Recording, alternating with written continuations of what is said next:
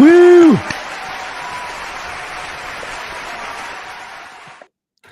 Good evening, everyone, and welcome back to another episode of Comic Shop Conversations. Tonight is going to be an incredible live stream. We've got so much news to talk about this evening. We might as well just get into it. And first things first, let's talk about some of our own panelists created comic books. And as you guys may have known, Drew is a normal panelist on the show, and he has a comic that may or may not be out right now, Unholy Nightmare, that many people have backed and have in their actual hands. But not only does Drew have his own comic book, but our very own Kyle, not Kevin, has been working on a secret project that we can now showcase. So Kyle, I'm going to show off this cover, and why don't you give the people a little bit of a teaser, your elevator pitch to get people hooked on Seeds of Evil. Yeah, thanks. This is a project of love, hate, anger, depression, sorrow, sadness. There's a lot here. This has been a very intense labor of love trying to get this thing made. So this is a horror anthology series that I started writing several years ago. And so this is something that I've, while I was on the sheriff department, when I was a cop, just a lot of stuff that I was dealing with at the time and trying to just wrap my head around these feelings that I had at the time of, a lot of anger, sadness, depression. And I started toying with this notion of what if the place that I was working at had this malevolent presence that was just there from the dawn of time, something that is just so evil that it has just created itself, this entity around itself, and it has just permeated throughout time. And so I started, because I'm like, why am I feeling like this whenever I'm at work? Why is every day awful? The people around me are awful. Everybody. I'm just always pissed. And so what would this evil look like? And then so I started thinking, I'm like, well, there's not a lot of stuff about Indiana history. And so I started doing some digging into Indiana history. And I started noticing these things, these kind of patterns of like really horrific, evil things that have taken place throughout Indiana history. And so I started building this anthology around it. I'm like, well, what if this evil started way back in the early 1800s? And so I started doing some digging, and so this first issue here, Seeds of Evil, the Pigeon Roost Massacre, this is a real place. So funny enough, I actually went to the Pigeon Roost settlement last week, and wow.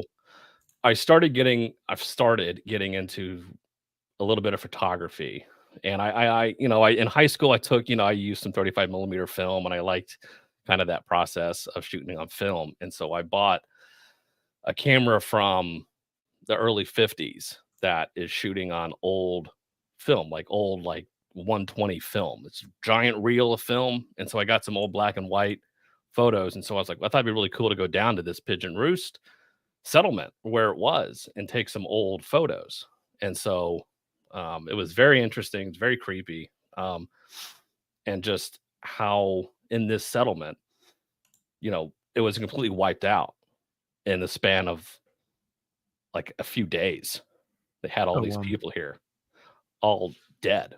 And so from this kind of permeated, but this first issue, eventually it will be, what if it was one Native American? What if this evil is permeated?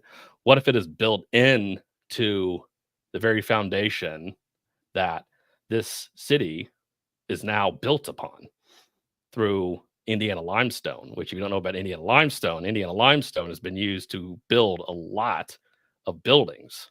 Yeah. The Pentagon, a lot of stuff in Washington, D.C. has been built using Indiana limestone. And so the building that I was working at was built with Indiana limestone. And so I started thinking, like, well, what the hell? I'm like, this is very interesting. So yeah, there's a through line there. There's a constant. Could it possibly be this limestone? Yeah. Right. And so now is born Seeds of Evil. So I reached out to a friend that we made through the channel. He's in the chat right now. That he is. One Marco Fontinelli, somebody that we knew through Pentagram of Horror, which I fucking loved. His art and everything. It was just absolutely phenomenal. I said, hey, man, I don't know what you have going on, but I have a project. Here is the script. Be gentle. It's my first time. All right. First time for everything. Yeah. Be gentle. And so, yeah, he said, your script fucking sucks, but I will humor you by doing a cover. I think this is what your story is about. Well, and so he was gracious enough to do a cover for me. Yeah. Well, I mean, you got 2 out of the 3, Kyle, right? You've got a great cover artist. You've got a great artist doing the interiors. You've got a good concept, right? You've got something really interesting, but your script sucks. And so terrible. the two out of the 3, that's pretty good for a first comic, you know? I mean, sounds like modern comics, if you ask me. Hey, so, right? Oh no! Modern comimes can't even get 2 out of 3. They're barely able to get 1 out of those 3. So. I mean, if you don't read the dialogue of this book, it's pretty. Hey, the fact that it's readable though, as opposed to Dokuman, who says lots of things but is incomprehensible. So at least we have that. But Marco, thank you so much for being in the chat. We really appreciate your work. We loved the Pentagram of Horror series. These guys praised it a ton, and they absolutely loved it. And I'm thankful that we now get to have you on a cover for our main man, Kiel. But Marco says, great script. I had so much fun working on this piece with you, man. That's awesome. That says a lot. No, he was great.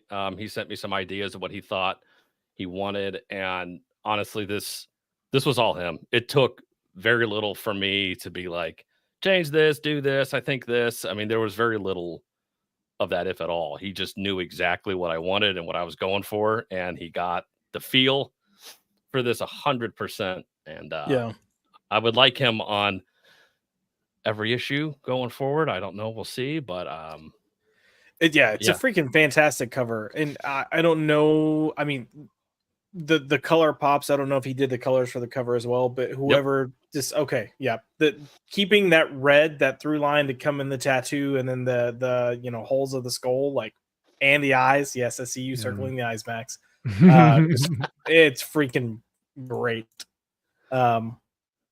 Yeah, I dig it. And now this is going to be an anthology, right? An anthology series. Mm-hmm.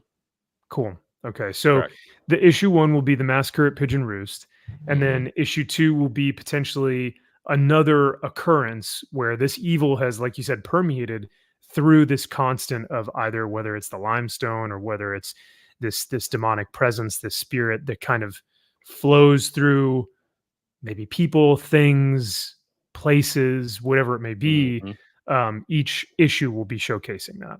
Correct. And richly built upon Indiana history. And so this real settlement, issue 2 takes place in the late 1800s. I don't want to give too much away from issue 2. And issue 2 and 3 are kind of back to back. It's kind of a part 1, part 2, because I realized there was just a lot there. But yeah, I'm so excited for this, and I just got 2 more pages in. And so what I was going for with this first issue, my initial intention was I like the movie The Witch, A24. I like the slow build. It's the Vavitch. Wasn't that Robert Eggers? Yeah.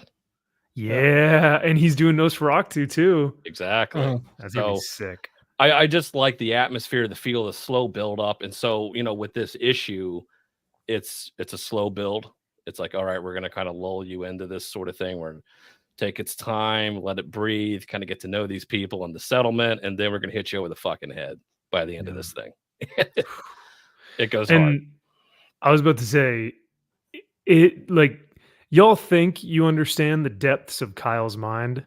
Not until you read Seeds of Evil will you truly understand what the what is it? The inner machinations of my mind are an enigma. Yeah. But yeah, man, it's heavy. Like and I feel like other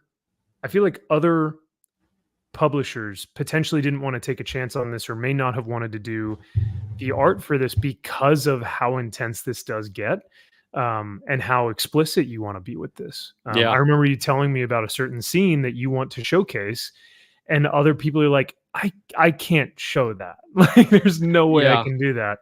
I So, wrote it several different ways, and then when this was first originally being put through, I was going to get a story by credit, but they were going to bring on another writer because they're like, first off, probably not a bad idea, but secondly, it was not sure about what you're doing here with this. It may go a little too hard here. We want to see, but I'm like, but like, It's kind of the point. that's kind of the point. That's kind of what I was writing this, Yeah. because I was there were days, and so okay, I gotta. So when I would there were days I would come home from work, and there were points where I was so angry. There's a scene in the first Joker film where there's a pull-in shot. It's hunched over Arthur, and he's like grabbing his boot, and he's like fucking like holding on, trying to rip this thing because he's just so mad. Like that. And it was funny. The peak of my I can't talk to humans at that point was when I saw that movie, and I'm like, that's me. That's me. I would be so I would be so angry. I would sit at home. I would come home. I couldn't take my uniform off. I would just sit at the edge of my bed and just stare at a wall. It'd be 2 hours. I would just sit and stare. I'm not laughing at you. I'm laughing because I've been there, and it's the fucking worst. Yeah, it's miserable. Yeah, every ounce of energy to just sit there and not just fucking explode. And so that was every day for me. And so I'm like, I gotta get out of this shit. But this was kind of I would be having these things in my head, and so I'm like, I gotta get it out somehow. And so that's where a lot of this was coming from. So and so I think there's a level of that's really interesting, Kyle, because like I think men deal with their anger and their rage and even sometimes fury in different ways. Some guys have to get it out, through addictions. So they do, alcohol. Some guys go to the gym and they have to go through get it out through lifting heavy stuff to just like, I have to get some of this aggression out, or some do sports or mixed martial arts or something. And some have a creative outlet. And for you, getting this out on paper, I think was kind of, in a way, not just therapy, but how you dealt with the rage, the fury, the anger, and potentially what could have been something that was just truly evil where you were. So, man, I can't wait to read this, or I guess more of it, because I have read a little bit of it. So, sorry. I know. Sorry. I mean, the fact that you had to put me through that is angry. Made me angry. So, no, I'm kidding. What were you going to say, Josh? No, I was going to say I've even seen some pages, and the first couple of pages, like it feels good. You can definitely tell the world that you're in, and not that it's like a different world, but he kind of referenced a time. And there's I think like 3 or 4 pages, and then you get it like to page 5. I'd have to go back and look, but it's a distinct contrast, and that alone creates you feel it. And nothing crazy is happening on the page. It's just right then, like, oh shit, I think I can tell where this might be going. So yeah, it's been a fun process. And Lorenzo Nicoletti, the artist for the book, he's great. I'm sure he is. There are times where he and I are just fucking going back and forth, where he thinks he knows what's best. I'm like, you shut the fuck up, you Italian fuck. I know what's best. Who's the writer here? I'm the writer. I'm the creator. I'm smarter than you. It's like, no, actually, you're right. But I'm not going to tell you that you're right. But I might just be like, you know what? I think maybe the way you had it was better. Well, let me just say real quick, Kyle, I do want to mention, I think it's good that we mention that you will be going through Ripicen for this, correct? I mean, Correct. this I is will give purely... him 80% of my money. I think it's only fair that he can Yeah. ship all 55 of these that'll eventually get sold. So You need to fill his warehouse with Seeds of Evil. yeah, I mean, I'll that's overprint by 70,000 and I'll sell 20. good. So I need Yeah. to make sure to have extra stock. Good. And a lot of the chat, which is a great question. Our man, Salty Traveling Sea, what's happening, brother? We've got Raphael Ponce as well, asking where. So, a couple of things. Timeline. Where can we find it? Can we see a page? I know all of these are kind of ambiguous as of right now because we're still in the. You're still in the process of creating the book. But what are some of your thoughts in terms of timeline and where we can find it? Yeah, those are good questions. Those are questions that I've, tried to pose. I'm like, well, how long? It's still in the editing phase. He literally just sent today pages 12 and 13 right now. And so I've had a chance to look at them. And honestly, with what he did, I'm like, I said, dude, you may be shocked, but I don't think I have any notes for these 2 pages because they're that fucking good. And That's I sick. look for shit to just be like, dude, this sucks. There have been several pages where we have, let me tell you, editing a comic book. Oh, it's Lord. a lot. It's a Dude, lot. it's a lot. And, and what's funny is, so this whole process has been very interesting. And how I notice my mind works. So I've literally seen this from me writing it on the page, the script I have, to now where it's been inked, penciled, done, dialogue, word balloons. Let's edit it now. And how my mind works is I could have caught this stuff well beforehand. Like he was sketching pages and I could have been like, I don't like it. But it's funny seeing the quote unquote end, like finished product now. I can look at it now and be like, ooh, like that doesn't read well, or that doesn't flow. Yeah, I think I was gonna say I think that's sometimes the case though, and unfortunately sometimes you have to get it to that point.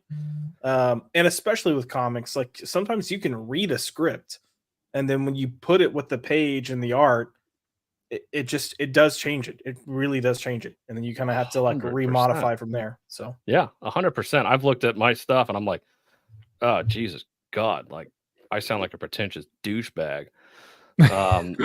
More so than I already am. I know, right? I'm trying to mask it. I'm not good at it. And so yeah. So in terms of, sorry, go ahead. No, go ahead. I was just going to say, so I guess in terms of timeline, we're still a little nebulous right now. Yeah, because he's sending. You guys are still editing, yeah. Yeah, we're still editing. He's still sending in. So inside baseball. So a few days ago, he sent 3 pages back, and I looked at one. I gave him edits of what I thought, and so what's interesting how I do my edits. So I'll get them. I don't. Who cares? I'll get a Facebook message and then I'll save it and then I'll just kind of draw on it and be like, I don't like this. I'll circle something and I'll put like a number 1. I'll be like, yeah, 1 note. I don't like this, or make this word bubble a little bigger, or make quit covering up your fucking art, dude. It's awesome. Like I want to see your art. And so I had him change it, and then I'm like, I saw it. I'm like, that fucking sucks. And so I said, yeah, I might want to change this again. And he's like, listen, let me just finish the fucking book and then you can come back. And then we can go through, because he's like, we're never going to get done with this thing. I'm like, that's true. That's a good point. Fair enough. And it may actually be better. So what I think going forward is I'm going to want to print out every page and then just kind of go through and read it like a comic book almost. Oh yeah. And then be like, nice. Okay. So I like that. It's interesting. And again, I don't know what I'm fucking doing. So it's fun. It's a fun process. I love it though. That's excellent, man. And I'm grateful that you're going through this. And the good thing is that we're going to be able to have this in our hands 13 years from now, right? Once it finally comes out. No, I'm kidding. If you're lucky. Yeah, if we're lucky. And we'll be able to, see something that we're like, this is something new that's being created by someone that is close to us in this sphere, that not only does reviews, but now is actually getting into the creative sphere. So I think that'll be great to hear from you. But I will real quick. So for the members who are part of the MVP channel membership, you guys have been getting some daily like morning videos on my way to work, and they've been just like some fun car videos. So y'all have seen me in a nice little suit there. But I appreciate it, Zach. Thank you so much. If you guys are interested in being a member on the channel, please feel free to hit that membership button down there. But like I said, the car videos are a ton of fun. It gives me an opportunity to like engage with the members. And it's just it's great to get some thoughts out and to share some extra stuff that may not be comic books.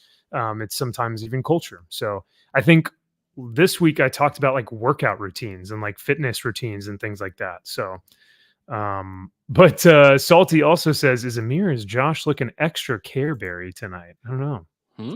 Does that mean you're looking like a? Yeah. I see. That's what I know. What a Care Bear is. I don't know if Care Berry is a good thing or a bad thing. Like, is it because I don't have a hat on? Is that why? It's a plushie kind of thing. So he's like calling you cute. I think he's trying to flirt you. Okay. All right.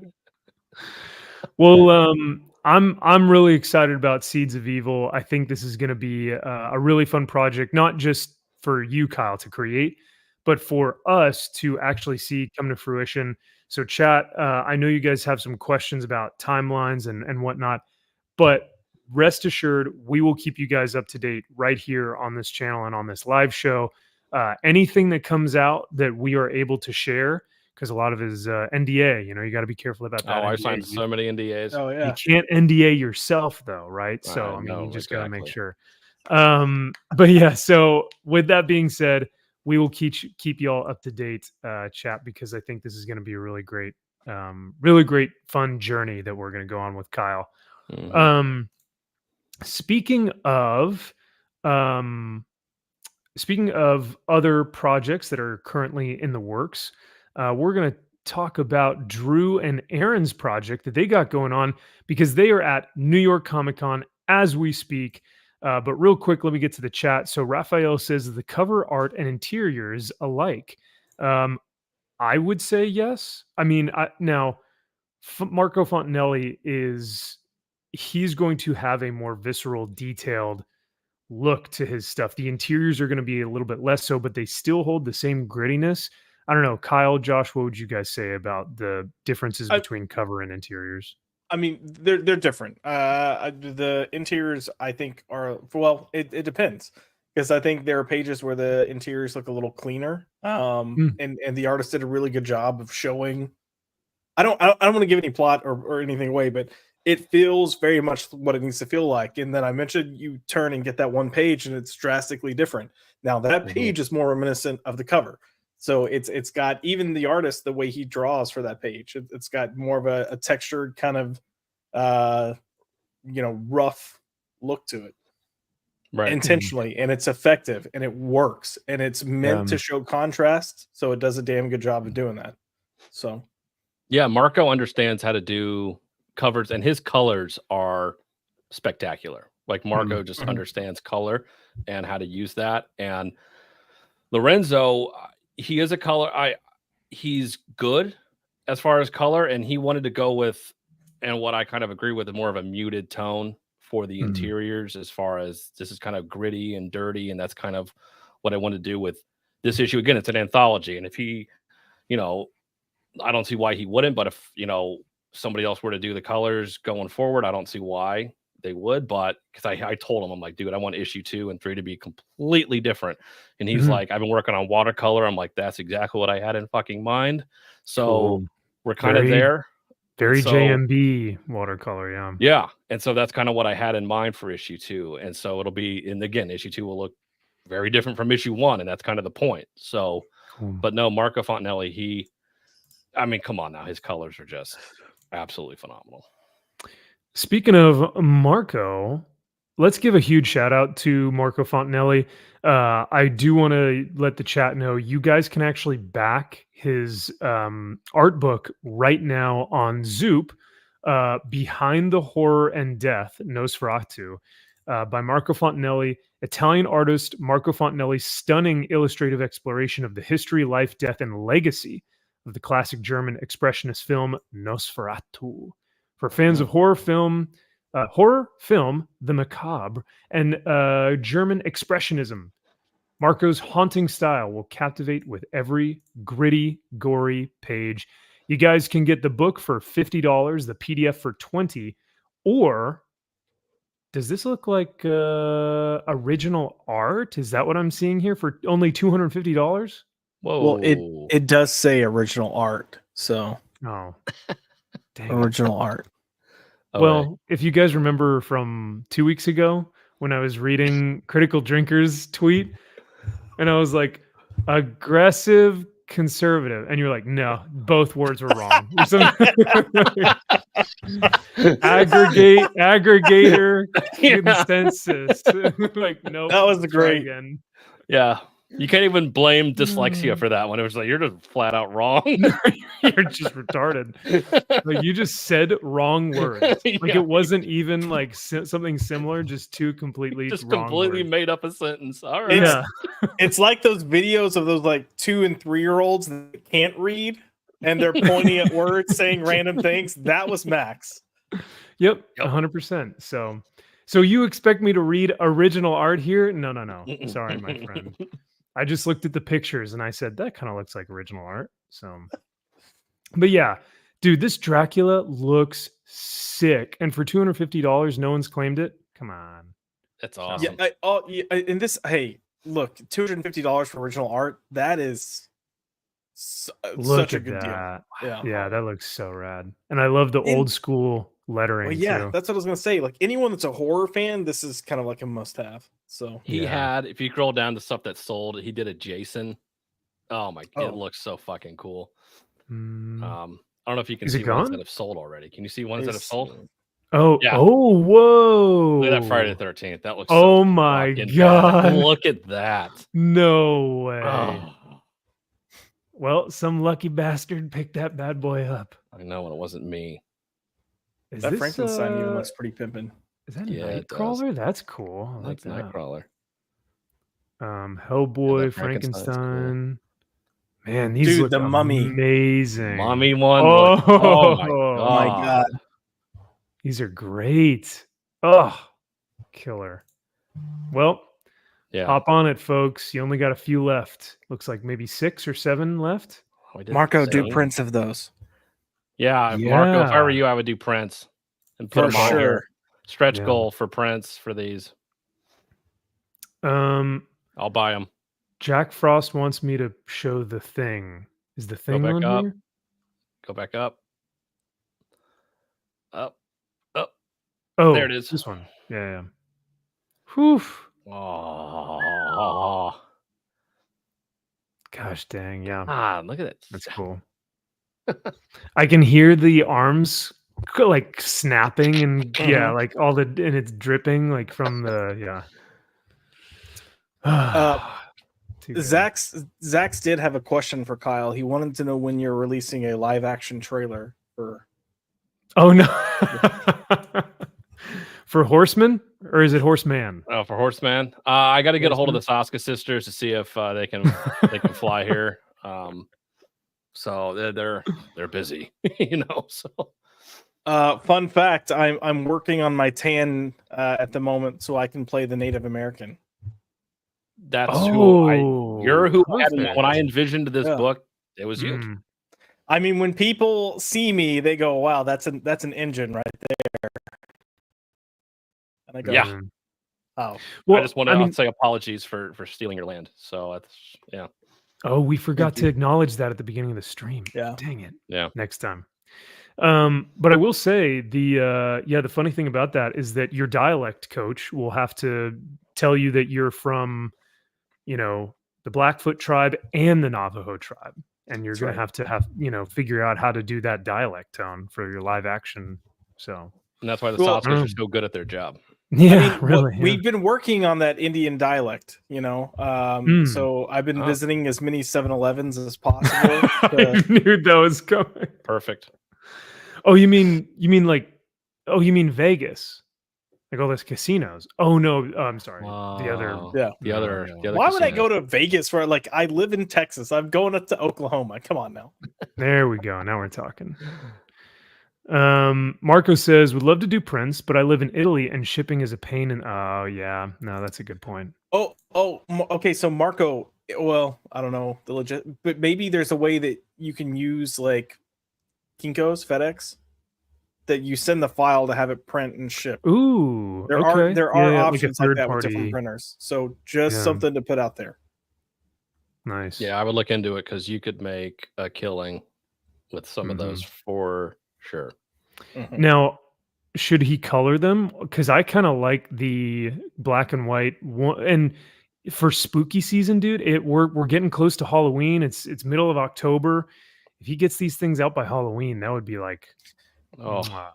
So I think the black and white is cool, but then wait till like next year. And if you re-release these with like a retro color to them, that's awesome. I agree. Be cool. Yeah, because his colors, God, again, his colors are so fucking good. So yeah, I would love to see. Yeah. Well, once again, guys, go back this. If you're not able to get one of the pieces of original art, at least get the $50 art book. This thing is 8.5 by 11, so it's you're like your normal piece of paper. Landscape comes with a digital copy of the book as well, but it's 150 pages. He's already got 75 supporters and is almost to 10K, and you got 20 days left. So we're gonna hopefully hit that there. But this is a great campaign, and I can't wait to see what he does in the future, whether it's with Kyle or whether it's his own work like this stuff. But I'll say, well, Marco, is it morning for you or is it night? Because I was going to say buonanotte, which means good night. But if it's morning, it's buongiorno. So I got to practice my Italian. And Marco, if we ever meet in person, piacere. It's a pleasure to meet you. Or piacere mio, which is the pleasure's all mine. Rigatoni. Yeah. It's a pizza. It's really late or really early, depending on how you want to look at it. But it's 3:52 in the morning in Italy right now. Oh my lord. Oh, bro, man. Sorry to make you come on here. Yeah. 4 a.m. Bro, I'm sorry. Hey. But I backed his book. I thought, you know what the hell? It looks fucking. And I'm a fan of that black and white film. I think Nosferatu is an awesome movie. There are some just amazing shots in that film. Some of the just still to this day are just absolutely phenomenal. And really pioneered the way of how film was shot. Like you have him raising up completely still vertically from that coffin. You know, like how were they able to shoot that in the early 1900s? And then you have these, you know, really eerie kind of atmospheric shots where he's standing in the big castleway or the big gateway or whatever that is. Like just little things like that where you're like, God, this is just you don't see film like this anymore where it just looks like paintings, you know. Yeah, but the shadow work is just phenomenal. Yeah.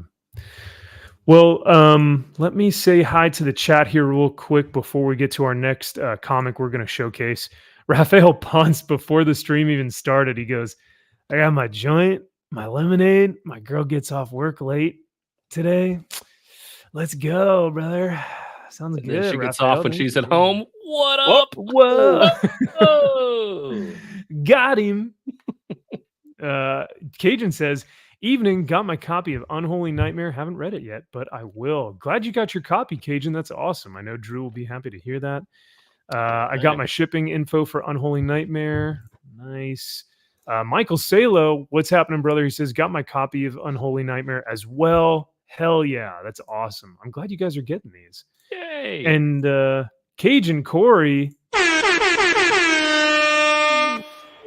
27 months, dude. You are insane. Thank you so much. He says, what are y'all's thoughts on Batman 0 Year. Thinking of buying some of that series from fellow YouTuber Pops. Pops is a great YouTuber, has an awesome channel. Josh, He's an old man. he's a little bit older. I was Gen. called Pop. I assume he's old. Yeah. If you were like 21, he was Pops, I'd be like, I don't get it. Nah, I changed the Right. name. Yeah. But yeah, no, Josh, I don't know if you had to step out for a second, but I know you're the big bat guy, the big Batman fan, but do you like Big Batty. Batman 0 Year? Is that one that you enjoy? So at that point, me personally, I kind of was off that Scott Snyder train at that point. So Yeah. I wasn't reading it very religiously when 0 Year was coming out at that. So that new 52 at that point, I was just like, So- To be 100% honest, Cajun, I haven't read it since it came out. And I remember it being fine. Like, I remember there are some things that I enjoyed. If I were to go back and revisit it, though, I don't know how it would hold up. But is it a trade or is it the single issues? If it's a trade, I mean, it wouldn't. I don't think it's a bad buy. I don't think it's a like awful read. But Josh, what did you think of 0 Year? Do you remember that one? It's much? aight. Yeah, It is all right. I mean, he could do worse. He could do worse. Mhm. Yeah. Oh, yeah. You could definitely do worse. But I just remember it went on way too long. I didn't really care for the whole flood aspect. Hmm. That's me. That's fair. Well, Um, Cajun, thank you again for your support, brother. What were you going to say, Josh? Oh no, I was just gonna say I had to go grab them because we were talking about them. But these. Yeah, buddy. there they are. Look at that. Got some comic books, man. Comics. Oh, wait, we're not at Show and Tell yet. What are you doing? No, I'm kidding. Comics. Oh, that cover is beautiful. Yeah, we might be doing a giveaway or so on Pop Culture, so stay tuned. Ooh. Oh, So everyone go in the description of this video and go follow Pop by Culture because he does he may be doing a giveaway. I've never done one on this channel. I don't know how, so I'm just gonna keep You it. don't know how you advertise that you're gonna give something away. Tell people that they have to subscribe and comment. Mm-hmm. And then at the end, you pick one of those people, and then you mail them said item. Like, come on, Max. Yeah, but I mean, then you got to go through a random app generator that takes random.org. all the It takes no time at all. You copy and paste. all your subscribers. Yeah. Yeah, you can find them all, and Okay. then you copy and paste their names them into all in there. random.org, and you can randomize it however many times you want. All right, good to know. What was so MG says earlier, Max taking extra long to clear boogers out of his nose. So if y'all didn't know, one of the car videos that I sent to my members this week, it was like a 6-7 minute long video. I'm rambling, I'm talking, blah, blah, having a great time. I'm like, thank you guys for your support. I'll talk to you soon. I post the video, and sure enough, I've got a big old booger in my nose that entire video. That's the best. Okay. And so in the description, I just said, "Don't mind the booger. I found it before I went into work." So everyone in the comments were roasting me, but hey, that's what the members get. They get the unfiltered version of the video, so it's really fun. Yeah, so I didn't notice that, but it's because like I've been playing your lives while I'm in the shower, like you're not your lives, but your car videos while calm down. Wow. For extra long showers he's taking. I know. Hour-long shower with Max. On Friday nights when I'm not here, I'm in the shower all 3 hours plus. Oh my Lord. We're live on shower chat here. I'm gonna say hi to you in the shower with my next car video. You said you called me out one of your videos because I was I like, did.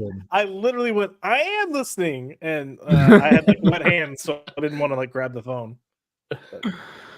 Oh man, so yeah, little fun inside joke there, but yeah. So everyone in the chat, thank you guys again for being here. Love that y'all are here supporting. And we've even got Ash Lauren here tonight. She says, hello, good evening, Ash. Always a pleasure to see you. Oh, Marco says he's always working at 4 a.m. Never stops, dude. Nice. Hey, and y'all may make fun of my Italiano, but I'm practicing. I've got that. Got the gabagool. You understand? Paisan. Give me the gabagool, spaghetti. Yeah. But we've got Jamin D gifted 5 MVP memberships. Thank you so much. I really appreciate that. And so all of you who just got a membership, congratulations and welcome to Max's Man Cave. You are either part of the Viking level, the Spartan level, or the Templar level. Or if you have been a member for longer than I think it's either 6 months or a year, you are at the Space Marine tier, the Space Marine level. So is that the best one? That is the best of the best. Oh, okay. Pretty dope. Now, speaking of which, speaking of Space Marines, because of those 5 memberships, I'll give you this one, brother.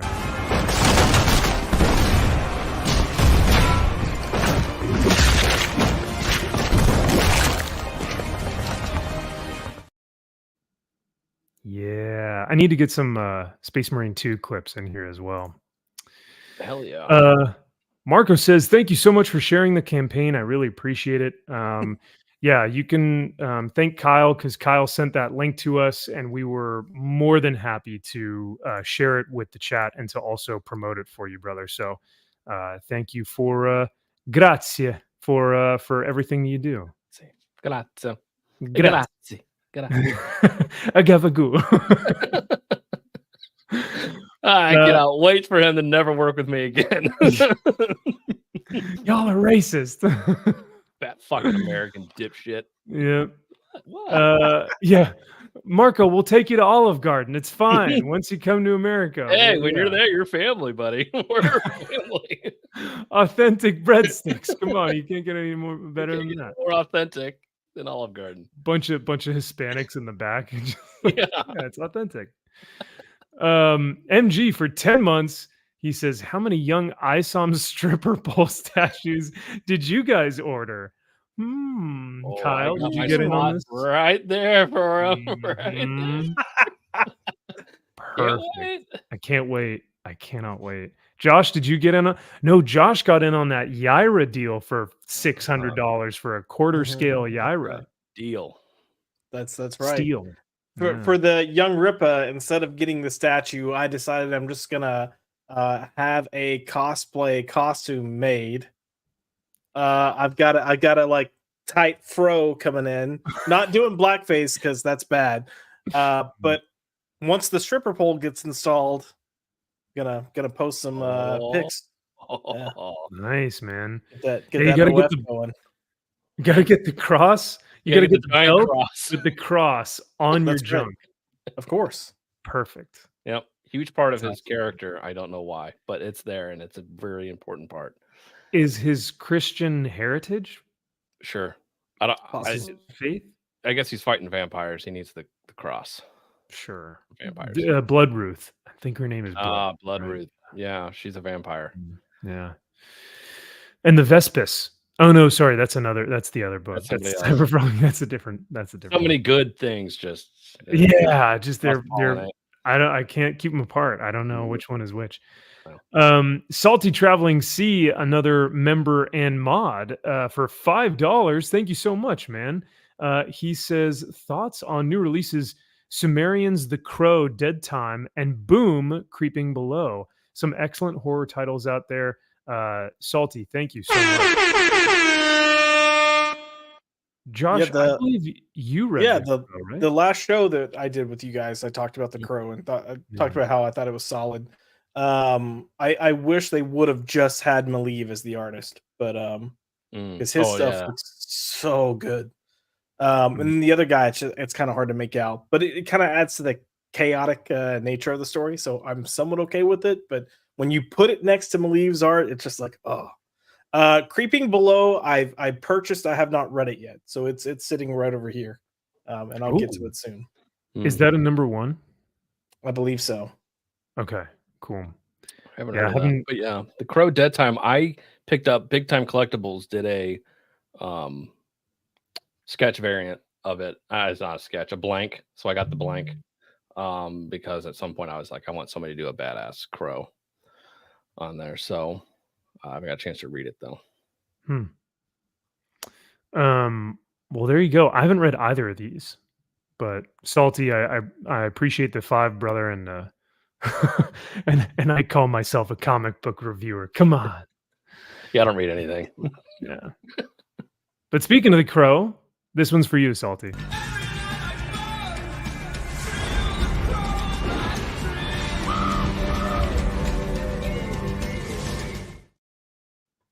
Wow. Points deducted for not having a clip from the much better remake. Ooh. Bad takes all around. So many good choices you could pick from, I assume. I know. Yeah. MG says that only 121 out of the 500 have been sold. That's bad news, Bears, if you could only sell that many. Yes. Oh, no. Do we think that that is accurate, though? Is that not inflation? Shrinkflation? Oh, man, if that's true, he's going to have a lot of shit in his fucking warehouse. I mean, those got to be all the statues. Box, man, that's got to take up so much room. Now, granted, I think it's only 1/6 or 1/10 scale, but still, I mean, those are not cheap. So no. Oh, no. MG giving me a hard time after Josh. I don't know if you remember Leo's. Was his name Leo's? Yeah, Leo's. So Kyle, you missed it on Max's Man Cave on Sunday, but we were talking about Chris Pratt and how Chris Pratt is an actor who is actively talking about the current hurricane disaster that's going on, and so he had Jocko Willink and something Kennedy on to talk about how we could support. So you can donate to Save Our Allies and all these great different organizations. And if you wanted to support and help yourself, like Chris was like, go to North Carolina, bring supplies, help these people. And this guy came into the chat and was like, y'all seem like racist white privileged assholes. We're like, what? This stream has so much misinformation. Wild. I'm like, we haven't even discussed anything that would be misinformation. There's one comment that you could have construed as misinformation, and that's it. This person hasn't been in the comment section before? No, because our video got recommended to him that night. Oh, yeah, that's right. Yeah. What the hell is he watching then? I don't know. All right. I did put like Alpha Chads or something in my title, so maybe he was watching some that's what it was. Alpha Chad video. You're just pissing him off. He's oh, you motherfucking fucks. So yeah, MG doing his best Leo's impression. I love it. Maxfield von Booger. I guess Boogerless Max is unburdened by what has been. I have to go back and actually watch this now. I gotta. Oh, he's already taken it down. Nice try. He's already redacted. Did you really take it down? No, no, members are still up there. The membership video is still up there. I'm just gonna find it and go ahead. As we were giving him a hard time, he goes, "No, we deserve it." But what were you saying, Josh? Oh, I was just gonna say I'm gonna find which car video it was, and then just go comment, "Hello, salty goodness." Too funny. Oh man. Well, let's see. Let's promote our last comic or the next comic within our sphere. Kneel before Doomface. This is Aaron Sparrow's comic that he is actually promoting at New York Comic Con right now, and I do want to give a massive shout out right now, because for $30 at New York Comic Con, if you guys are there or if you can make it this weekend, Aaron is selling these comics at the booth, and for an exclusive time selling them actually on the Shopify website for $30. You guys can pick this up. This is the first ever appearance, the first ever cover appearance of Doomface. And this is actually the Unholy Nightmare issue #1 comic. So you've got Drew's Unholy Nightmare with Doomface making a, what would you call it? A cameo appearance on the cover. Yep. Pretty damn cool. illustrated by what's his name? What's the Juan guy's Jose name? Reap. Juan Jose Reap, the man himself. So And unless something's changed, I believe they have teaser pages for Doomface. oh, on here or maybe at the booth. Oh, are those just the prints? If those are just the prints, then yeah, Yeah. never mind. But I believe Yeah. the comic itself. So if you're at New York Comic Con, I think the comic has some preview pages. Okay. Unless something changed. If it changed, sorry. Misinformation. Yeah. Yeah, where's Leo's? Get him in here. It He wasn't needs to check our misinformation. privilege. It was gonna happen. I can't do a Trump. But Trump sucks. Sorry, y'all. No, that's okay. Actually, Kyle does a pretty good Trump. I feel like he's practiced it before. That's how I talk when I'm in the office. That's smart.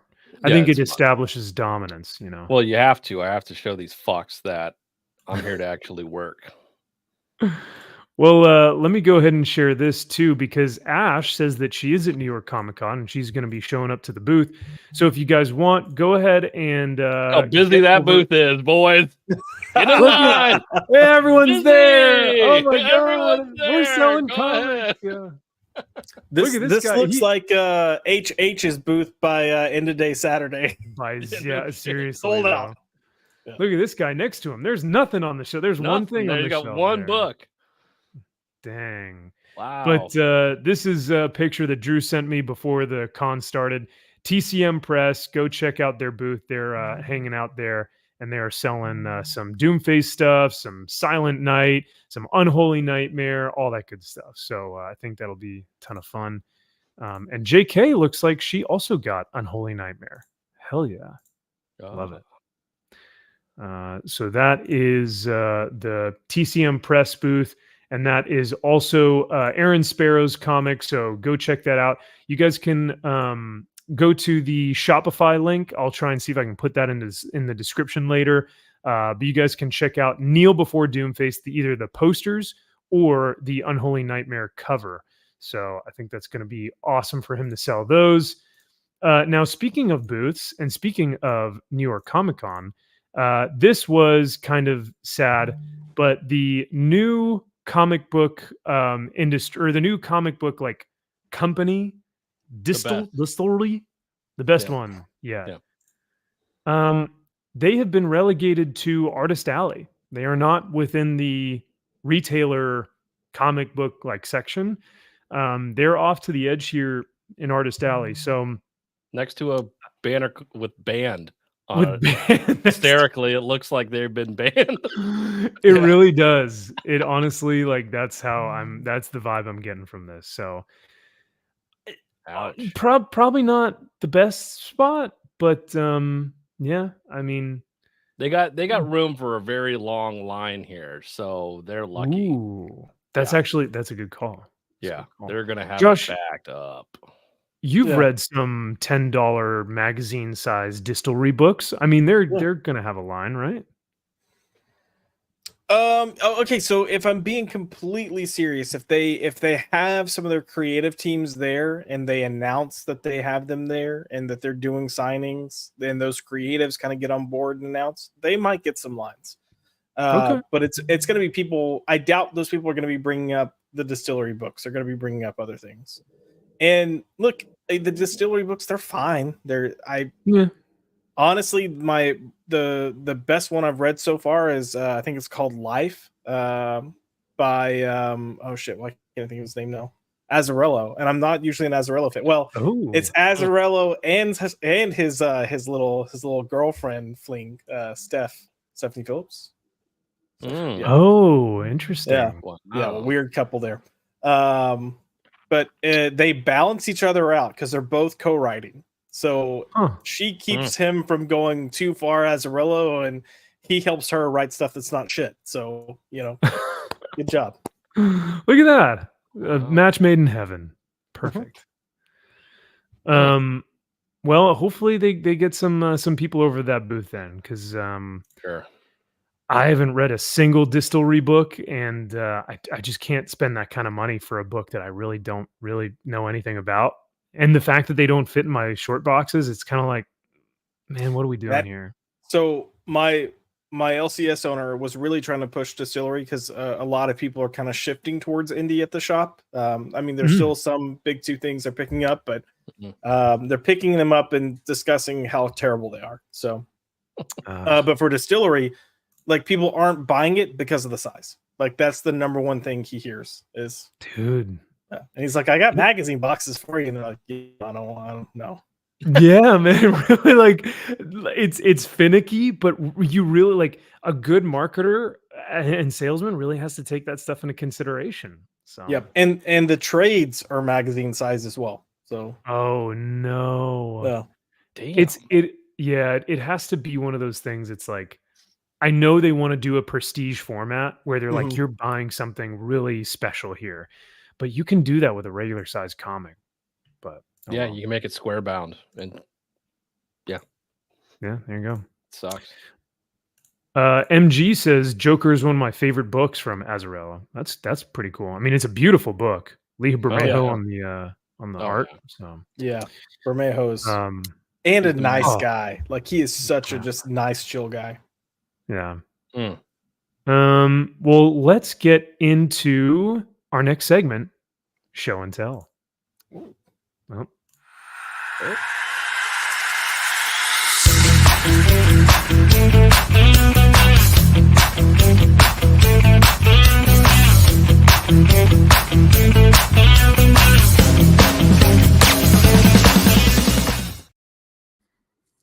The clip wasn't working at first. It was like, Kyle and Josh, do you guys have anything to showcase before I show one of the largest packages I've received in a hot minute? Oh, so it's not a statue. Phrasing. Yeah. No, I mean, mine would have just been, Unholy Nightmare. So I kind of already.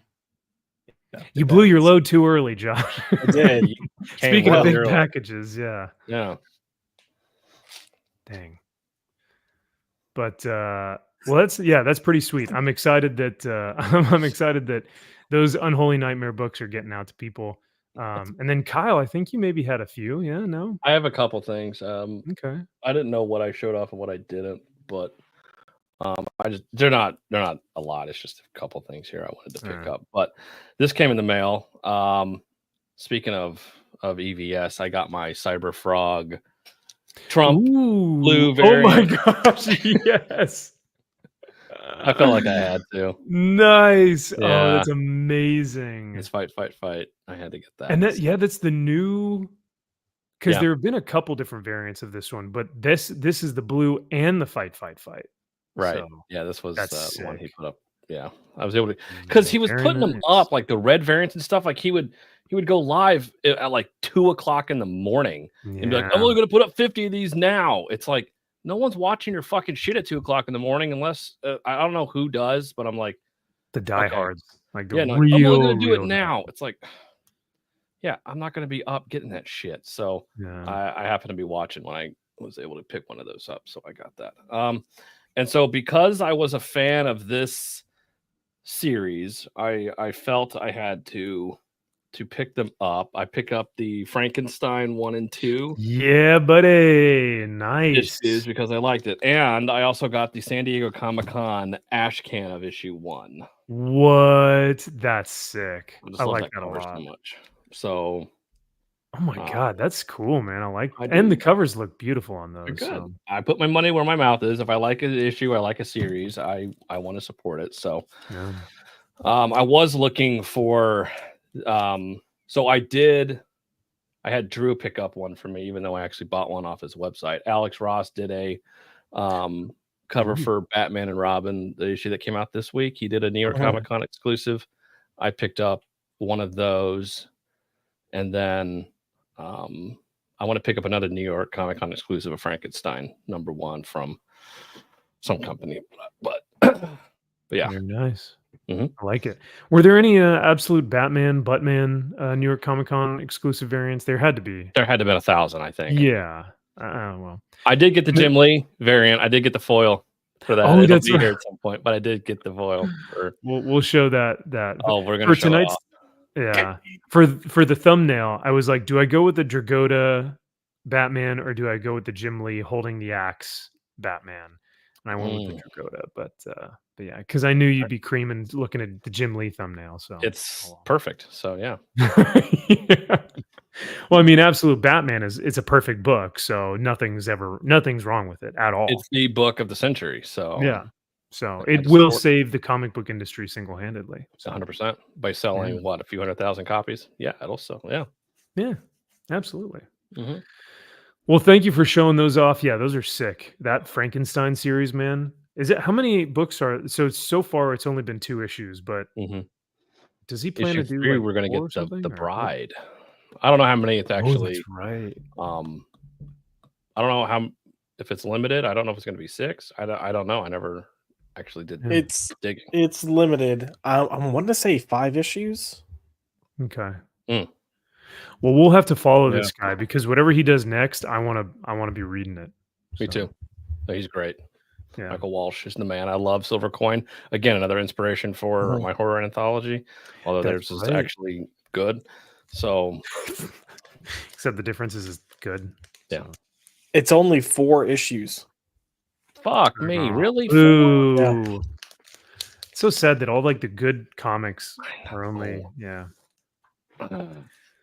all right, so I'll go ahead and showcase what I got here.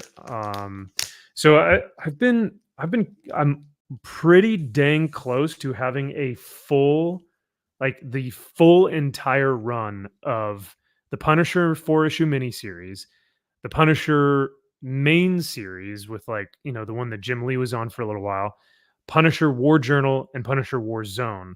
But that regular Punisher, that Punisher series, which was just the regular title, it's tough to get those like last issues. Like once you get into like 98, 99, 100, 101, 2, and 3, it's like, yeah, it's pretty tough to find. But I was able to find some on the Bay of E, and I got this cover, man.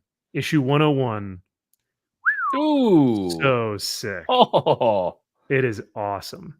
wow. I love this, and I've been trying to find it for a good price, but everyone lists it for like $40, and I'm like, absolutely not. I'm not paying for like $40 for this book. But Chuck Dixon is writing this story, and then these aren't anything great. These aren't anything in special like story wise or art wise, but these are the last 2 issues I believe in the run. Issue 103 and 104 or 103 and 104. Yeah. So these are the last issues in the run. Like I said, not anything too special except for the fact that they are the very last ones. I just absolutely love this freaking cover. Though. Oh, it's so dude. sick. Yeah. Frank Turan. Oh, but so good stuff. badass. I know.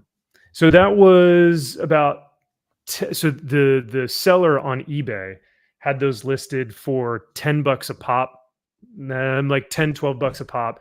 So not terrible. I got it as a package deal. They're beat up, they're reader copies, but who cares? I just wanted them for the collection. Now the next one, Kyle, you're gonna love this one. The Trigun Deluxe Edition Mangaka. So this is a manga deluxe edition, actually. And yes, you do have to read it. It's printed backwards. It's back wrong. to front. But the art is gorgeous, and if anyone That's not read, gorgeous art. Will you stop? That's not. No, it looks come on, this is unfinished. great. Stop. It's fantastic. No, it's not. So if anyone was like watching Saturday morning cartoons or Toonami back when they were a kid, they were most likely watching Cowboy Bebop and Trigun. And Trigun was a super fun series, like kind of a cowboy western with some sci-fi action involved. But this was, I mean, you can see where a lot of current artists in terms of like Daniel Warren Johnson, Dan Mora, a lot of these guys have gained some of their expertise or some of their, like, I guess, inspiration from some manga stuff. But this is the first volume of the Trigun Deluxe Edition series. Yes, Yasuhiro Naitao. is the creator. So Wonderful. you know, For you. Whatever amount you paid for that was too much. it was Doesn't matter what it was. You could say it was $10. 40. Wow, 40? so cheaper than the behind the scenes sneak peek art from I saw Rippo. Yeah, Was 100%. shipping like $30 on that? Because it looks like it's fucking heavy as shit. Oh, it's omnibus size. Yeah. But the thing with manga is that it's all printed on newsprint and it's all colorless. So it's garbage. all- Got it. Okay, cool. So it's all black and white, which Yep. makes the art pop even more. Sure. Okay, when you're Um, on the page, when you're reading the pages, do you still read left to right, even though you flip the pages backwards? You read from top right to bottom left. So you read backwards as you Yeah, turn the page it's backwards. Stupid. Yeah. It takes an intelligent man, a man of you know, Or a learned real- man. Is that what you mean? yes, We'll go with retard. How about that? Exactly. Yes. Someone that just Takes a makes up man who words. can- makes up words. It takes He's a like, man who I've can been really, reading books like this all my life. I read them upside down, back to front. I just like words. Uh-huh. Yeah. What's It don't make no what's, sense. what's the stupid kid from? Is it Ralph from The Simpsons? The one that's Mhm. Yeah, Where he's Ralph always got Wiggum, his yeah. finger up his nose. I'm in danger. Yeah. That's me. It's true. Jack says, got to get with Kyle on this one. I don't know what people see in Trigun. Wow, Jack Ah. Frost, you're a big manga guy, though. I thought you Finally, were- someone agrees Wow. with me. No. See, I'm No. slowly starting to. I'm just earworming in there, and eventually people are going to say these are garbage. Jack also says the Vinland Saga omnibus has color pages. Trigun may not have any at all. Interesting. Hmm. Yeah, I mean, Trigun is by far not the best series like ever, but I do like the manga, and I think it's a lot of fun, and it's a super easy read. Like you breeze through it. No, you don't, Um, because it's the opposite of how you're supposed to read. So it takes twice as long to read a book that's already too long, to where For it's the- probably nothing but people yelling at each other and somebody eating fucking dumplings and it talking to you, and you're floating around on some goddamn cloud that talks to you, and it's like, For the oh, cultured this is and, very and deep and meaningful. It represents life and da, da, da, da, da. It's like, no, it's fucking retarded. for the cultured and learned of us of this Uh-huh. group tonight, I think I'll speak on that, but I'll say it's pretty good. But yeah, Marco even says in Italy all mangas are that way. Nice. Yeah. Sorry, I only Marco. own one manga and I mean, clearly I haven't read it yet if I'm asking how do you read it. But it's gay and it was gifted to me. And by Oh. gay, I don't mean like, Stupid. You oh, mean that's actually- gay. I mean like it's a gay story. that someone gifted to me. Because someone was like, "You're gay, right? You'd like this." You'll have to like this. It's 100%. That is exactly why they got it. I was like, Yeah, oh, right? okay. Great. Too funny. It's called My Brother's Husband. Oh, Jesus. Oh, interesting. Okay. JK says, "Oh no, Max is the Ram V of the group." Oh no. Oh, wait. Yeah, see, even Marco agrees. There's a lot of great stuff in manga. Berserk, Akira, think so. Hellsing, Lone Wolf and Cub. Lone Wolf and Cub, I Um, want to read. I want to read. Is it Uzumaki? Is that? I He don't know does. if I Oh know that. no. Junji Ito. Yeah. Oh yeah, I think I've heard of that one, but don't know what there this is one is. another. Yeah. Yeah, Kira. Akira's a great movie. Yeah, when I can actually watch it and understand it. It's fucking great. You're right. There's a cool boxing one called Hajime no Ippo. I think that one's Stop pretty good. too. saying- God, Hajime no Ippo. Aya. it's about a gay boxer, right? Yeah. Who eats dumplings to get stronger? Ah, you eat the magical dumpling. You wanna fight us strong. Fight the strongest army. You honor us. You know, when we start talking about a certain book tonight, there's going to be so many clips people could pull from this first hour and 10 no. minutes where they're like, "See, told you they're racist." Yeah, that's fair. Yeah. Yeah, I was gonna say if I haven't been canceled already. But now for the big boy. Ooh. Mm. Gotta whip it out. So this came in the mail this week. This is actually a Skybound book, and you had to back it. So it was a crowdfunded book, but I mean, of course, it was funded in like 2 seconds. But this is an artist that we actually all know and love, but on a book that is not as well known, that came out like a decade ago, and is by far the largest artist edition I have ever seen. This is Skybound presents the signature edition of Daniel Warren Johnson's Extremity. So, damn, pretty dang cool. This is a large and in charge. So the thickness is that of an omnibus, but like, because it is all 12 issues, every single page of all 12 issues in this artist edition. It's insane. It's super beautiful. And all the pages have like a nice red kind of like foil on the edge here, but all black and white, all Daniel Warren Johnson. Damn. So, you know, you could have said that is From the Moon Is Following Us, and I would believe you. Oof, bad takes. That looks just like the fucking chick from that book, though. I mean, do you think that Riley Rossimo is kind of copying Daniel Warren Johnson?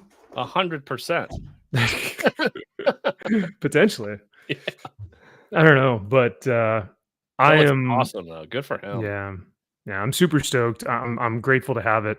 It is a beautiful artist edition. No dialogue at all, so it is straight art. So none of the dialogue boxes or caption boxes or dialogue bubbles. And it was the regular price of just a normal artist edition. So I think those normal ones, like I have the Kelly Jones one, I have the Jim Lee one, I'm about to get the Conan one. There's another one that's like the Marvel covers of the 80s and 90s or something like that. I have that, and they're all around 125, and same with this one, man. Yeah. So like, not bad price for something that is every single page of all 12 issues. It's a thick boy. So, but yeah, good for you. That looks awesome, man. Yeah. Anytime you can get his art just completely blown up to as big as possible, so you can just look at every intricate line that he does. Yeah, it's absolutely worth it. 100%. I hope they do this with every one of his books. I mean, like, yes. I'm trying to think. Could you imagine what an artist edition of Transformers would look like? I mean, God. They could capitalize on that right now. So they could sell it for $500 each, and you'd have people be like, "Yep." It would just go off the fucking chain. Yeah. I would say, like do a Powerbomb, Transformers, and Beta Ray Bill, and those would all go like right now. So. Mm-hmm. Marco says, "Are you guys into European stuff?" Well, depends on, what do you mean? I mean, like, what kind of positions like are there? Oh, European comics. Yes, I am. Okay. I know a lot of Americans tend to not like European comics because they find them boring. That's probably me. Because it's not necessarily action packed always. Like a lot of times you've got but it's got beautiful art, dude. Like the art is just different. Elric, and all the Elric stuff is I don't know if I've read any, honestly. The current Penthouse Comics line right now, like all the most of the stories in it look like they're European stories. So good stuff. Yeah. Marco, I do enjoy reading some of the European stuff. Some of it I can't pronounce, but there are some really beautiful stuff, or really beautiful comics that come out of there. Mostly, honestly, the art. I feel like the artists that are coming out of Europe are more impressive, especially out of Italy. Actually, the Italian artists are some of the most impressive. That and French artists, but we won't hold that against the French. No, well, a lot of other things we will, but not that. Not their art. All right, so now that we've gotten show and tell done, let's get right into the news. Wait. There we go.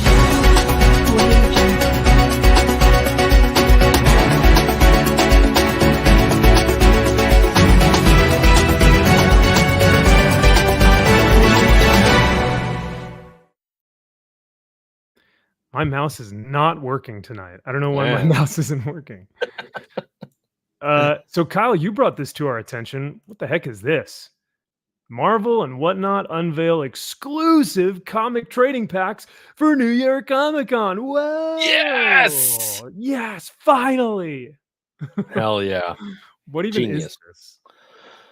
From what I gather, so recently they did this with X-Men 97 like foil packs. They were selling these. So basically they're turning comic books into trading cards. And so what these are exclusive to Whatnot. And so anybody that's selling on Whatnot or working with them will get these packs. And so there are 3 comics in each pack, and there are different foil variants that you can pull from these packs, and they're limited as far as number. So they have, gold, silver, whatever. Yeah, they're there. Standard foil, silver, gold, prism, and the ultra rare red foil. Ooh, red for MAGA. Yeah. So they're turning these into this is what baseball cards, trading cards, this is what they do. So you get a high-end set and everyone's chasing the gold 1-of-1 fucking card of somebody. And so that'll go for an insane amount of money. And so that's from a business standpoint, I see why they're doing this. Because it makes sense, because there is a bleed over from people that collect trading cards and comic books. And so they're trying to win over that market of the gambler, the dopamine hit of, I want to pull these packs, I want to rip them, and I want to find that red. I want to, spend as much money as I can. Now it may be cheaper for you just to buy the fucking cover on eBay as opposed to buying packs, but because some of these are going for stupid money right now on eBay. If you're to look, I mean, over $200 for a pack of unopened comics. And so that's the question that I have is like, what are the comics? Like, are they giving you garbage tier like Gwenpool or like Squirrel Girl? It's a Deadpool. It's Ultimate Spider-Man #1, Blood Hunt #1. Oh, no. So and so what would make sense? So what they won't probably do, but what they should do is you wait till the end of the year, like they're kind of doing at New York, and you aggregate. Marvel will look at the highest selling books they've had up to this point of this year. What has been the most sought after books? So for New York Comic Con, every year we're going to do these exclusive packs. And so they'll pick the ones of, these are the popular books of the year. We'll put different covers on them and we'll slap them on here and we'll sell them. That would make sense. But the problem is they're going to oversaturate the market with this shit. They're going to do it all the fucking time. And they're going to do it for every stupid ass book that nobody reads anyway. But then just assume that everyone's going to want to chase these things. And so that's how I see this going. But I do, from a business standpoint, see how this makes sense. But from a collector, for me, and I like foils. I got to be honest, I don't give a shit. I like foils. We are aware on this channel. We know you well like aware.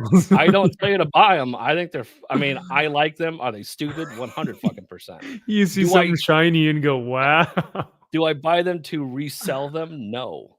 And so that's the thing. Just like, I own trading cards. Am I buying them to resell them to make money off of them? No.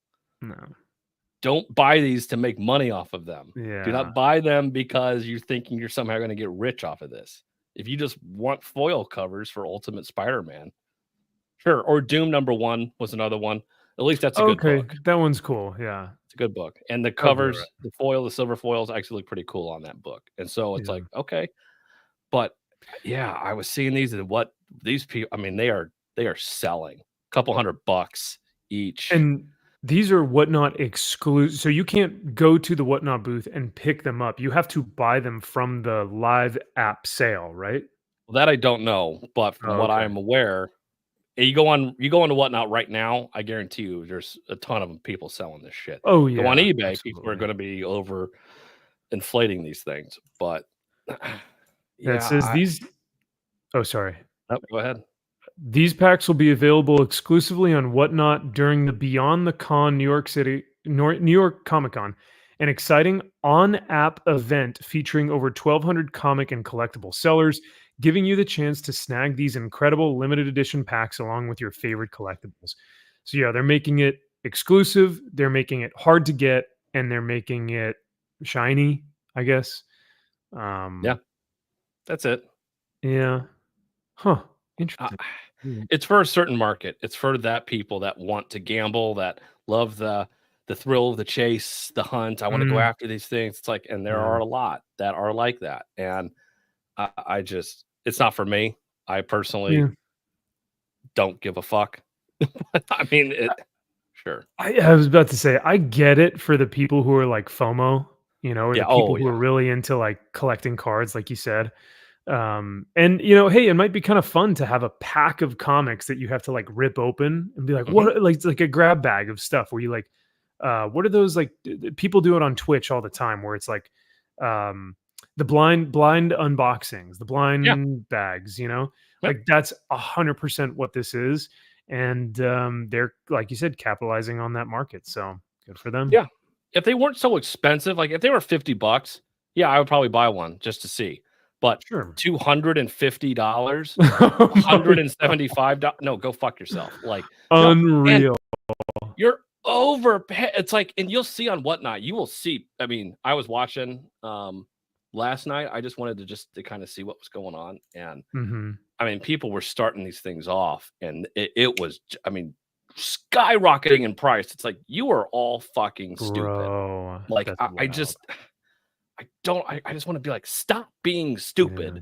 Yeah. You say that, but you don't know how much money I'm making from my Beanie Baby collection right now. And this is the next best thing. Yeah. It's hot. Trust me. It's gonna work. Oh, it's hot. Yeah. Not hot. Not as hot. Jerry would say. Not hot. No deal. Not hot. Yeah, no, I mean, this is something. It's so Whatnot. It is so Whatnot, though. It is such a perfect Whatnot for them. It's right up their alley. God, and it makes sense from a bit. Like you hear this in a business meeting, you're just like, "Fuck yes!" And we're gonna make money hand over fist, and they are. And it's like, you gotta hand it to them. It's you're a salesman, right? You're on Whatnot, and if you're selling a book that is only $2, like max, like in a $2 bin, and you're going, this is a Wolverine comic from 1994. Guys, this was a great series. Bump this up. And you get like people who are going 10, 11, 15, 20. He's like, oh, come on, you guys. Like, and so the seller is bumping it up. He's like amping up the chat. Whatnot has probably made comics like 10 times what they're worth on that app, just because of people can bump up the prices, and then you can also get hype men that bump up the chat and things like that. So I mean, it works. It's a good business move. But if you're a comic book seller, if you're not on Whatnot, I don't know what you're doing. Yeah, you're stupid. You need to be on there. Even eBay Live, you got to be doing both, in all honesty, because I think eBay Live will probably eventually take over. That's true. But I don't know. No, and granted, the people who are hyping up books that are $2, it's disingenuous to do that. But man, you got to know your comics so that you don't get taken advantage of. But yeah, Whatnot, you'll see that a lot with guys that are just like, $20. This is a $50 book. What are you talking about? And it's like easily just $5. Oh yeah. Come on. God, it's like, God, people, they're drunk, they're stupid, they go on there, and it's so easy. It's just like, it's on your app. You're just scrolling through. Yep. I've done it a few times. I've bought some things off of there where I'll just be like, it'll be close to the end, and I'm just like, let's just slide over here. Someone will outbid me. Easily, someone will outbid me. And then, of course, when I ever say that, they never do. And I'm like, God fucking damn it. And you're like, I didn't even want that book. I didn't even want the fucking book. Jack Frost brings up something interesting. He says, Jim Shooter already did the cards as comics thing. It was called Plasm, and it sucked, both in quality and format. Well, Whatnot is stealing Jim Shooter's format here, and they didn't change anything except for now they're doing it on live, auction on a live auction. So there you go. But you have no idea how big sports cards are right now. Yeah, that's That Pokemon, market. man. Pokemon Yes, people are still jizzing for exactly. that. Yeah. Fucking massive. The card market is insane. And so Yeah. they would be stupid trying not to cross-pollinate, and it just makes sense from a business standpoint. But 100%. most comic fans are like, that's fucking stupid. I want nothing to do with it. Well, because I mean, there are a lot of different comic book fans. You've got readers, and they're probably just like, what? You've got like speculators who are probably already in on this, who probably got a few extra copies to sell on their whatnot page to bump it up. Who knows? You've got kind of newbies who are seeing this and they're going to spend $400 on one of these damn things and be like, oh, I got a foil. Well, let's just see right now. Let me go on the Bay of E and let's see what they're going for right now. All right. While you do that, I'm going to bring up some more New York Comic Con drama. What the heck is going on at New York Comic Con? OMG. From Archival Comics and from Drew and Aaron themselves, because we have eyes on the ground at New York Comic Con. Yes, it's true. They're in my earpiece as we speak, and they are confirming the story of what is going on here. So I believe this was like a Facebook post or something. Yeah. So from Archival Comics says, for everyone that thinks that there was a quote unquote fight at the Peach Momoko. Is it Momoko or Momoko? You tell me, Mr. Manga. Peach Momoko spawn line. There, he says there wasn't. 100 neckbeards, 10 people wide, and many, many people deep wouldn't follow instructions and refused to line up properly. At some point, people kept shoving even though the line was not moving, and two guys started yelling at each other because one of their wives got shoved. Much to the dismay of people who love the drama, it did not turn into a UFC event. So there's a lot to unpack here. First and foremost, our men on the ground are saying that no, there was like fighting. Like there were like legitimate people. Sorry, go ahead, Josh. I was going to say the exact words were, okay, first off, ... We saw it. It was in all caps right in front of us, yelling, pushing, shoving, swearing. Things got knocked over. A heritage auction case with original art almost got ran into. Yeah. And then there's footage that we might have by next week. I'm just saying. Ooh, all right. So then we'll have to report on that. So chat, stay tuned for next week then. But so regardless of whether this was a like actual like fists being thrown or something, this is the second time that this has now happened, not just at New York Comic Con, but for Peach Momoko. Like I could see this maybe if it were Frank Miller, Jim Lee, Chris Claremont. And like Peach Momoko is a sweetheart. She's, lovely. She does some very nice drawings. But dude, yeah, it's easy. It's subjective. Easy. I think this might potentially have less. I mean, look, there are people that love Peach and love her art. But everyone else that you mentioned that are creatives were all dudes and all have penises and are not ladies and don't have boobs. So I think very true. When you get and I again saying this with love, I'm at a shit ton of cons all the time. But when you have people that don't socialize very much and don't go out and do things and aren't used to being out in the open, out in the wild like that, and then you put them around some pretty females, hey, yeah, the simping. They kind of forget the simpening. They kind of forget how to act like people. I have a feeling that this is kind of where their mindset should be. Silence, wench. I do not wish to be horny anymore. I just want to be happy. Yes, lots of simping for the kawaii, the very kawaii, cute, tiny little Asian woman, who is pretty and sweet and talented. And these guys are probably just like, oh my god, Peach Momoko, my favorite artist of all Sign time. my Spawn book. I love you.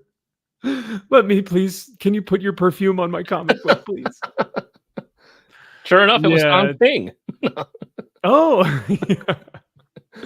So this is wild, though, man. I legitimately cannot believe that not only did this happen last year at Peach Momoko's booth, but that it would happen a second time, and like almost exactly the same way it went down last time. Because correct me if I'm wrong, but last time it was like exhibitors and like people who were actually at the con who were trying to get in line first, but they told some of the exhibitors like, hey, we need the fans to get in line here and the exhibitors here. But the exhibitors got upset because they were there first, and so they were trying to like merge, and there was a big fight, and they were yelling and shoving and all this stuff. Because a lot of these people, one, know that they can get a lot of money for these Peach Momoko signed books because Peach Momoko is like the hottest thing in comics right now. But two, she's a pretty woman that men want to interact with.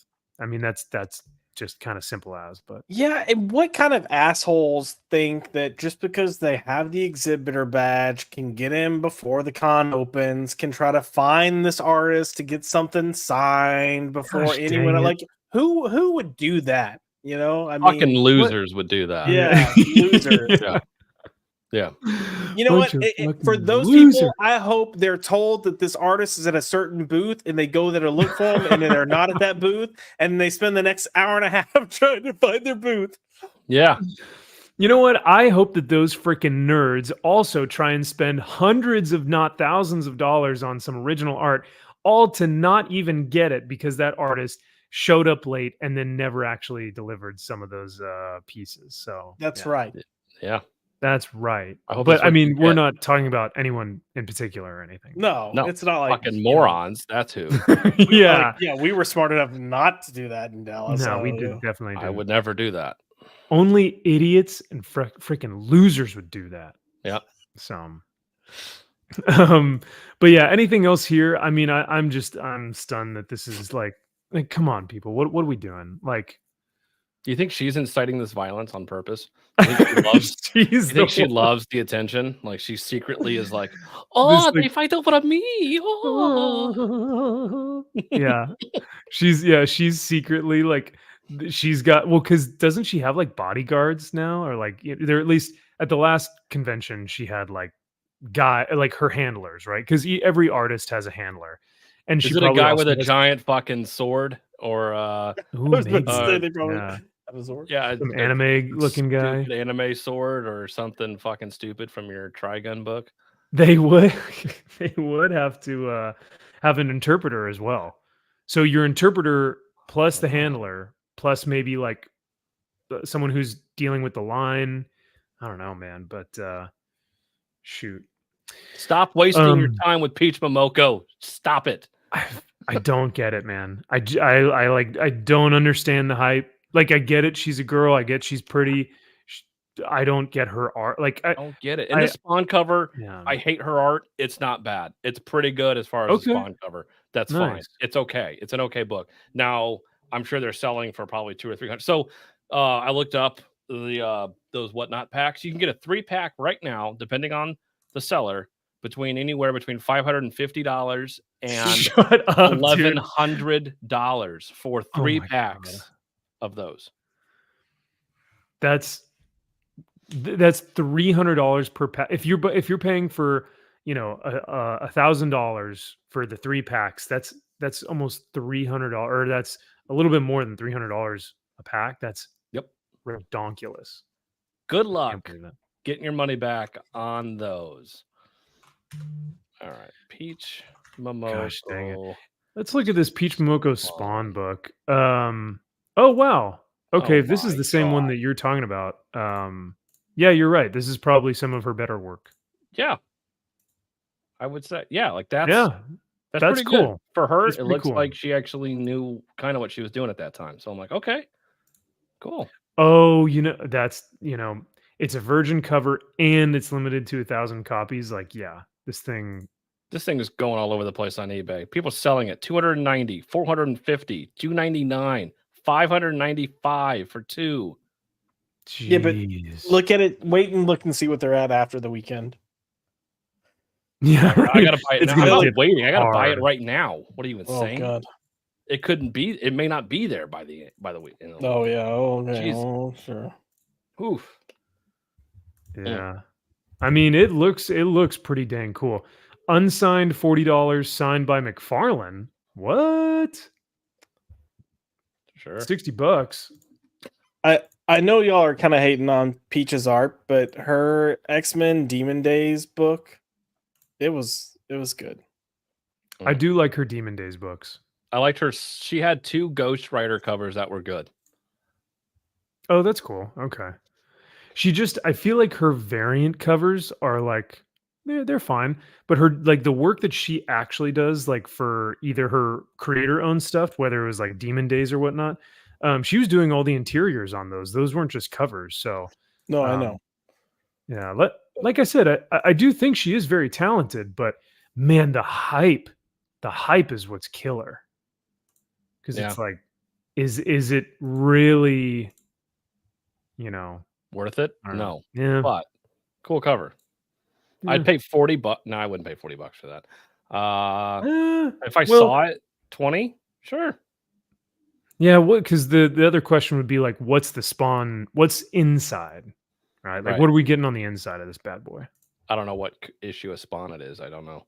Yeah, Spawn 357. Like, what is that? Is that a certain like? Is that a key? We got a key over here. I don't know, but What is it? 3? 357. Brett Booth art.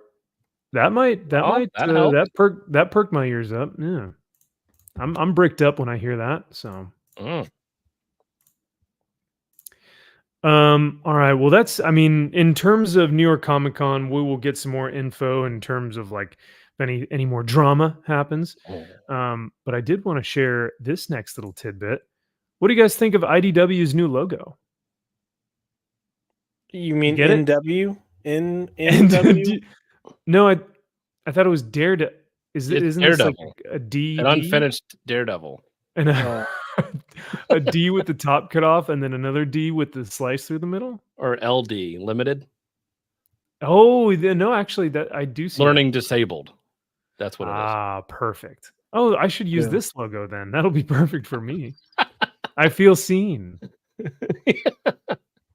Gosh dang. That's bad. Even Yeah. Mark Wade, which is like, I mean, say what you will about the man, but even he was like, whoever approved IDW's new logo design should be dissolved in acid. Jesus. It's a little intense. I mean, that's A little pretty, much, Mark. You take it that's easy, a little much. buddy. I I mean, mean, it's come on, bad, Mark. and they deserve to be fired, but dissolved in acid. Like- Who was it that tweeted it and was like, "Oh, super creative," but like we're Ooh, being someone said serious? that. Yeah, hold on, I gotta figure out who it was. Hold, Okay. please. Is it Heather Antos? No. Yeah, who like works for them. Like, yeah, no, I mean, It's gotta go through normally people, right? Normally, like it would take a committee to approve a new logo for a company, right? you would think. Like multiple people have to see it and sign off on it. I don't know. Normally, in a normal business, you would think Yeah. that it has to go through multiple different channels You would before it think. gets approved. Yeah. You have different ideas up, like you normally Mhm. get several Yeah, iterations. but they only have like 5 employees left. So, Yeah, that's right. Well, were And 4 if of you them try and- sick? Yeah. Well, if you try and hire like an outside graphic designer, they don't have any money, so they can't hire anyone who's like super talented or well known. So So ChatGPT came up with this one or whatever AI Potentially, yeah. generator. yeah. Okay. But no, this is bad, man. I mean, Really you can't read it. You would never have Colors any idea bad that it was too. IDW. Everything sucks. The what sucks? The color sucks. Everything. Oh, everything's yeah. fucking terrible. It's like a salmon color. Yeah. It's not even like a cool red Nope. or like it's like it's an in between of like a red, a peach, and a pink. Yep. Ugh. So chat, if you guys haven't figured it out yet, this is the I, this is the D, and then this creates a W altogether. Why it has a strike through it? It I do was not know. fucking comic tropes. Shut the no, it was not. It was. How? But seriously, it looks like it's NW. INW. Like INW, yeah. W. Comic Tropes did the freaking logo, man. Oh my god. No, he didn't And- do no, he didn't do it. He's the one that said new was logo. good. Oh, it looks great. Clever. Oh, yeah. okay. I mean, that still tracks for him, but Yeah. gosh, that's so funny. Yeah. He was also, That's nice. mind you, Comic Tropes was also the one who was, when they changed the Punisher logo, he was like, good, because it represents police brutality and alt-right Nazism. And I'm like, okay, yep. You're the only one who thinks that dipshit, but all right. Go ahead. That tracks for you. Yep. Yeah, the Jack Frost says that logo is as lame as DC's floppy D. Oh yeah. Bleh. Hey, the floppy D, I love it. Floppy Turning the D. page. No one loves floppy Ds. No, that's Oh, Jim no, Lee's that is- dick on everybody, just flopping his big dick Just on flopping it I was like, out. that is not true. But anyways, carry on. Oh, okay. Marco Fontinelli says Templesmith 2 wrote some pretty fun stuff about that logo. Templesmith, I could see him getting after it. Yeah. Any artist could look at this and be like, this is dumb. Any graphic designer should look Yeah. at this and go like, no, try again. Like, this is first draft, if that. I got stuck approving a logo, which basically meant the boss picked what he liked and overloaded every critique of the design. Interesting. ID10T ID10T comics. Yeah, that'll do it. ID 1 0. or 10. Yep. Yeah, 10. Any of these are better. Any of these are better Than IDW, yeah. W, Or- I think, is below this. Yes. Oh, you're right. Oh, that's what the stripe. See, I couldn't even. Dumb. Or are we looking at it wrong and it's just H Comics and Entertainment? Ah. H Just- O, or it's just H. Nope, just H. Just look at the white inside. Yeah, Yeah, that is an Yeah. H, right? H. Yeah, It's an H on a yeah. You're same right. It's background, yeah. White. so the negative. Yeah, the Yeah. negative. Yeah. Holy, oh my god, dude! No one thought about this. There's so many iterations. That looks like a C also. You could do an Yeah. an LC. Comic. It's kind of like when you look at Wolverine's mask and you see two Batmans kissing. Like, that's Yeah. what the H inside of this is. It's the Yeah. negative. They're playing like 5D chess here with this logo. I really Like, think they're y'all getting thought that people we to be were- like, fuck, let's look at this. Is this some type of like Dan Brown fucked up like pictograph? This is Oh my like God. figuring out where Jimmy Hoffa's buried. If you figure this out, this could be something amazing. Yeah, Real quick, just saying good night. Yeah, good night to Marco. absolutely. Good night, Marco. Good morning. Good morning. Yeah. Good morning, Marco. Buongiorno or Buongiorno. buonanotte. Either way. Buongiorno, buonanotte. Cheers. Thank you for being here tonight, man. Gabagool. He says, time for sleep for me, guys. Thank you so much again for sharing the campaign and for the chat. Marco, you are a legend artist and a fantastic comic book creator. Thank you for being here tonight, man. We really appreciate you hanging out for as long as you did, because it's so early for you. So Yeah. Love you, Marco. buonanotte. I love that. you know, we were talking about like creative teams or committees and you know, how did this get approved or who approved this, and I always, whenever I have something like this, I always think back to when I was working corporate for Lucky, and we had our holiday line that was hitting stores, and we set it up in our corporate store, and they had these big window designs, and we went to do our walkthrough with the corporate team to look at it, and we're standing out there and the windows are all set and they've got the mannequins in there. And then there's this massive, like 4.5, 5 foot cutout of a goose that's just randomly in the window. What? And yeah, they're discussing the windows and the clothes and why they picked what they picked. And then they're like, "What do you guys think?" And it was kind of like quiet. And then one person goes, "So why is there a goose?" And Patrick, who's the head of creative design, goes, "Why wouldn't there be a goose? Why wouldn't there be a goose?"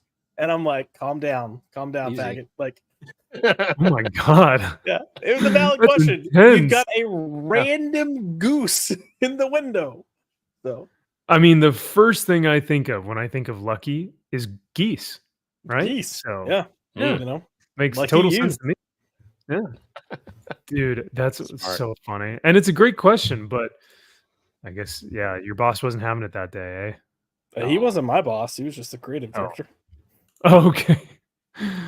Well, speaking of creative directors, who do you think was the creative director to make the decision to make the new Ultimates Hawkeye a non-binary, handicapped, two-spirit, indigenous, what else?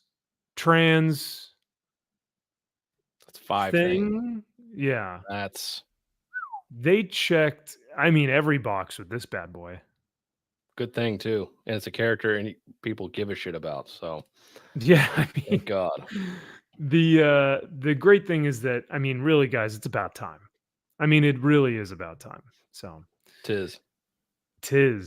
So Josh, you had sent this to us in the group chat because for some reason you like to torture yourself and you follow Cosmic Marvel. Mhm. That's real. Daily Yeah. Cosmic News. Your number one source for all things surrounding Marvel, Star Wars, and Disney.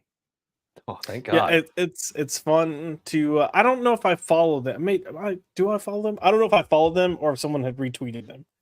But yeah, I saw this regardless, and I was like, "What the fuck?" So full transparency, this character has been out for what, month now, a week, or sorry, not a week, a month or a few weeks, because this was in one of the Ultimates issues, comic book issues. I have not been reading the newest iteration of the Ultimates. No.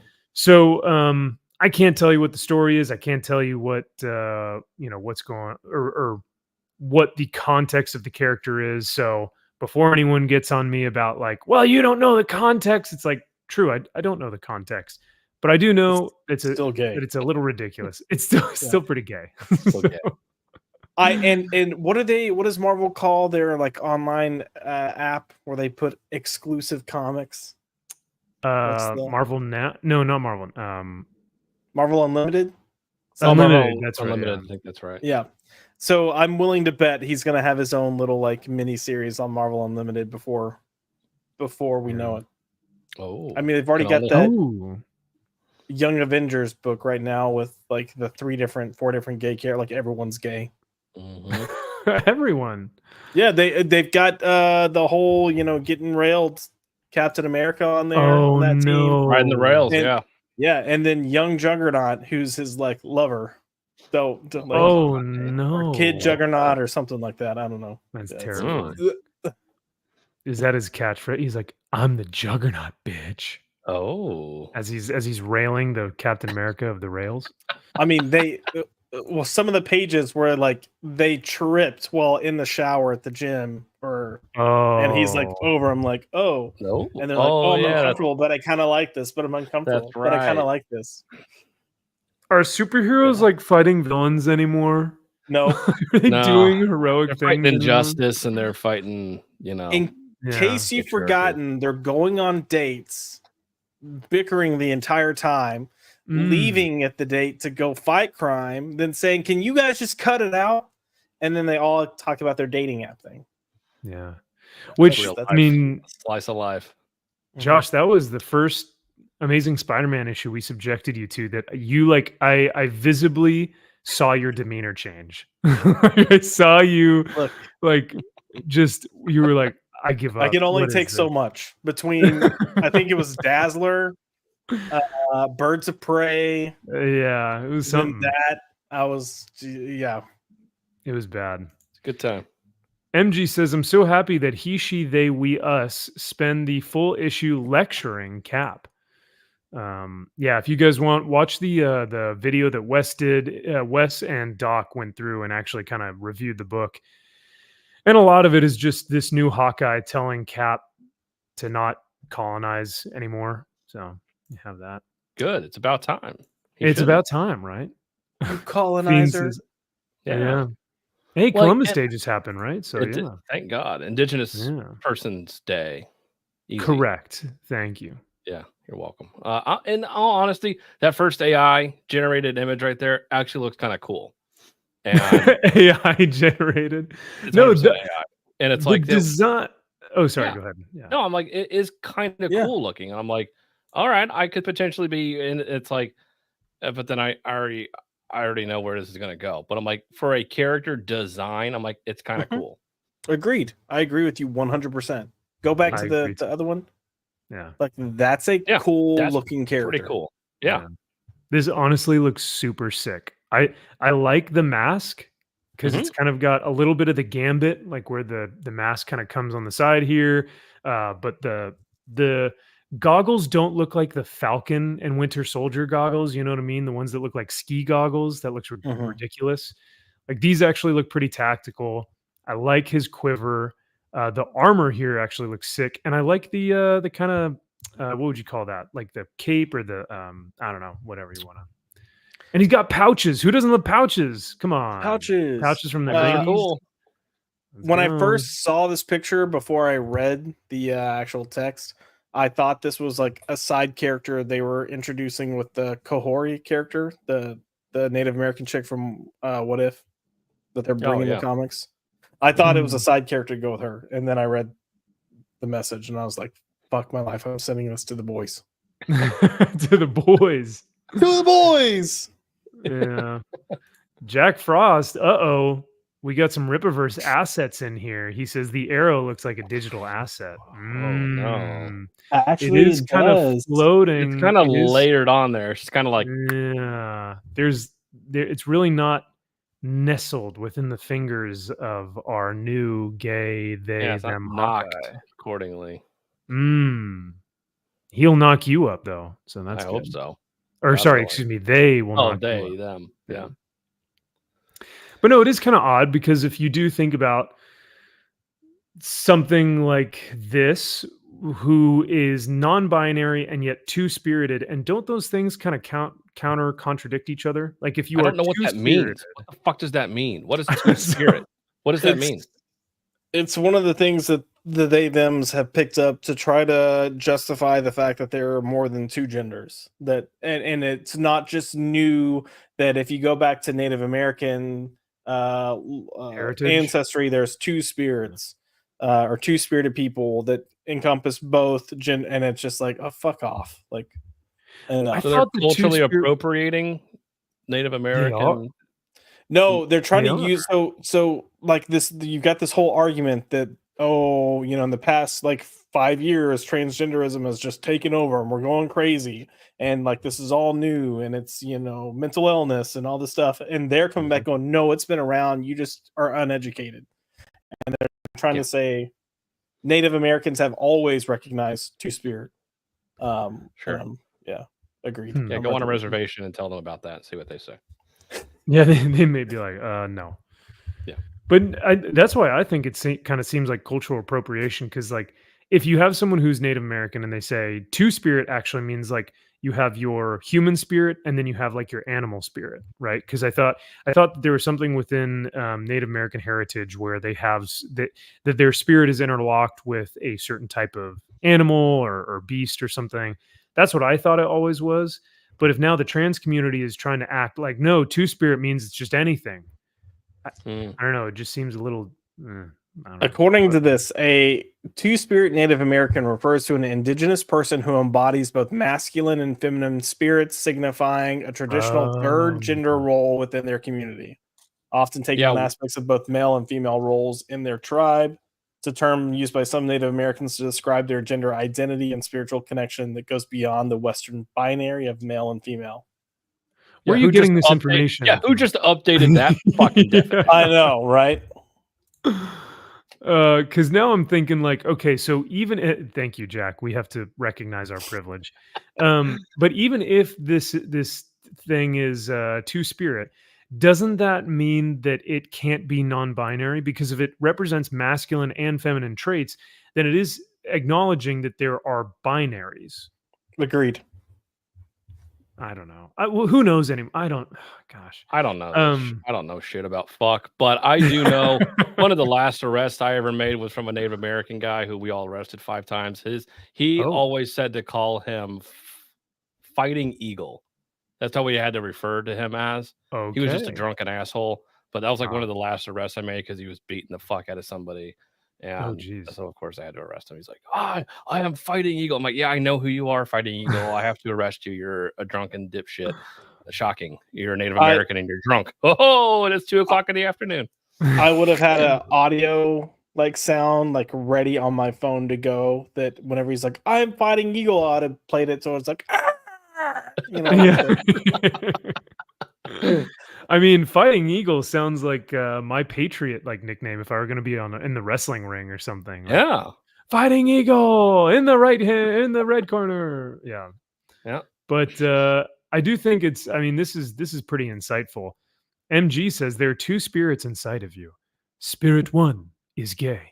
Spirit 2 is gay. You are gay. Why are you gay? Thank you. Why are you gay? What? What do you get? So Comics by Perch posted on his channel, and he said, "Yeah, this is the new Hawkeye." Blah blah blah. And I wanted to read some of the comments from Comics by Perch's post. Someone says, "Its shallowness is so thorough, it's almost like depth." I like it. Even Captain Planet would cringe at the unsubtledness of how the message of this story is being conveyed. Bumper sticker tactics. You accuse people of really nasty stuff, but you never have to face them when they read it. It's an argument you can't lose. Oh no, wait, sorry. This is the other one that he posted. Sorry, this is the Blue Beetle. That was the Blue Beetle one. We'll get to that in just a second. Oh, yeah. So this is additional context from creator Denny's Camp, which if you guys saw him on the Mark Miller podcast, Denny's Camp is 100% for cancel culture. Like he does not think that it exists and is very like for it. Yeah. Yeah. So he says, "So yes, Charlie's pronouns are they, them. I didn't want to make a big deal of it because it's not in the book itself. And because I don't think that Charlie would make a big deal out of it in that context, but we'll make this explicit when it's natural to the narrative." So someone in the comments says, "Then why even bring it up? These creators stink." And Perch says, "I do find it a bit odd that they announce this stuff when they say, but it's not in the book itself." Okay, so what's the point then? It would be like if they announced that Gambit is into watching pregnant women breastfeed, but no worries, that's not in the book. I mean, okay. And it's such a good point. Like that. Yeah. Why is Dennis Camp so obsessed with this? But then he's like, "Oh, but it's okay, guys. It's not in the book, so it doesn't work." It's like, so then why even mention it? Why is this? You could have gotten people on board with this new cool badass Native American Hawkeye by not saying literally anything about their fucking gender or made up bullshit, and people would have been like, "Oh, I could get into this Hawkeye from a different Ultimate Universe. Maybe I'll take a look." And if it's not in the book, you wouldn't get it. And then it's like, okay, this is kind of a cool Hawkeye. I could probably get around to this new character. Sure, why not? Yeah. And then it'll come out and be like, "Oh, you fucker." But yeah, well, he mentioned that he'll include it when it makes sense, and we know that the moment it's going to make sense is when a character's like, "Hey, man, I think she's kind of into you," and he's like, "Oh, I'm not falling into your heteronormativity. Like, I'm bigot, non-binary, two spirits. This is offensive." Get it right. Yeah. He has to like announce it with the subtlety that is in the Blue Beetle book that we'll go over after this. So. Correct. Anything else on this? I just find it like hilarious. Like it's funny because maybe 3 years ago, if I had seen this, I'd have been like, "What the hell are they doing to Hawkeye, man? This sucks. I can't believe they did." Now I laugh and laugh and laugh because it is absurd. It is hilarious because no one's buying this. No one's reading it. No one cares. It's funny, but yeah. it's typical Marvel. Like it is so. Oh yeah, Yeah. God, it's so fucking Marvel. Like, yeah. Well, yeah, I mean- 2024 Marvel for sure. So So who do you think is gonna take over writing credits for this character after Dennis Camp? Do we think it's gonna be Jadzia Axelrod or Home Chick that wrote Robin? no, it has to be a Native American. Oh, so it's gonna be Oh. Taboo. It has to be a person Oh, of yeah. color. Yeah, because they 'Cause always Denny's seem to just Camp- pull Taboo Yeah. from Black Eyed Peas. Oh, Oh, yeah, you're yeah, right. that's right. Yeah, the weird one. I don't know. Oh That's a no! good question. If it even Huh. lasts that long, who knows? Yeah, right. I mean, this whole like, what do you call it? Extreme universe, Ultimate Like- Universe. or Ultimate Universe. Sorry. Yeah, the Ultimate Universe is not doing great. And if you guys read Ultimate Spider-Man this week, If you got through Ultimate Spider-Man this week, yeah. good for you. Whamp whamp. Like, Holy come fucking on. shit! 9 panel grids of talking heads. That's the all. comic. That's That's all it is. I'm Is- behind. I haven't read it yet, but I believe our boy Rockin' Robbie had it as one of his favorite comics. No. So, Poignant and nuanced. Such a great story. Mm, I really of like course. the characters. You know, oh, it's so good. Mm. Who knew that J. Jonah Jameson and Ben Parker would star in their own comic book, then make a Ben and Jonah comic, not a not in the Call it Spider-Man. the paper or whatever their fucking book is, newspaper Dude. is called. Just call it that. It's like, okay, Yeah, we'll get Do to they it. but want- the fact okay, that their I'm just paper is asking. called the paper. yeah, it's called the paper. They're geniuses. It's secondly, do these two are they gonna fuck by the end of this? Do you really think? Mm, I think they're a little. I I could really see think it. they want Yeah. they want a bone. I could see it. I could see it.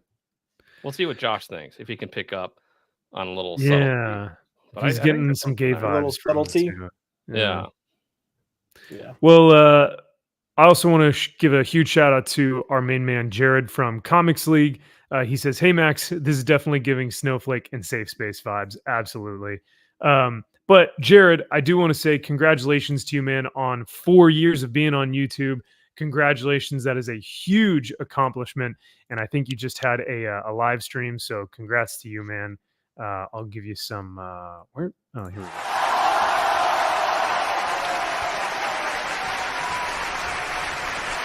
Well done, sir. Well done. Be sure to vote for him for best hands, Best hands, best mods, best- best weekly comic wrap up. anything else. Go to comiccreator.com Yeah. and Yeah. vote as much as you can because it's Com- important. Go to com. Yeah, that one. That one, go to there, vote often. Go there and vote for us. Yeah. Wait, are we making fun of Rockin' Robbie still?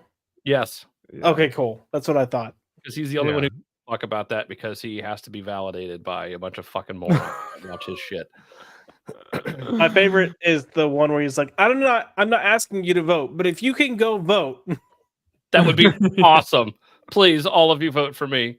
and you might think I'm being sarcastic, but that is literally what he said. I'm not asking you to vote, but if you can go vote.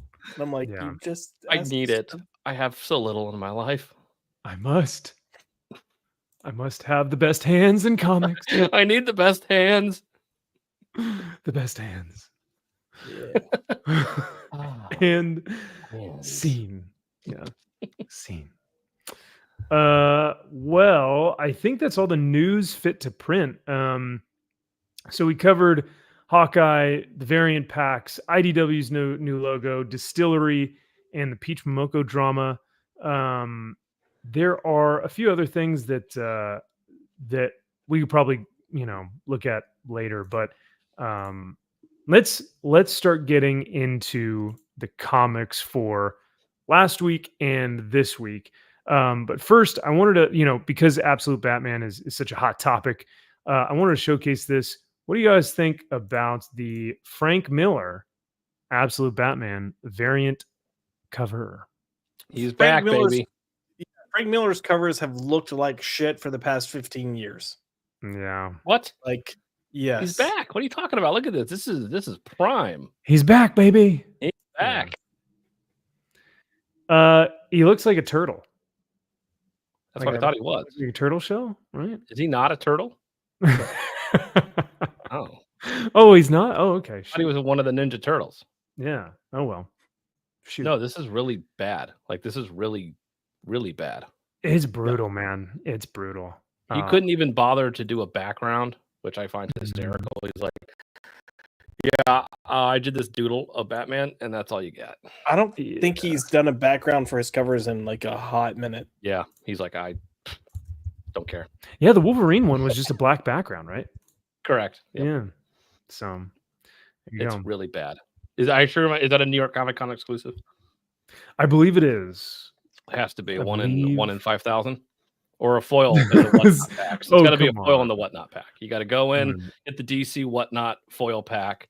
It's a 1 in 2,576. It's only available in 1 in every 78 packs. So buy 78 packs, and you may have a chance to get one of those. That's pretty. I mean, that's pretty extensive. It's almost like you knew. It's almost like you wanted this cover in foil from New York City Comic. And I Con. may or may not have bought all 78 of these packs trying to get. Oh, to get that cover. I'm sure. And I am flat broke now. Mm. Just I have to sell the house. I was flat broke when I bought the new Blue Beetle young adult graphic novel. Oh no. Sorry. Before we read that, Josh did send me something in the same vein as Frank Miller. Who boy. What do we got? What do we got going on here? What do we got? That's sexy going is what on that is. here? That's his Detective Comics number 27 cover from like 2013, 2014. So yeah, it's been, I don't really know exactly where her right arm is in that chaos. Yeah. That tail And- looks like it's really coming out of Oh, it's Yeah. probably a tail that's already been inserted. I think it's in there. Yeah. And I don't know if he thought that maybe her butt were boobs at first because it looks like you got cleavage and they just turned it upside down. But things are happening. He got really confused with that one. Lots of things going on here. But then you just got to add some of the splatter and make it a little bit like gritty, and That that'll ass. do it. That'll do her. That'll do her. Finish Yikes. her up real nice and good. Yeah. So Mhm. that's something. Thanks for sharing, Josh. That's I mean, we don't have to show the Wolverine one because that's notorious. That one's pretty. That is recent. infamous. Well, he's also got I'll have to see if I can find which one it is, but he did a Batman cover where like, it's either Batman or Superman, but like, I don't know what he did, but like, digitally he took like a piece and then it just got turned. So there's like a chunk in the body and it's just like sticking up. Oh no. Yeah. He's a legend. I can't blame him. He's a legend. When I ran into him at Baltimore all those years, I really because he was sitting behind me. I told the story. That's right. I really wanted him to I really wanted to see him actually sketch. I've never actually seen him sketch. Yeah. I was so hoping he would have started. I just want to watch you and Yeah. see how you fuck up so poorly now. Like how little fucks do you give? Because that's what I really wanted to see. But he knows people will buy it. I mean, Exactly. he's like, how could they not? 'Cause When it's we were Frank Miller. because it's Frank Miller. He got that name attached to it. Just like when we were in Dallas. When we were in Dallas, I don't think his line ever stopped. Like I No. never saw it like slow down or that there was no one in line. Like unless they closed up shop, there were always people in a line to have their stuff signed. Incredible. So It's pretty- I have everything that I want signed by him. I mean I did just buy I'm not getting it signed by him, but I got my Frank Miller shit. I don't need to ever get anything signed by him again. I just like reading his stuff. I don't need to really look at his new art. I mean, come on. What do we got going on here? I Dark mean, Knight 3. this is wild. This shoulder and this arm. I mean, I get that Not even holding. I mean, he definitely has a distinct style, which I appreciate. Do you? Man, this is Wait, it is a Wonder Woman cover, but I found the cover that's fucked up. That went to print. I just sent it. oh no. Oh no. Oh no. Okay. Sorry. I can see it, but you guys can't see it yet. 3, 2, 1. Here it is. Bloop. Oh my that god. one. Yes, that's right. Talking the baby. Look at this face. I forgot. I forgot. Oh no, That's- look at her crown. You have to look Yep. at her crown. Oh. I'm just looking at the baby. Yeah, look at the Oh, crown. it's a double crown. Yeah. What? So this did get printed, is what you're saying? It got printed and went to shelves like this. It's not a Puma. Oh no, Frank. Frank, what have you done? I can't stop looking at the baby's face. This looks like a little sumo baby. Like, it's a The sumo little wrestler. tuft of hair Yeah. just sticking out. I want to bring a greater shame of you to chop my head off. Yeah, what if that's like a grown man who's just tiny? That's in what the I'm back thinking. Of, It's a grown in man. the back of her backpack. Uh, Wonder Woman Haru. Yeah. what are you taking of me? You bring great dishonor to Themyscira. Jack Frost says, hot take, Frank Miller sucks. Keep in mind that Dark Knight is inked by Klaus Janson, who cleaned up his sloppy pencils. And you bite your tongue, Jack Frost. Ooh, dang. Them's are fighting words. He's my a boy. genius. You bite your tongue. You take it back. MG says, Max, did you buy the OA from that Platt Task Force 7 number 6 cover? No. I'm good. Thank you though.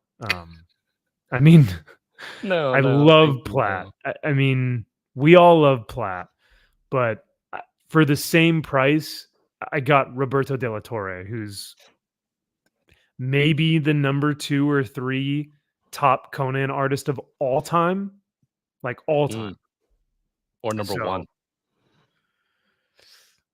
Barry Windsor Smith, I know. John Buscema, Bashima. Yeah, then and then Roberto Phil. De La Torre. that. And how company. can you beat those top 2 guys, right? Like, I don't think you can. Kind of hard to. Yeah. Jack also says it's so bad they couldn't tell it was fucked up. That's hilarious. I just assumed that's Frank. Yeah. Well, that's what they did. What I did, they got so distracted by the baby face that they didn't see the crown. I can't look Wait. away.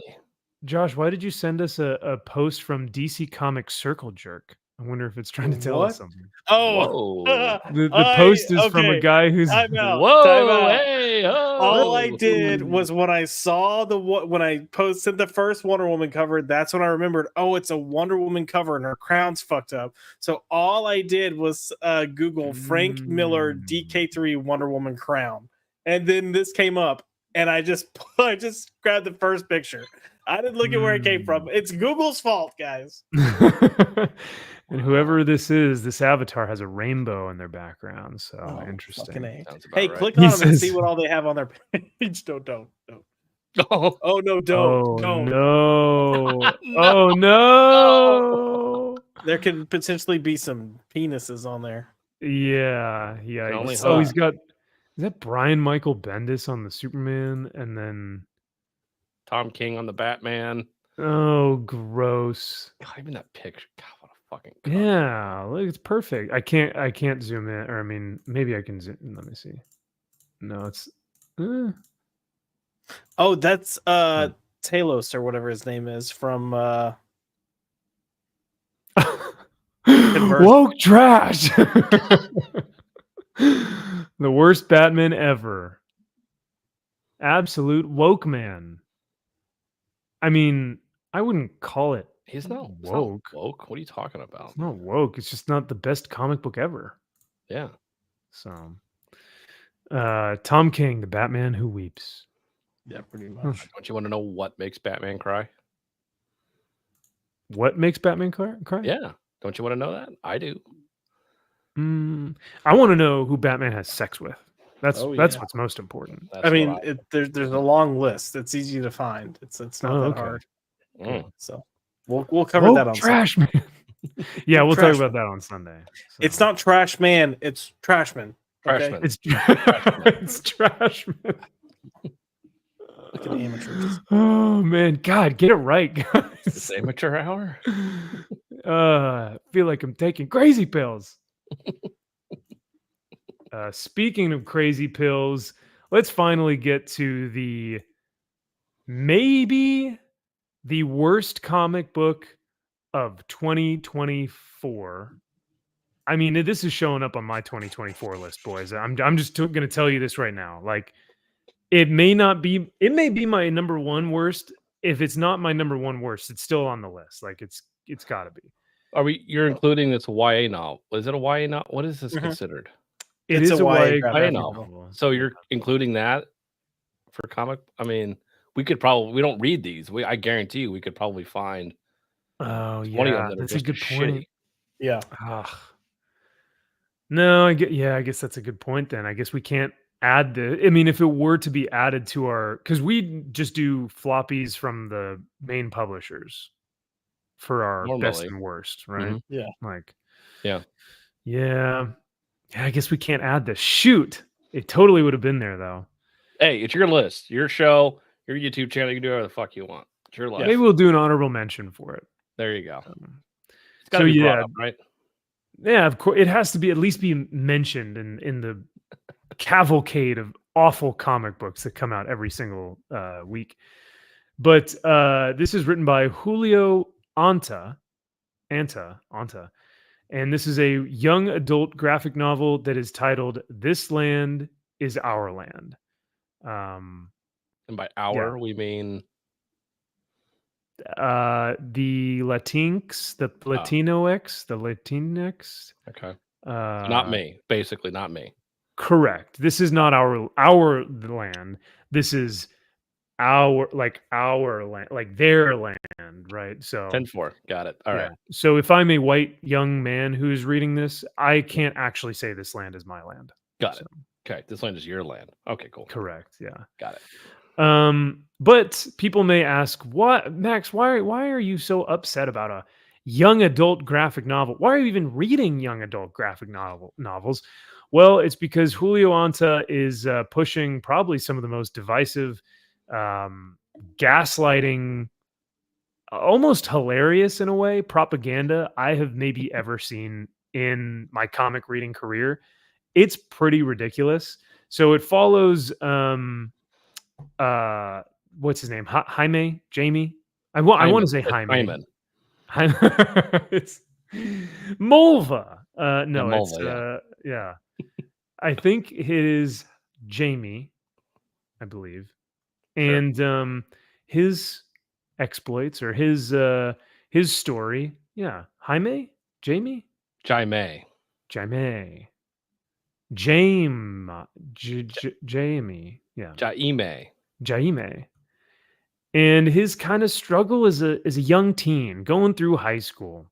And if you didn't think that this book was all about immigration and border patrol and everything in terms of illegal immigration, legal immigration, it is just, I mean, in your face like a jackhammer trying to insinuate that like white man bad, which it actually talks about in this comic, how we are being,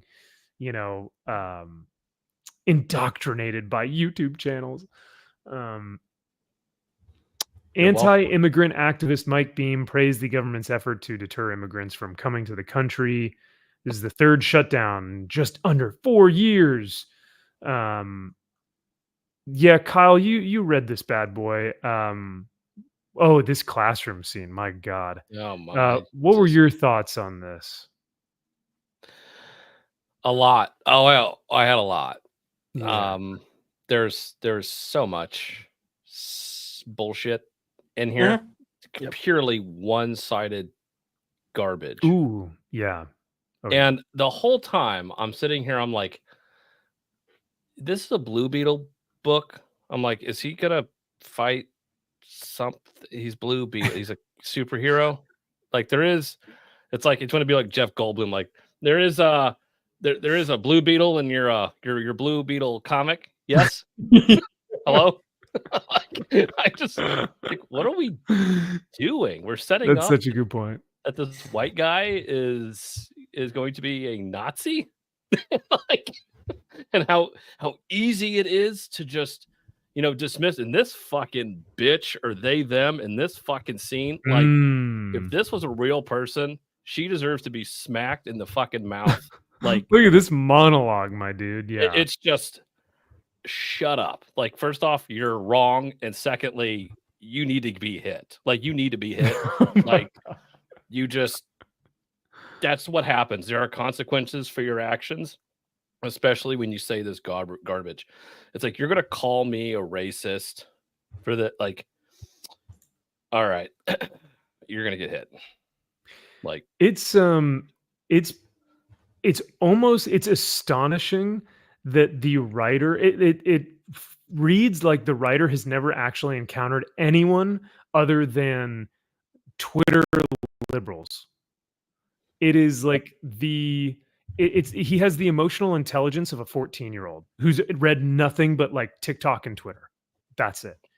It reads like someone who is a far left activist who has never interacted with anyone who differs from them at all, and anyone who even questions, who even has a monicum of just like a doubt of, hey, can I ask a question about this political event or this topic, is automatically a racist, a bigot, a Nazi, a white supremacist, every single word, and not in a joking manner, but in a legitimate, these people are dangerous manner.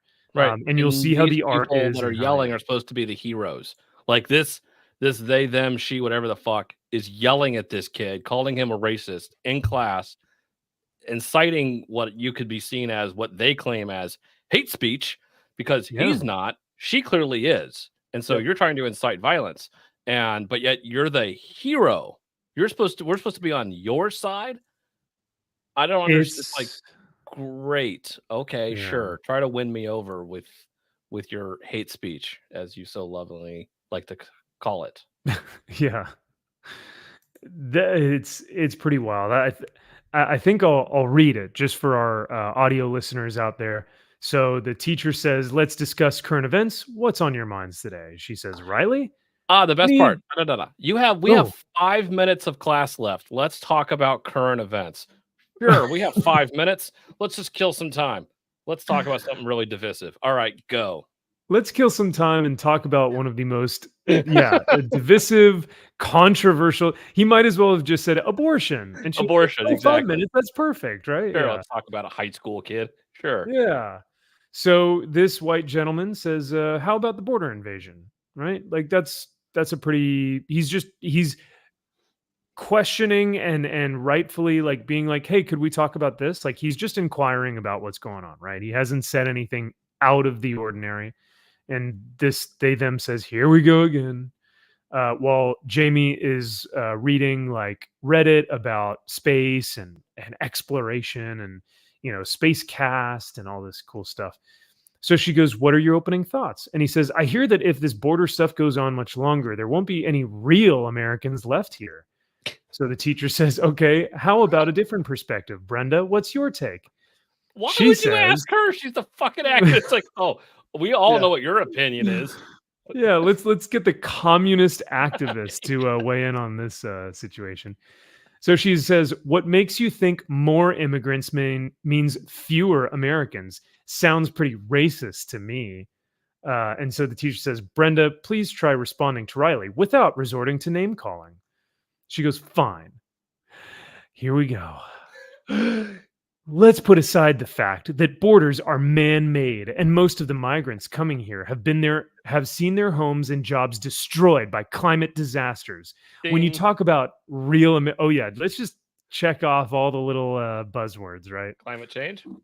When you talk about real Americans, it makes people like me who are indigenous and a lot of our classmates who are Mexican American feel like you see yourself as superior because you're white, even though we've all been here longer than you.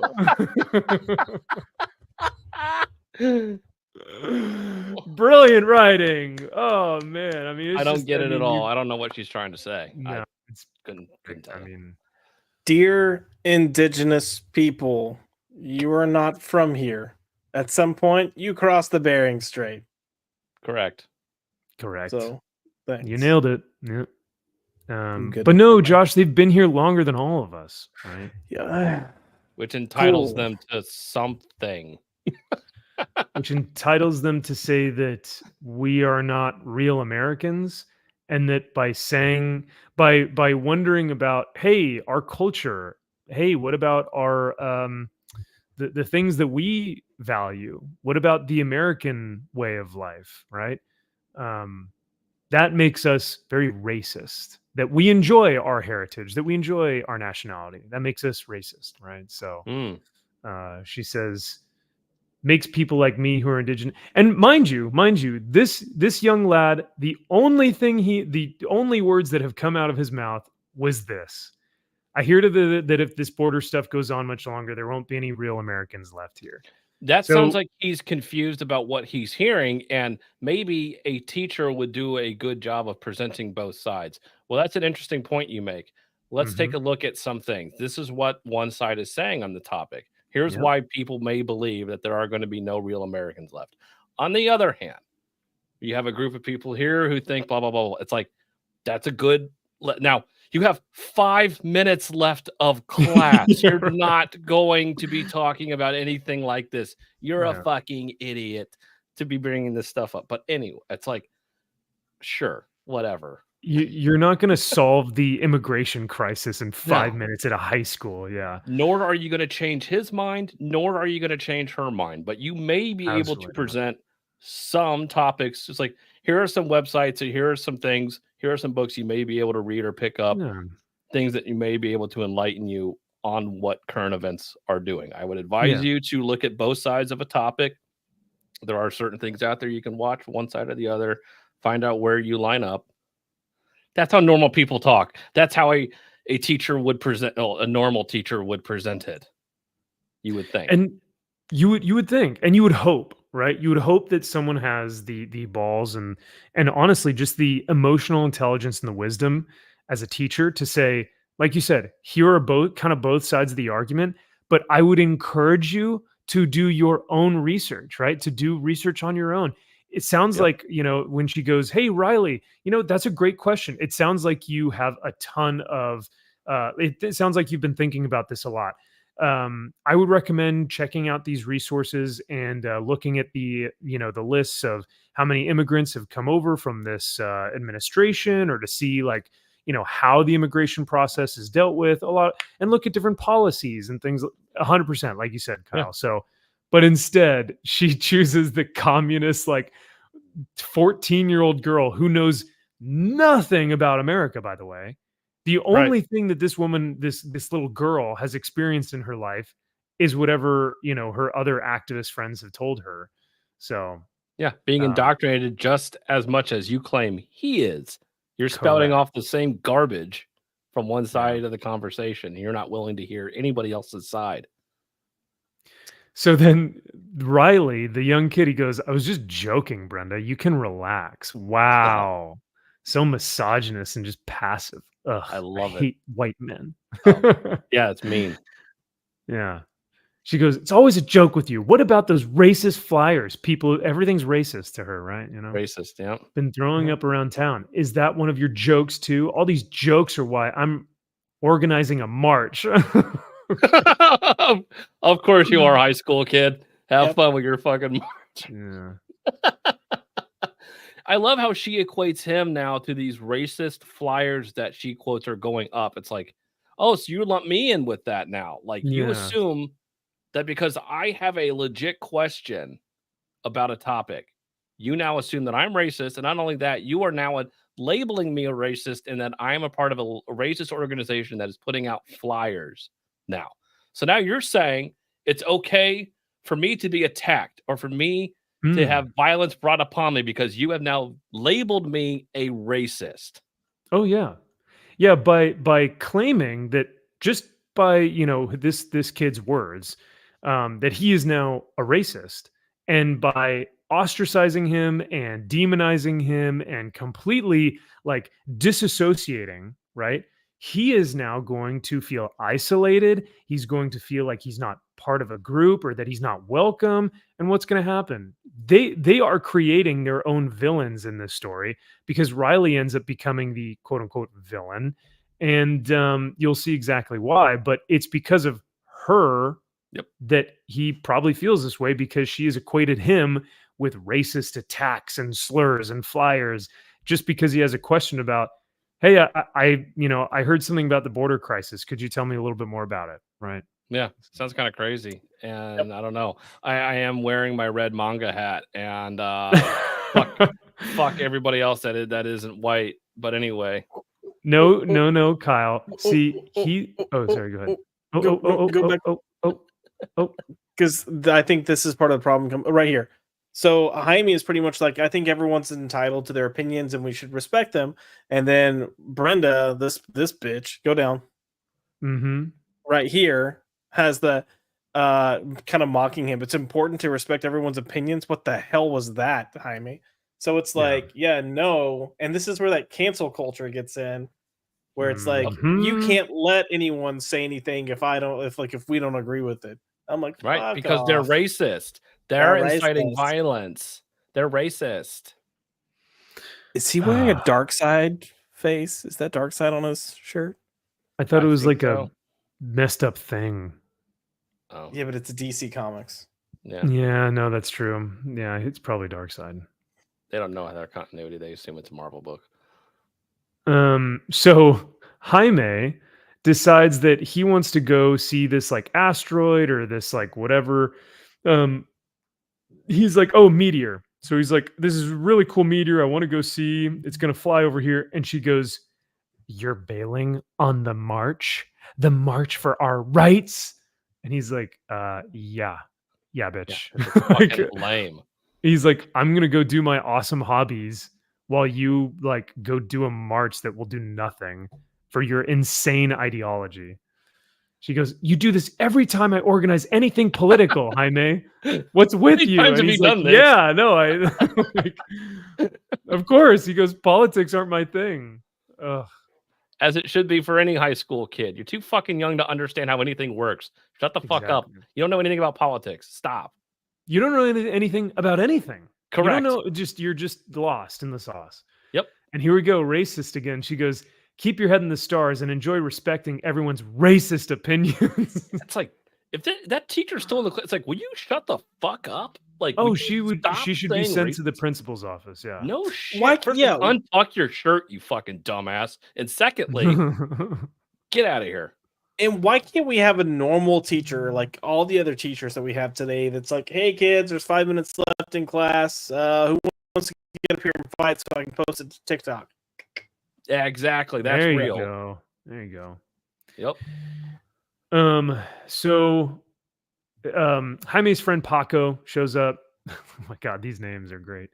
Paco's Tacos. And he just was like, hey, like, have you talked to Riley lately? Like, he seems like he's not like himself. He seems a little weird. He seems distant.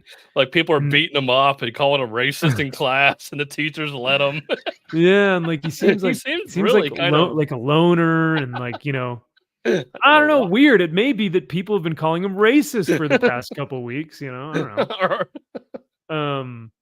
And so Jaime's like, I don't know, man. He's always been my friend, but since he's been moving back and forth because his dad's in the military, red flag, PTSD, red flag, military. Paco says, I hear he and his dad are back at the base at Fort Bliss. Oh, Bliss. no. Because they're ignorant. Oh Because my ignorance God. is bliss. Because military bad. Yeah. But he goes, I tried keeping in touch for a bit, but he stopped responding to my messages 2 or 3 years ago. It's been kind of weird since. And so when they go to like talk to him, look at how they portray him. Oh. He's like highlighted in red. And what's that? An American flag on his backpack. Oh my God. Yeah, look at that shaved head. It looks like just like Max if he was wearing a fucking button down collared. Yep, 100%. This was me in high school. That's literally you. Damn. Oh man.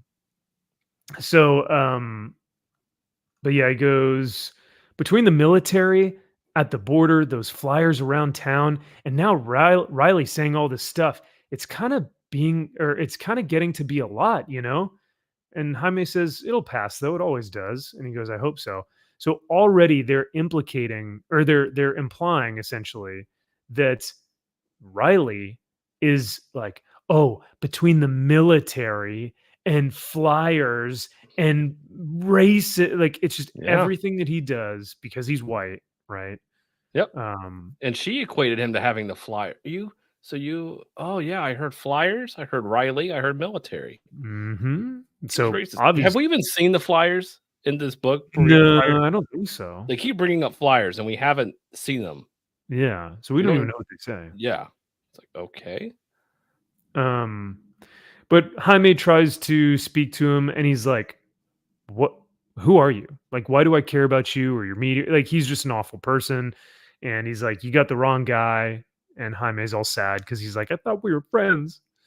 So, and this is just, we won't go over this because this has no part. This is not important to the grand scheme of what we're trying to say here. But it's just more people not acting Hispanic in their back. Yeah, sure. Yeah, 100%. Also, I think Brenda might be a lesbian. Just saying. Oh, I mean, it would totally make sense, right? I mean, I wouldn't. She's definitely ugly like one. That makes sense. Yeah.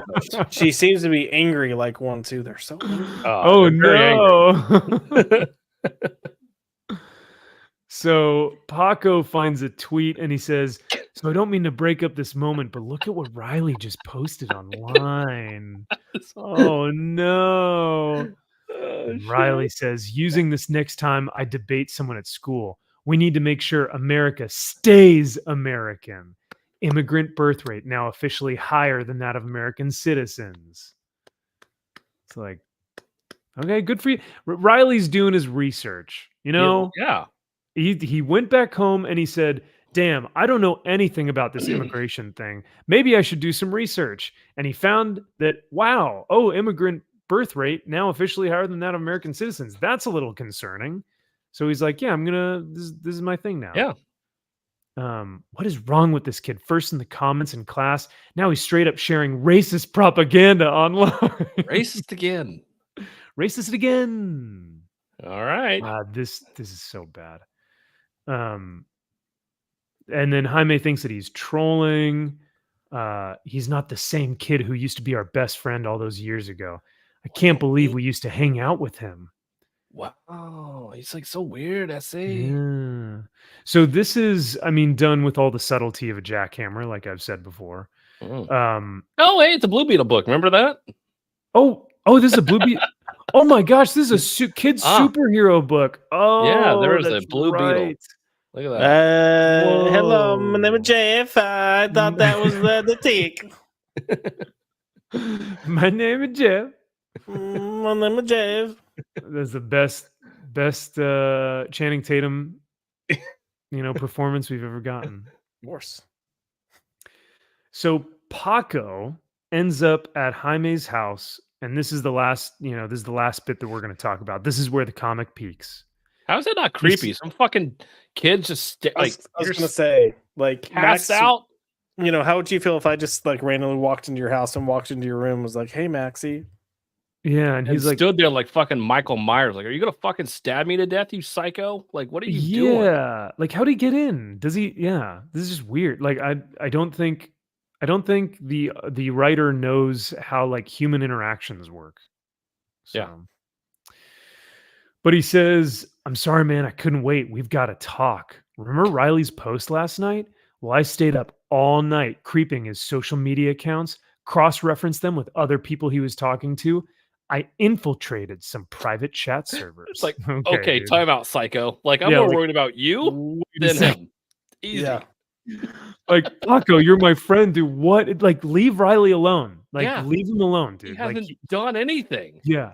He's even if he was like being super racist, like he hasn't hurt anyone. He Yeah. hasn't like spoken any violence to anything. No, he can Like- be racist. Yeah, Let him. He can be racist. So what?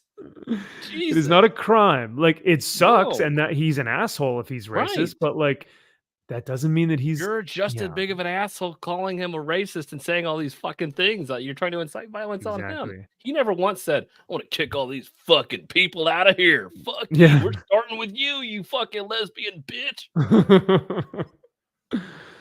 So Paco says, I just pretended to be racist and they let me in. It's not that hard. Guys, it's really not that hard. Racist. Right. Racist. If I'm racist, then you can. We're then all racist. If he's racist, then I'm gonna pretend like I'm racist to pretend that I can get into a racist club where all these racists get together to talk about racist things. Racist. I think you're gonna get monetized very easily. Oh no! Yeah, that's true. I just realized how many times. Yeah. It's this stupid book. Yeah. So Paco, this is where it gets dark. So watch how the art changes and the mood changes. And he goes, anyway, I put together a bit of a timeline of Riley's online life over the past few years, and I'm not going to sugarcoat it. It's pretty bad. I'm scared. I don't know if I want to go down this rabbit hole. I don't know, guys. It's like black and red. I don't know if I can do this anymore. So I will, before we wrap all these last 4 pages, this is where it culminates. This is the latest attempt to nefariously dehumanize, demonize, and vilify a certain sect of YouTube, which includes us, which includes guys like Critical Drinker, Nerdrotic, who else? Geeks anyone, and gamers, geeks and gamers, anyone with this sphere, anything, yeah, anything, right? Yep. And all of their fans, because let's be real, anyone who is watching this stuff, interacting with this stuff, is also going to be roped into this, as you'll see with this book. Writer Julio Anta chronologically within these next 4 pages depicts the radicalization of Blue Beetle's friend with all the subtlety and nuance of a jackhammer. So let's see what they have to say. So he says, the oldest posts I found were some online journal entries from 4 years ago. Every year, my dad and I move to a new army base, Florida, California, Oklahoma, Alaska. It never ends. I just wish I could settle down somewhere instead of having to make new friends every year. Maybe I'm just better off giving up on friends. So right off the bat, he kind of sounds lonely, kind of sounds sad. 100%. He needs help, right? Like, yeah, he needs friends. He needs friends. To talk to somebody, yeah. He definitely doesn't need people calling him racist all the time. That's not going to help anything. That's not going to help anyone, right? Nope. So, and of course, the dad's in the back with a beer bottle. Because he's the military. Because he's a military dad who's an alcoholic. Yeah, he's wearing his fucking uniform all the way at home, drinking, fucking beating his ass, of course. Yeah, every trope imaginable. Yep. So he says, it seems like the more isolated he became in his real life, the more time he spent posting online and ignoring the real world, a self-fulfilling prophecy. At first, he mostly watched and shared videos about comics and games. Oh, like us. That's like us, guys. Geeks like, and games. Whoa, what? Whoa, yeah, geeks and games. We love comics and games, right? Yeah. Who doesn't? And then look on Twitter. He goes, "This is my favorite game. People are offended by everything these days." And it says, "Cancel mob strikes again." And then this is my favorite. "So cringe. Woke?" Question mark with the rainbow flag. And a guy like growing up. Yeah. Woke? The posts were mostly tame compared to what he'd start getting into next. Oh, that's how. Oh my god. Whoa, whoa. Is that me? Oh my! Wait, I have a hat with an You need American an flag American on it. flag hat. Oh, Yeah. 2 years ago, the kinds of videos he shared took a sharp turn. And then the streamer says, unlike the mainstream media, we don't wear makeup. We don't spread lies. We don't have a bias. We believe in the truth. Amen. Now already I'm like, yeah. Okay. Nothing YouTube you've pretty said much, is weird. Yeah. right? Okay. That out of lots of different outlets, I would trust YouTube with genuine, authentic conversations over government ordained mainstream media outlets. Mm-hmm. So already I'm kind of like, yeah, I can see how YouTube feels more genuine and authentic, and how it would try and go down the route of finding truth within a lot of the noise within our culture today. Well, look at So then your two biggest podcasts right now, Joe Rogan and Joe Sean Rogan. Ryan. There you go. Yeah. Yeah. And I wouldn't say they are traditionally conservative, traditionally liberal. Oh. They are just guys looking to have a conversation, Mm-hmm. So he goes on to say, the left tries to tell us that multiculturalism is the answer to all of society's problems.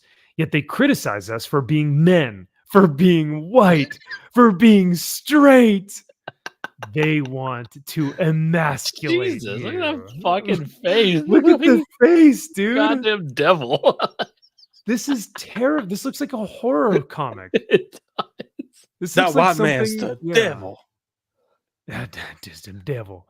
And like the eyes of like watching the YouTube video and the pupils, and it's just like, God, the Oh, you know, when imagery they were writing here. out, like, oh, this is such a fucking awesome panel. Oh, this is Oh, so we're gonna- fucking good. Oh, they're just, yeah. Oh, and Oh, then, yeah, then that's- it, yeah. like his face is gonna be red, and like, Fucking white piece of shit. Oh yeah, it's so awesome.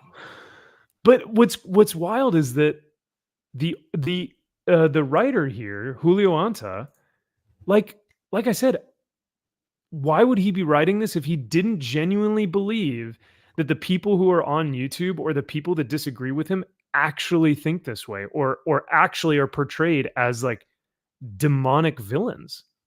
Correct. Yeah. So, all right, looking at some of these YouTubers, who do we got here? This is definitely Jordan Peterson. That's Jordan Peterson. That's that's 100% Jordan Peterson. This is probably Sean Ryan, maybe. Where? Oh, the bald guy. Yeah, or Joe Rogan. This is Matt Maybe. Walsh. that's Yeah, Matt Walsh, 100%. Matt Walsh. Gary? Is this Gary? Oh, like the Liver King? Like, I don't know who the Oh hell is- no, Liver King. I don't know. Liver King's not conservative though, or like I don't he's think just I don't know who it is. He's just a scam artist. Yeah. Yeah. Is that supposed to be Tim Cass? that Tim right there Pool? at the Yeah. yeah. Oh, with the beanie, maybe. Yeah. That's gotta be Yeah. Yep. This is maybe Alex Jones. Maybe. Does he ever have a cigar? Oh, What His is hair's a is little one of long, these but- maybe Crowder? yeah. Steven Crowder could be the guy with the goat. Although he has a beard now. Like, I don't know. So, I mean, we can definitely two right off the bat are super easy. Jordan Peterson, Matt Walsh, are right here. yeah. So, A lot of white guys. I'm noticing. Mhm. yeah, whenever something like this happens, you never see all the young, black men and women, or the young Asian men and women, or the young Hispanic men and women that are speaking out about this stuff too. You never really know, No. No, they don't Yeah. exist. No, definitely not. That's So- not good for my. 'cause they don't, my they story, don't my fit. narrative. False story. Right. So it goes on to say, the more videos he watched, the more the algorithms fed his similar content. That damn algorithm just knows. Each one more racist. This country was built by our ancestors. This land was overrun by savages before we cleaned the place up. Not wrong. I was about to say, I mean, they were like sacrificing human beings to the altar of an Aztec god or something, And- right? So Killing each other relentlessly, and yeah, didn't domesticate any animals at all. yeah. Yeah, you're right. So we kind of said like, hey, can we like cool it with the human sacrifices? Like, are we Can we, Can we do stop something about that maybe? Can we put a stop to that? Yeah, Because you peace-loving people who were just here loving the land and painting with all the colors of the rainbow and all that shit. That can you, not kill each other. Xenophobic. Then the last, it says, "We will not let immigrants replace us. They're coming over by the thousands, taking our jobs, putting our families at risk." It's true. Now I'm not a politician, but I will say that I've seen a very large uptick. So much so, even in the UK, so much so that in Ireland and the UK, people have canceled their flights, canceled their trips because the large portion of crime that is being done by a certain sect of people. And that's all I'll say. And here in the US, there's a large portion of it as well. It's up to us to stop this invasion. Do not be a spectator in the most important battle in history. All right. Okay. Oh my God, the imagery continues. He's got a In cracked phone now. I don't care about a fucking thing anymore. No, he probably punched it and cracked it. My soul is fucking cracked right now. I want to crack some fucking skulls on the goddamn pavement. Yep. Yeah. Oh, that's what he's thinking. 100%. Oh yeah. So he says, in some strange way, watching these rants made him feel less alone. Of course they would, obviously, yeah. Because all of us, well, that's how we. I mean, they figured it out, boys. That's how we got here. It's easy. Right. We were lonely pieces of crap, and we were just gotta go purchase my cloak and hood now. I mean, that's the next step, right? I mean, it's only natural. So, and eventually, the comment section led to live stream. You mean like live streams? Whoa. Message boards, and now the private chat servers of a fraternity called the Legion of Patriots. Oh. I mean, doesn't help that the nerdrotic memers, the Legion of Memers. There is that. So I don't know if that's a direct, because there's a lot of Legion stuff, but it's not Project 2025. Oh, that could be next. That could be on here. Yeah. Oh no. So the comments, he starts commenting. He says, "Wow, I've never heard someone piece it all together like that. It all makes perfect sense. To be honest, I've been pretty depressed for a while, but these videos give me hope for the future, for our future." So does he mean for our future, meaning like for white people's future or like America's future? I don't know. And then someone responds with the Punisher logo that says White Dragon 89. Says, I felt the exact same as you until I started watching these two. If you ever want to chat, my messages are always open. The thing is, Jaime, I'm 99% sure this fraternity is actually a neo-Nazi group. Oh, no way. Oh, I had no idea. Guys, they found us out. How the hell did they do it? Oh no. It's like, dude, you just woke me up. First off, you said you went down a fucking rabbit hole, and I'm pretty sure you're lying and making all this up and that you're the fucking neo-Nazi now. But look, can I like go to the bathroom and like shower? Yeah, like can I just like sure, that's fine. Well, if you're gonna shower, I'm gonna go take a massive, explosive wet. Okay, good. Cool. But yeah, he says, my head is spinning, Paco. He goes, okay, are you sure Riley knows they're Nazi? Like, Jaime's asking like legitimate questions. Like, dude, come on. Like, are you? Yeah. Can you stop saying just buzzwords? Right. So after that, I didn't read any more past that. After page 37, I was like, I get what this is. You don't need to read any more past that. After this, I was. It gets better after this, though. Oh, it's fun. Oh, really? What did you guys notice about after the? I didn't read this shit. Insane... Josh.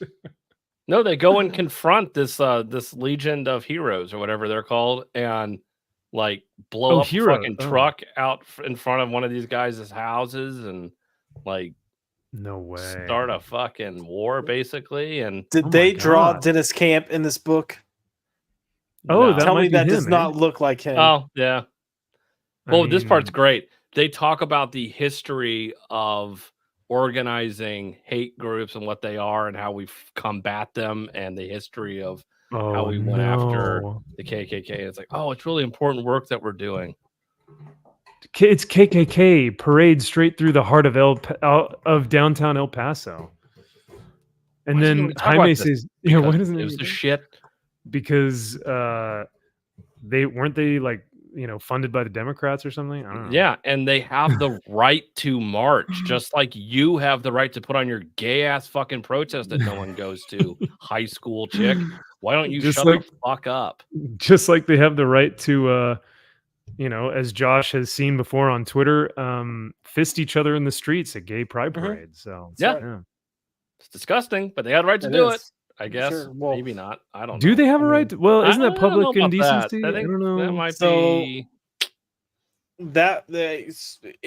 They're okay. So legally, no. However, for Pride, if you're in San Francisco, you can walk around naked, and as long as you're not doing something sexual, it's fine. For But isn't that Folsom, sexual in nature? well, that was at Folsom though. So at Folsom, you can do whatever the hell you want. You can pee on people. You can have a lot of people, taking turns on you. You can have people fist you in this, like whatever. Yikes. Yeah, it's all. But hey guys, it's all right, because the angry they them said that the Nazis literally left the state thanks to a small group of anti-racist punks. Punks, it's fucking punk rock. Yeah. We made We're- them leave the state yeah. to go to another state and do the same thing. We fucking fight them. Yeah, you're someone else's problem now. Yeah. So isn't it great that what's his name? Julio Anta is like propagandizing and promoting young, small groups of youth to get together, create these activist groups, band together and do all these marches and whatnot for a fight that has already been won, that is pretty much being pushed by a certain agenda, and that the only thing that these young kids have to live for is that they think they're like winning a war. They're fighting the culture war, right? Against people who just don't want their kids to have their junk cut off. Yeah, you force people out. You force them. Look at that. They used that information to out them as Nazis and to their neighbors and employers. You Yeah, got that's these right. people fired from their jobs so they couldn't support their families, and they had to leave the state because of you, and you think you're right in this. Cancel culture, man. Yeah. Or sorry, what is it? Consequence culture. Yeah. Yeah, like listen So- to yourself. So it is it goes on. Those grassroots DIY groups are always my favorite to research. Oh my god. Oh man. So yeah, I mean, this is the irony of this book is that Dennis Camp thinks that, or not Dennis Camp, Julio Anta thinks that this kid being completely radicalized and indoctrinated into the right scheme. What is this comic book other than far left activist propaganda? Correct. Like it is the same exact thing that you are doing to young like minds and Impressionable lesbians. Yes, you're doing the exact yes, same thing. 100%. For them to go fight your battles, Correct. instead of actually recognizing that some of these kids are just literally human and they're lost, So It's like, we can't save this kid, basically, is what they're saying. Oh. He is already too far gone. There is Yeah. no redeeming him at all. He is the devil, and we need to kill him, basically, yeah. is what this Yeah. is. There is nothing redeemable. No, that is honestly such a great point that I didn't even think about or mention, but that is how the story reads, right? That they can't hang out with him anymore, they can't reason with him anymore. Nothing. He is completely irredeemable. He has fallen down a path so far gone that he is now dehumanized, demonized, villainized. He is forever gone. And now it is their duty as like these activist kids to like fight against him. Yep. Well, and that's my problem is, think about who this is targeted for. So YA is going to be tween audiences. So, 10, 11, 12, ideally. And this is validating, this whole like witch hunt and, mob mentality against anyone you disagree with. Yeah. Yep. When you have a character who's literally in the middle, who could be the voice of reason on both sides and say, look, I have two friends who are diametrically opposed on this topic, which apparently is the most important thing on the planet right now. And I'm able to see both sides and see how both of my friends have been brought into an ideology that is flawed on both sides. And maybe I can try to save both of them and try to redeem them, because one is a political activist psychopath and the other one is apparently a neo-Nazi who really hasn't done anything. But the other one has apparently done several marches and protested several times and is okay with getting people like canceled, fired from their jobs, kicked out of their homes, have their families uprooted, have their lives completely ruined because of something they believe. Okay, got it. Yeah. It's what heroes do, Kyle. It's true. It's dirty work. Someone's got to do it.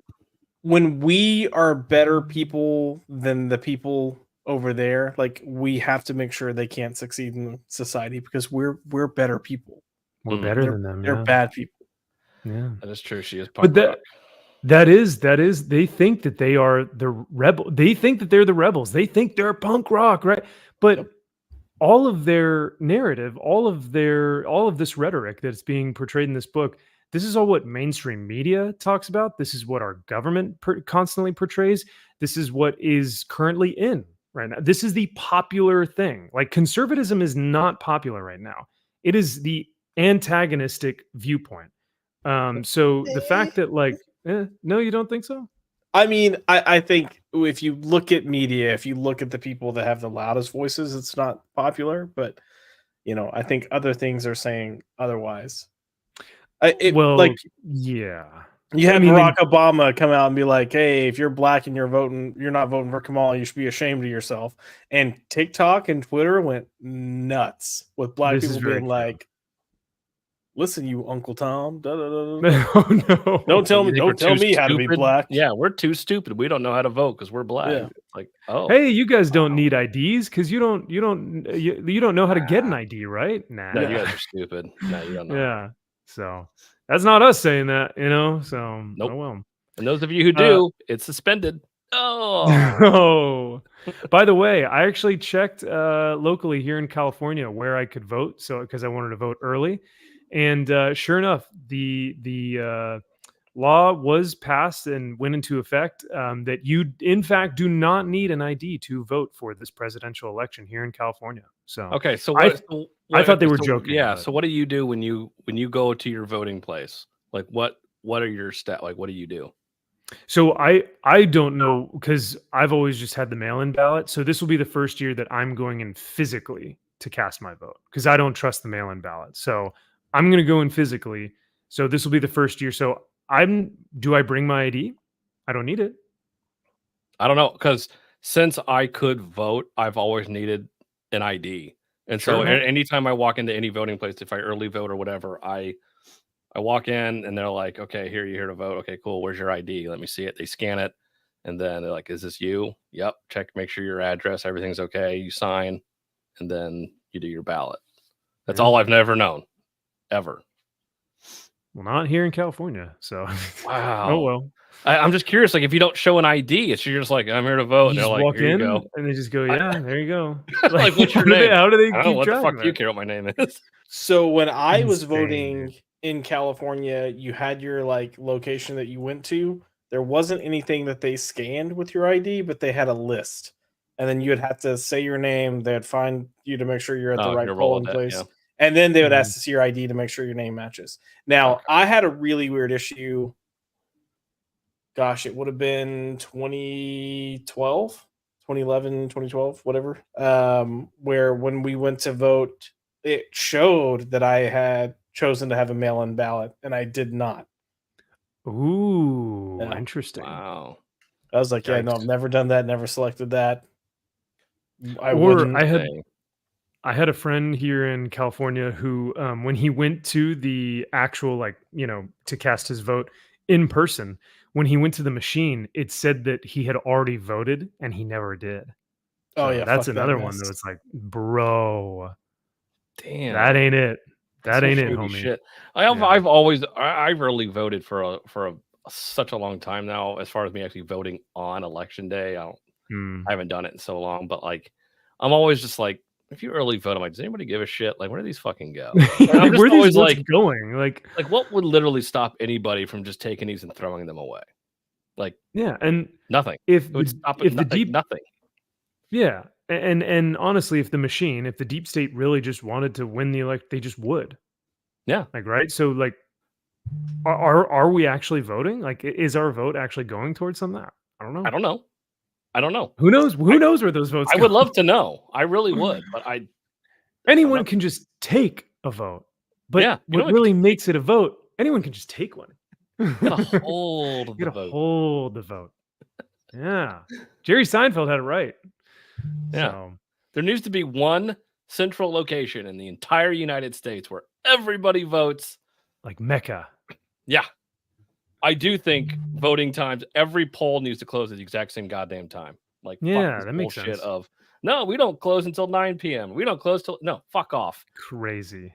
Same time. Yeah. At first, this is I thought he meant like it should all end at the same time, no matter whether you're East Coast or West Coast. So 7 p.m. East Coast, but Yeah. 4 p.m. West Coast. No, Yep. like you know, people that like I haven't even No, I'm finished work kidding. yet. I didn't even get off work. You get an Well, hour to vote. that's another thing. They should give us the day off of work to go vote. I Shouldn't that agree. be like Yes. I Yes, agree. It should be a 100%. day off because That'd we be all awesome. know that even though it's legally required that your job let you go vote, Yep. they're like, come on. Absolutely not. Yeah. So, this is actually a really good point. Jack Frost says it's actually worse. It's saying that there's no way he came up with this on his own, or came up with his own opinions, that he was indoctrinated by outside evil forces on the interwebs, on the YouTubes, as the kids would say. So, yeah, to kind of wrap things up here. Finally, we get Blue Beetle on page 57 in a Blue Beetle graphic novel. Almost. He's still learning that he may be. Oh, that's true. Yeah, He he hasn't doesn't gotten the really powers yet. He will fully embrace. Yeah, not yet. Not yet. So, but I think we can end it there in terms of this comic. We basically read this so you guys didn't have to, because man, was this something. That Blue Beetle movie looks like a fucking masterpiece now. Well, comparatively Yeah, to this, absolutely. Yep. Make America okay, so- American again. So this, I guess, is the flyers that they were talking about. Oh. Make America American again. Do your part and report illegal immigrants whenever and wherever you see them. That's not So the worst advice. I mean, that sure. You're here illegally. this is being posted by a like tween 10 to 14-year-old kid. We assume. We don't know. Is that what we're assuming here? Sure. And then why would they be worried if they are legal? Exactly. Like if they're legal, then they should be like, okay, I don't care. Yeah, they're here illegally. They're breaking the law. Oh, all of these his friends are here illegally? Oh. If she's carrying that much, she must. It's like, are you here legally, bitch? Yeah, like wait a second. That's a little odd, but Yeah. maybe they're family members, or I don't know. But Ah. so yeah, very, very interesting stuff. That this was actually published. Actually, why am I surprised? Of course this is published. Like I said, mainstream media and these big corporations, they love this stuff. The more of it, the better. At least, 2 2021, 22, 23. In 2024, Josh, as you've kind of alluded to, we're seeing a bit of a culture shift. Now, no, not a shift, but more of just kind of people kind of coming back to center to be like, wait a second, like, is this actually making us money? You have that Toyota announcement where Toyota has dropped all of their DEI requirements and DEI groups within the company. So stuff like that, where people are starting to just be like, hey, we're not making money on this anymore. Like, we can't do this. I don't know. Any other comments before we move on to the comics for this week? The fact that this didn't have a warning or anything on the front end of this book to just say, hey, parental advice, like a parent, how would a parent know that there was anything like this in this book? Yeah. To give their kid, to say, hey, it's going to get into some pretty dark things. Like, you may want to read this first before you give it to your child.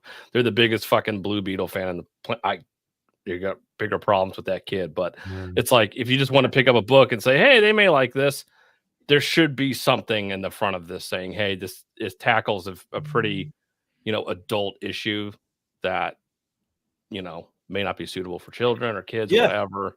I mean, it should just say it's just straight up propaganda. Oh, sorry. What were you saying, Josh? No, I would say that's fair because, I mean, maybe you had a young kid and you did watch the Blue Beetle movie, and because of that, they love Blue Beetle, we all liked shitty things when we were kids.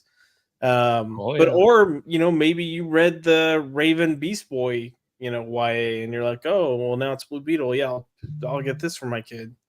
Yeah. How much do you guys want to bet that these YA graphic novels are just being read by grown men and women that are just kind of like, well, what the fuck are we doing? Well, we're roasting it to hell because Perch posted we're grown men reading this book because we make money off of this. Now, me. Okay. I will say if you walk into our local Barnes and Noble, the section that has the largest population of adult people standing around is the YA section. Yeah. But wow.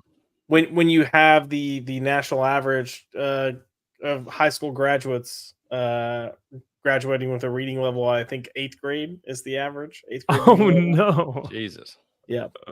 There you go. So then this makes sense. That tracks. Damn. That tracks. Well, thank you for reading this with me, gentlemen.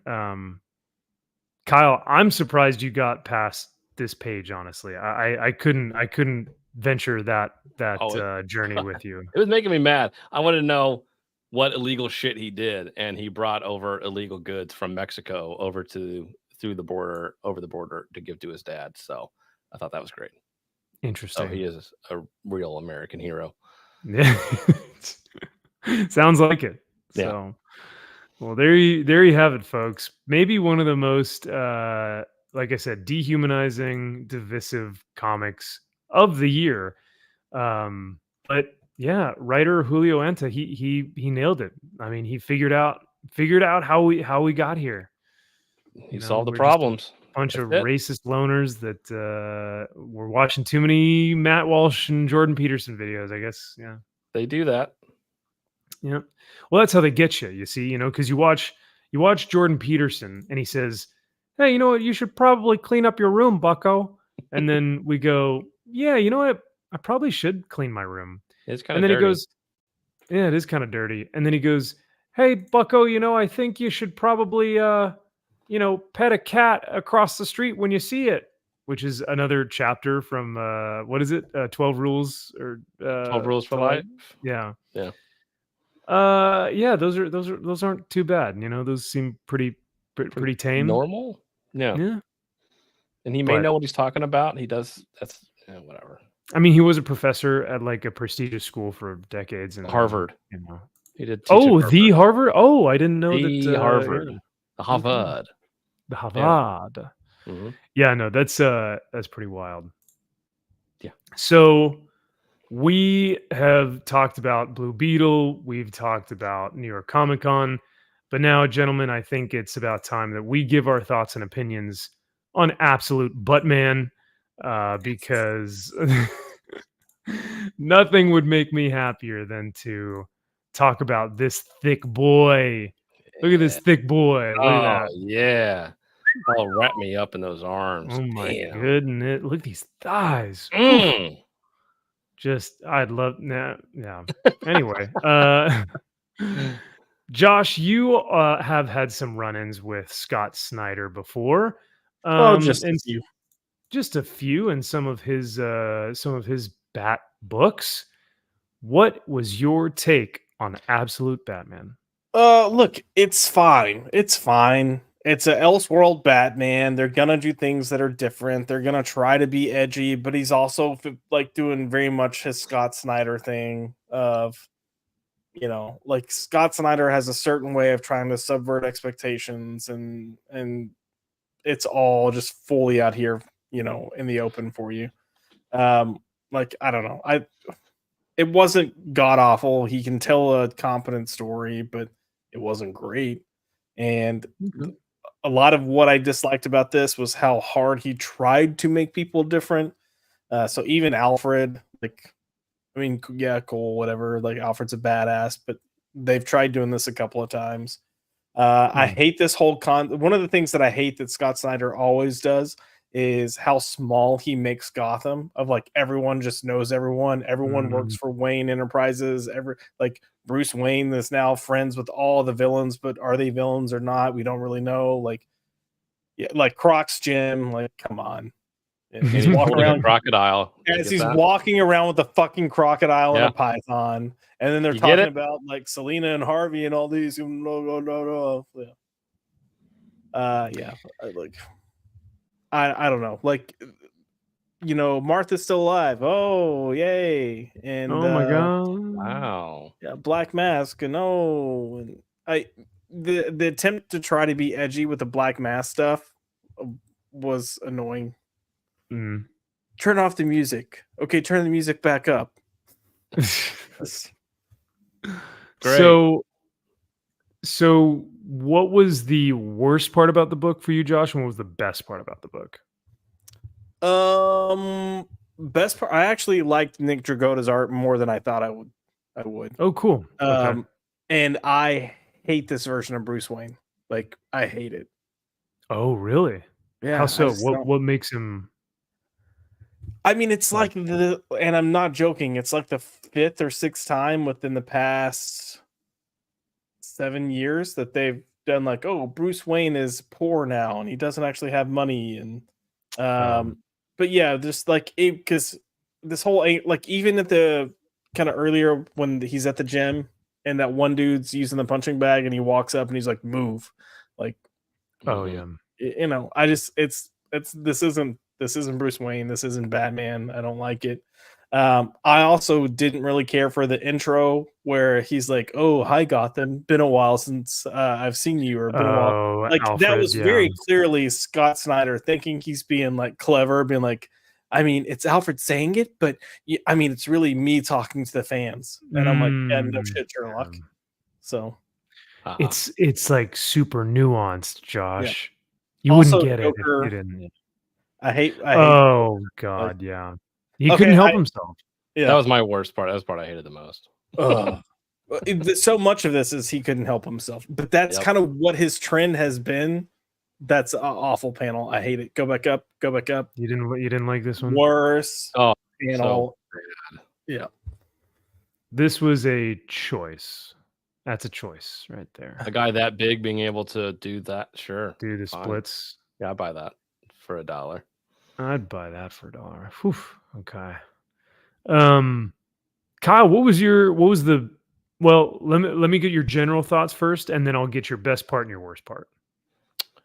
Yeah, general thoughts is this was a perfect meh book for me. Yeah. I was expecting to just hate this fucking book. Oh wow. Like just I was ready to just go in and be like, this thing is going to be a piece of shit. And I was like, actually, you had some kind of fun. Like this fight, as stupid as it is, I thought it was at least kinetic, like Yeah. in a kind of a John Wick kind of fight on the stairs thing. Him killing all those people within a giant explosion, and not so much. But then they're like, Well, they didn't kill a single person. It's like, I was what? about to say, hey, hang on a second. He didn't kill anyone, even Yeah, though they're clearly wrong. exploding into pieces of bodies. And yeah. Yep. Yeah, they're all dead. Yeah. But thank you, Alfred, saying he didn't kill a single person. It's like, sure, Yeah. whatever. So yeah, I thought this was, it's a meh. Yeah. Now, how this poor out of work happened to have all of this time and energy and effort to do all of these jobs, learn all of these trades and skills, the same as Batman would, with no real like reason Training. to do so or funds to do. It's like, what? Like you had to have an end goal here, but the way he got there, it was just like, this just doesn't make sense to me at all. Like verisimilitude here is gone. Yeah. I would also, and just to like piggyback off of that a little bit more on that fact that like, okay, how's he had his training? Where does he get all these how does he make all this stuff? Blah, blah. He's perfect in this book. And it's kind of annoying how perfect he is. Like, it's almost like protagonist syndrome where like he's good at everything. He can't be killed. He can't be touched. He's just perfect at being perfect. Like he knows everything and does everything perfectly. And like, it felt a little, Gary Sue, where it's like, I would have liked to see him have a little bit more struggle, but yeah. And his dad shot at the zoo. It was just like, so here's my, all right. Here's what I think. I think that initially Scott Snyder wanted to do a school shooting, and I think DC told him no, and so they had to do a zoo shooting. I can't see him doing a school shooting. You don't think so? He's not that hardcore. He's not like, no, because he blatantly refused to write Damien because he's like, my son's that age. I'm not doing that. I'm not writing a kid. Oh, In this, interesting. I don't think he wanted to do a school shooting. Okay, all right, that's fair. I thought that maybe like DC editorial was like, nah, you can't do this. Because I thought he was trying to be so edgy that he like almost went there, but like didn't fully go there. But and then here's the Joker, guys, because the guy never laughs. Ha ha ha ha ha ha ha ha. It's cute. Man. I get it. Good job, Snyder. It's awesome. I got it. Yeah. So, MG says, I liked it, but it's not continuity. So entertaining, but I'm not invested. My real only question is how the F did he get those legs and weapons? And the zoo thing made too much sense. He had all those bat ads with the bat walking on the legs, and the Batman did the legs thing. Yeah. Yeah. Oh yeah, it was perfectly set up and paid off. Yeah. That would make me become Batman. Right. My dad gets shot. Batman. I'm gonna learn all these skills and trades. I literally rolled my eyes at this where he's got that like Batman shotgun, that bat shotgun that shoots all the mini batarangs. Awesome. That's a shot right there. It gets all in his face, but like nothing gets an eyeball. Like fuck off. Come on. Of course. I'm Batman, and I studied the art of shooting batarangs out of shotgun that I didn't know existed until right now, and I made them. Miss his eyeballs. Tip of the nose. That one's fun. There's one. No, that's his other cheek. Oh, I thought that was his nose. Oh no, I don't. At least the art was terrible. I wasn't sure. No. I mean, speaking of the art, Dragotta really pulls this book. I mean, without Dragotta art on this is a skip it, in my opinion. Like the Dragotta art brings this up to a solid like 6. 6 or 7. Yeah. I think. It's one of those things where the art is good, but like I hate most of the character designs. Like I don't like the way Alfred looks. Bruce looks like a retard. Yeah. When he's not in his bat suit, he looks like he doesn't look good. It's like that line from Employee of the Month where they're like, so they call you semi because you're the size of a semi truck or because you're semi retarded? Mm. Like, that's the character's response. Yep. It's like, yeah. Okay, got it. Yeah. But yeah, no, I like the layouts here. I like the action. The action is, like you said, super kinetic, very dynamic. A lot of speed lines and really crazy, like crack. Like there's a lot of power behind a lot of his work. So I like that. I think there was someone who had talked about like this is Snyder just trying to be as edgy as possible, and you get that. You see straight through it. Yeah, I mean, look, that's kind of it's kind of Snyder's thing because, like, keep in mind that Death of the Family was all the first thing he did with Joker, which was like issue 1, was he cuts his face off. Like that was a Snyder thing because he wanted to have it for Death of the Family. So which this is cool album cover, like for an album. Yeah. But that'll do it. That's all you got. Okay. Yeah. And I think that's kind of what we have here is like there are glimpses of like this could kind of be cool. Like maybe we could like I as absurd as this is, it looks cool. You know what I mean? Like yep, there you go. There he is. Yep. There he is. And that's a lot of this book is like, does it make sense? Does it have a place? No. Probably not, but it looks cool, Yeah, it's like all right. In a manga, sure. No, this really is like kind of inspired by manga. I see that a lot here. Has to be. Yeah, like the speed line. But here's another thing. Let these panels breathe and let them speak for themselves. But Snyder cannot help himself to just like, you're trained to mixed martial arts, your own blend, Muay Thai, BJJ. But it's like, who cares? Let Dragotta do these panels justice to just look at this nonsense that has no place being there, taking over art. It's frustrating to see when Snyder is trying to work in these tiny little things with each one of these panels that don't add to the story whatsoever. So correct. Yep. I think there was one other aspect that I was gonna mention. But yeah, he's already kind of perfect and better than everyone else. Like immediately, I think I mentioned that earlier.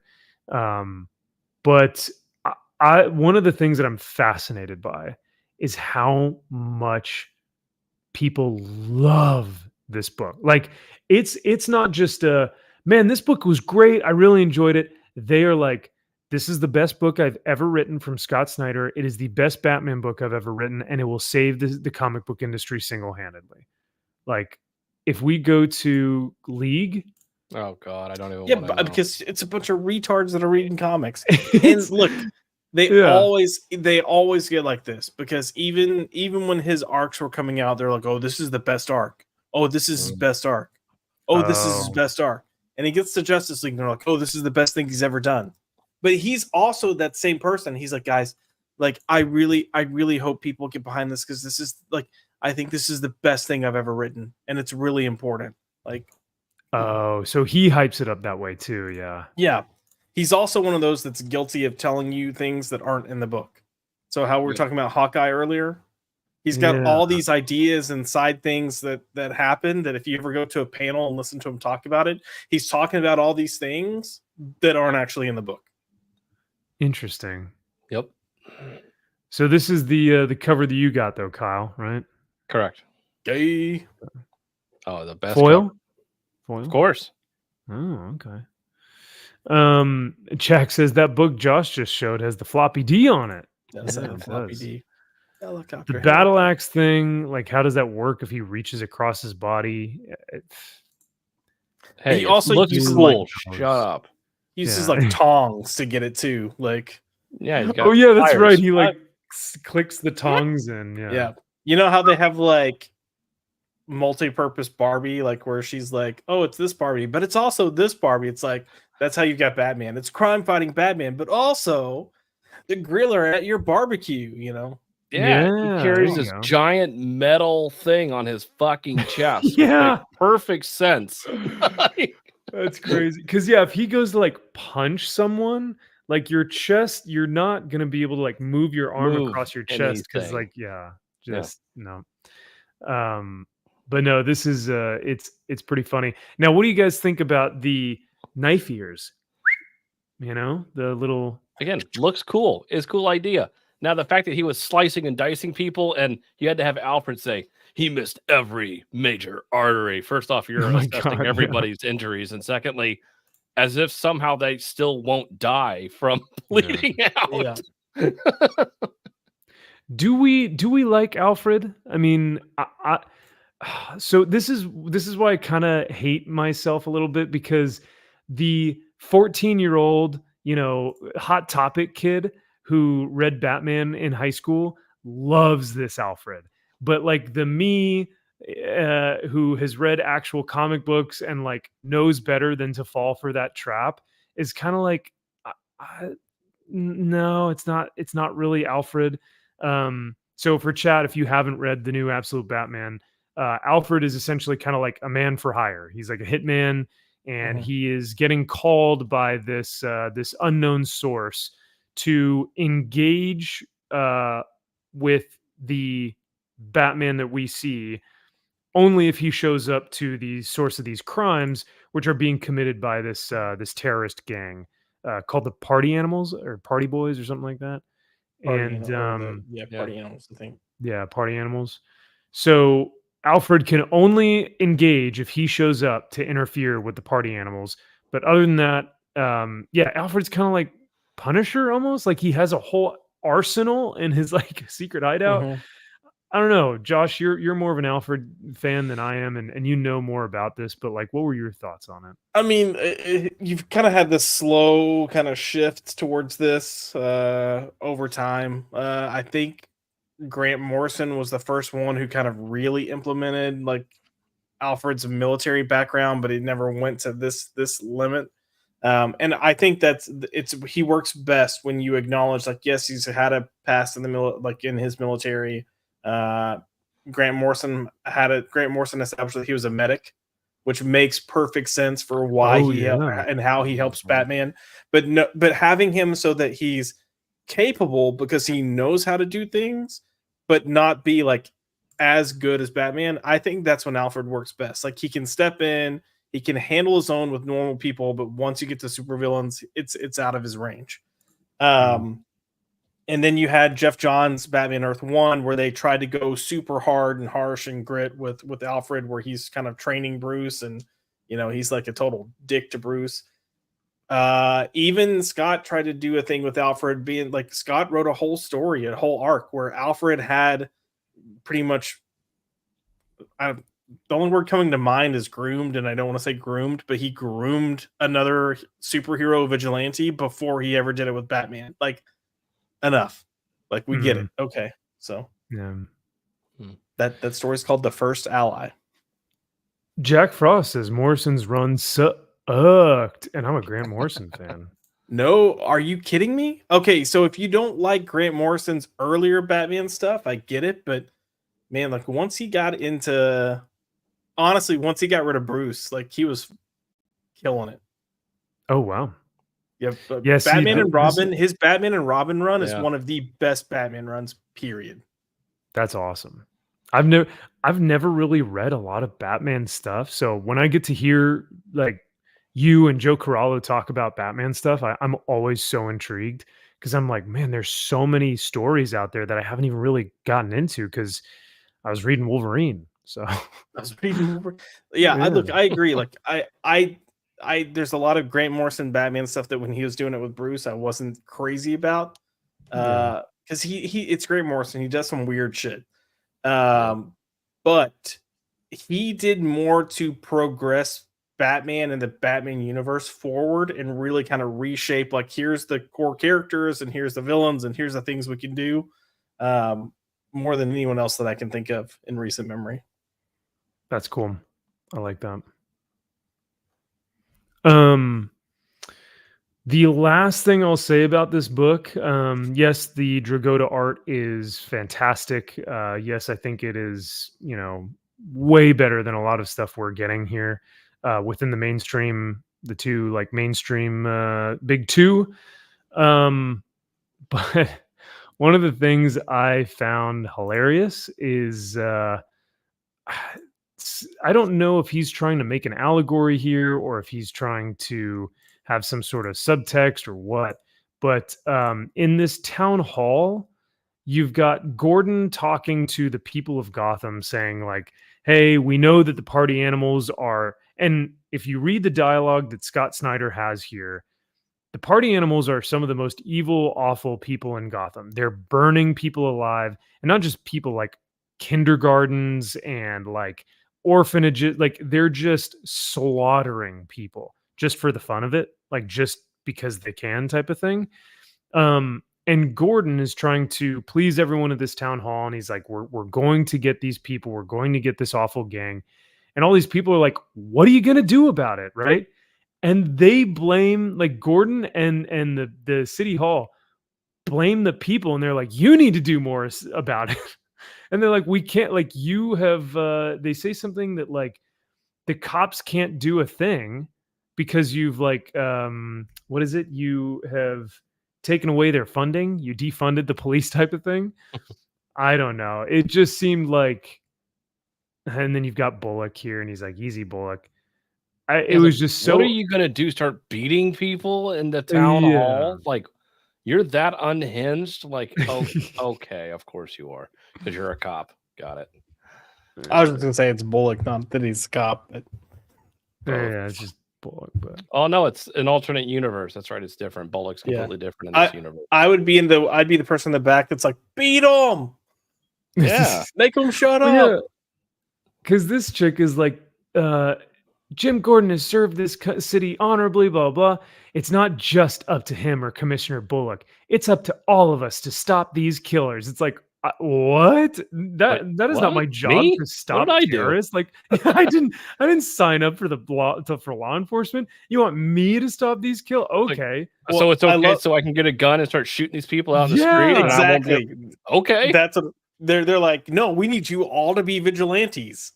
Got it. Will do. Okay, you got it. I'm gonna be the next Batman. Whatever. Hell yeah. This city is our city, and together we will all become vigilantes. Like, we will all. What? It will be a city of Batman's. Yeah, there we go. The police, the party animals just torched down a station 2 hours ago. It's all over the news. Blah blah. Cops can't do a thing. So yeah, it's just like.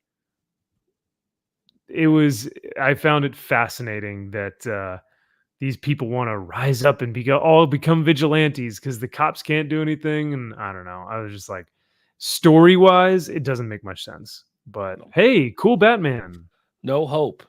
No hope. Cool Batman's is. Yeah, no hope. But all right. Well, I mean, overall, and like I said, 6, 7, if I'm really being super generous. Do you think the girl with cat ears is Catwoman? No. Oh yeah, that can't be her. Yeah, because right? he's got the lines talking about like Selena, and he mentions like a shit ton of them. Wait, you think these are all Batman's villains? Yes. So look, that's Croc right there with his hand out. That's Bruce. That's right behind him. That's Selena next to him.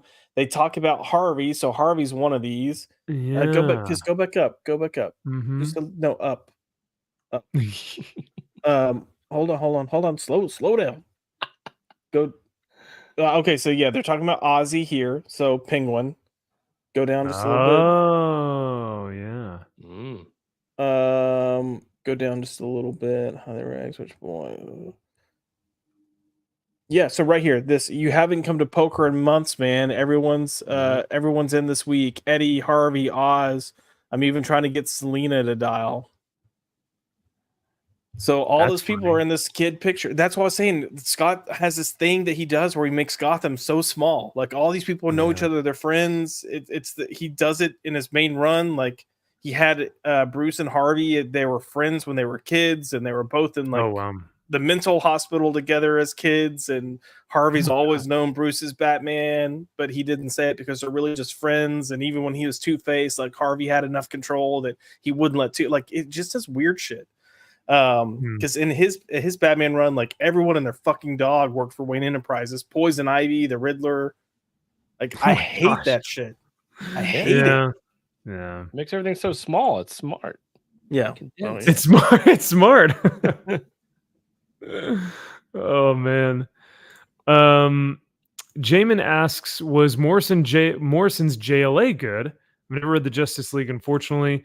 Jack says JLA has some good things about it. Totally worth a read. I liked it. I have the omnibus behind me. Yeah, I liked it.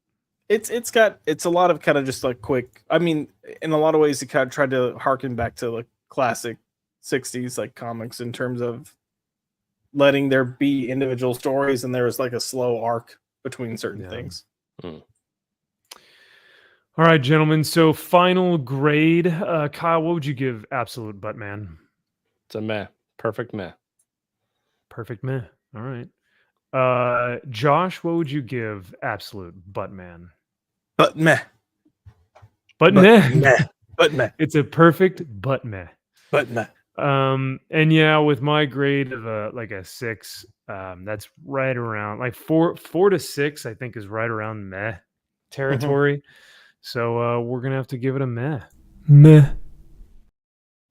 A perfect. Which, hey, for DC and Batman right now, that's a win. Hey, they're killing it if that's the case, Yeah. right? Now, if it were anything like Lobo, the Lobo cancel special, I'd That be Kyle praising it hated. like crazy. I never said I hated it or liked it. Wait a second. Did I forget that from last week? Did you not like it? You asked That's right. You didn't like the jokes. my dick. That's right. Yeah.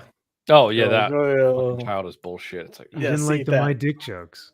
yeah, Dang I was it. like, I never said that I didn't. Oh yeah, that fucking childish bullshit. Yeah. yeah. Oh yeah, I I hated already that. forgot about it. Actually, Now I'm pissed yeah. off again. Now I'm a fucking incel neo-Nazi. God, Dang it. No, not again. God, deport all the immigrants. They can't keep getting away with this.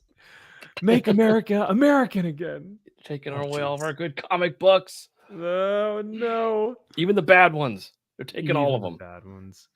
Well, gentlemen, I won't keep you for much longer, but I know that we did read some comics this week. So let's do a lightning round of some of the books that we read.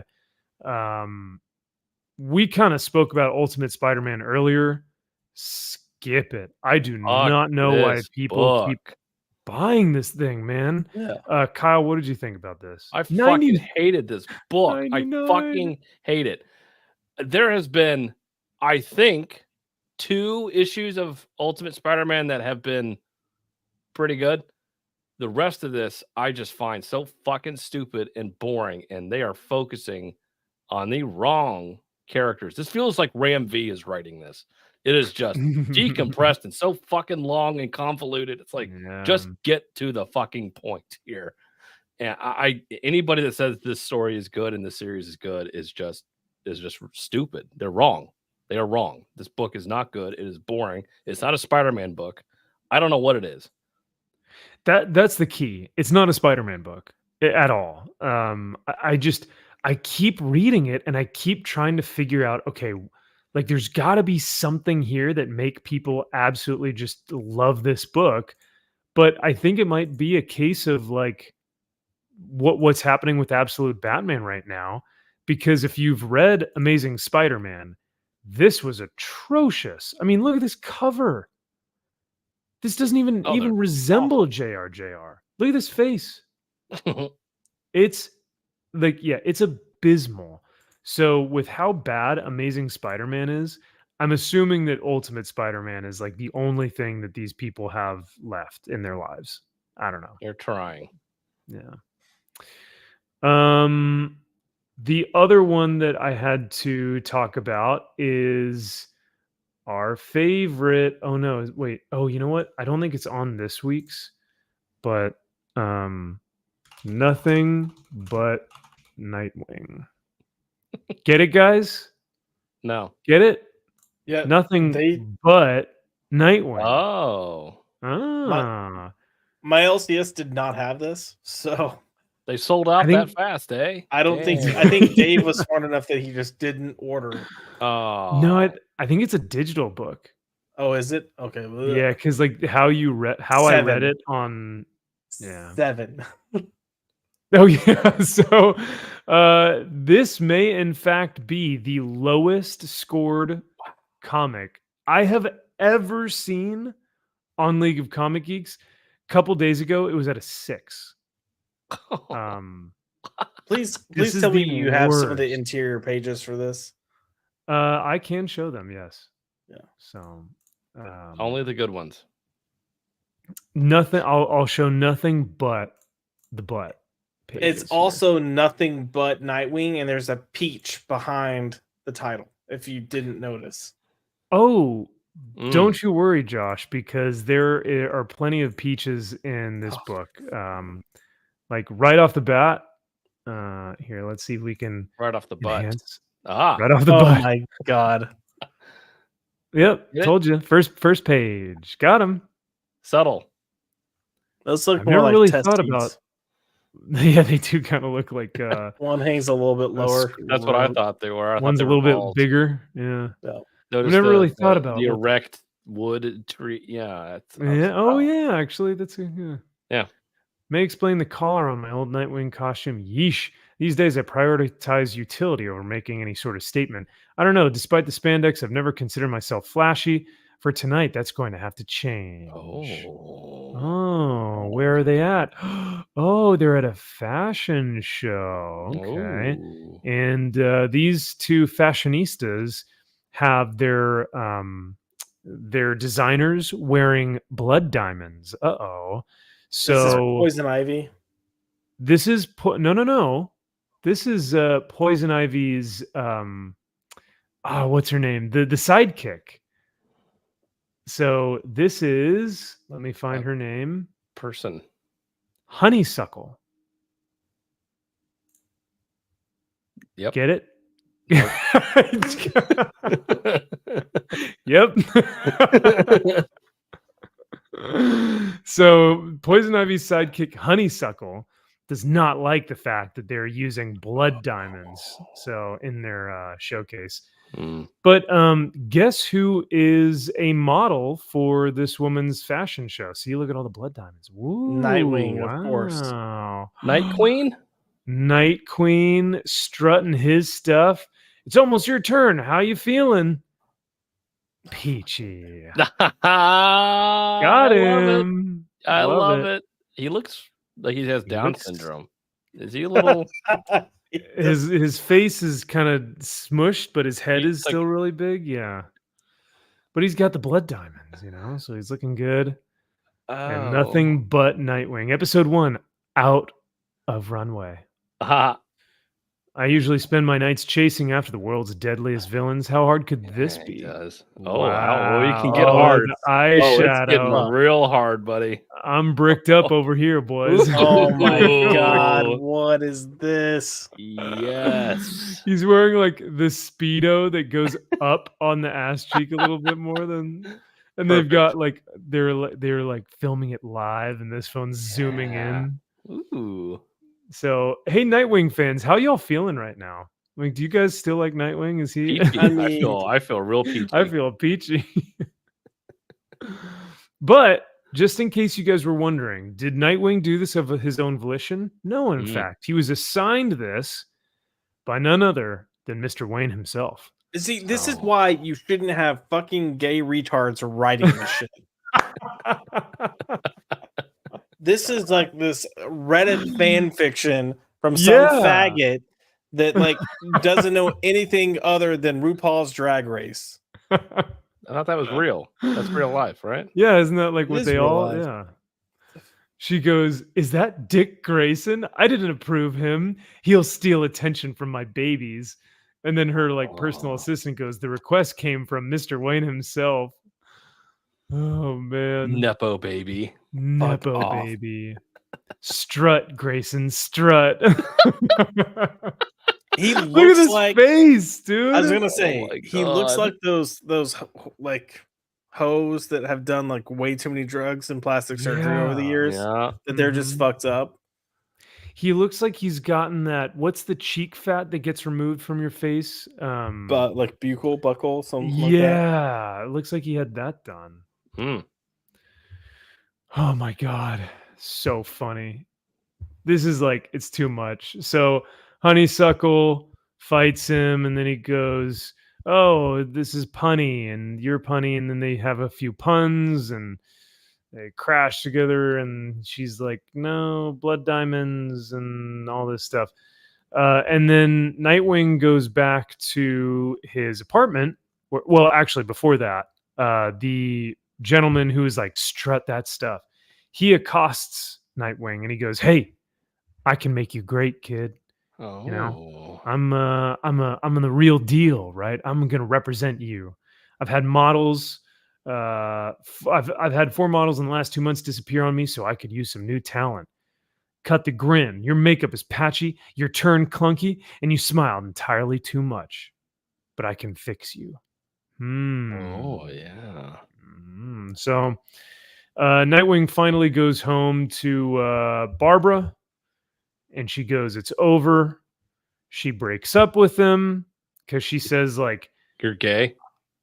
I mean, close. She Oh. basically says, like, "I'm dating Nightwing, but I don't know who Dick Grayson is." And she goes, "I'm not dating a real person." She's like, "What are your hobbies?" And he's like, "Hobbies?" And she's like, "We can't do this anymore. If you don't have Nightwing, what will you be?" And he goes, "I'll be yours," as he's crying. She Oh. goes, "I cannot be how you define your personality. Goodbye, Dick. Do you need help? You know I don't." As she rolls out of the apartment. Clearly needs help. As she clearly needs help with her He's like, banging that shit into suitcase, everything. Clearly bumping into the frame. Like, oh no. destroying everything. That's like You a know I Monty Python don't. So He- skit. So finally, he's all upset, and he's like, "I'm Nightwing. She can't tell me what to do, blah, blah." So he looks and he sees that card from that agent, Oh. and he's like, "I'm in, you son of a bitch. Screw it." Oh, he will. And He'll be screwing it, all right. no, he's going to screw it. Oh, he'll be So getting screwed. the next issue, hopefully, he's going to call that agent and strut his stuff even more. So, Josh, Batman fan, Nightwing fan, what did we think of Nothing But Nightwing? Yeah, no, that's a negative. I can't. Is that all the autism you can handle for this evening? I mean, I'm not gonna go that far, but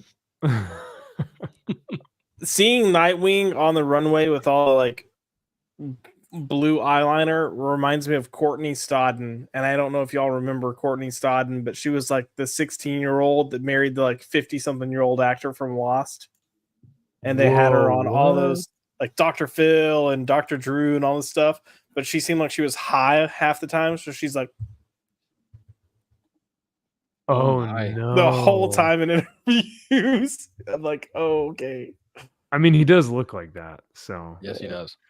can I read some of these comments though, real quick? Like, Oh, please. people hate this. So Oh. completely ignoring the terrible ass jokes. This is also just not good. The art's okay. Some of the forward-facing Nightwing shots actually look good, but God, this writer has somehow never read a Dick Grayson comic. Babs breaking up with him, blah, blah, blah. He gave it a 1.5 stars. This says, "I couldn't wait to read League of Comic Geeks' new punching bag of a series, and good Lord, was the hate deserved." I think my most hated aspect of it is Dick and Barbara's relationship ending. She seemed out of character. I'll give it 2 stars just because I was in a Discord call with my friends as we were reading it together. Some things can really turn fun with friends around. Okay. This one's funny. Had to see what all the buzz was about, and I gotta say, I think I want to be straight again. I think those religious nuts who try conversion therapy may get better results if they show people this book instead. Lord knows I love me some cake, especially a certain red velvet cake, but the joke was dead on arrival. Honestly, it's not the worst thing I've ever read, blah, blah, blah, blah. All right. Ignoring all the context around how overused the butt jokes are and how Nightwing has been SA'd before. Oh, interesting. This book sucks. It's just not funny or well written or anything you'd expect from this. I don't really know what to say. There was no effort put into this at all. The art was good, but it feels like writers don't even try to have anything here. Ignoring how overdone the butt jokes are, because they are so overdone. Dick is just so out of character. Nearly every line of dialogue from him are things that he just wouldn't say. He does things he wouldn't do. And coming from a person who is not a Dick Babs fan, the breakup is also out of character. I came for the plot. I'm sure you did. They came for the plot. Mm-hmm.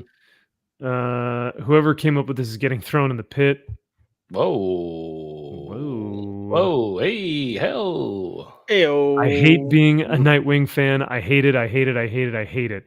Haha, but do you get it? He has an ass. Ha ha ha ha. I can't take this anymore. Half a star. This guy's going through it right now. He is like, as a Nightwing fan, he is yeah. Wow. Disgusting, damaging, disappointing, and disrespectful. Damn. This guy sounds like me. Yeah. Oh.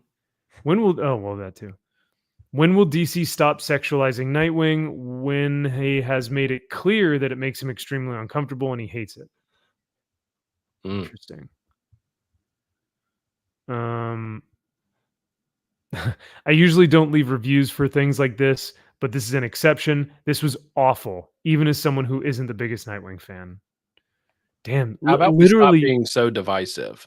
We need to stop being so divisive and lifting up these artists and writers. They're really struggling right now, and we need to be more positive.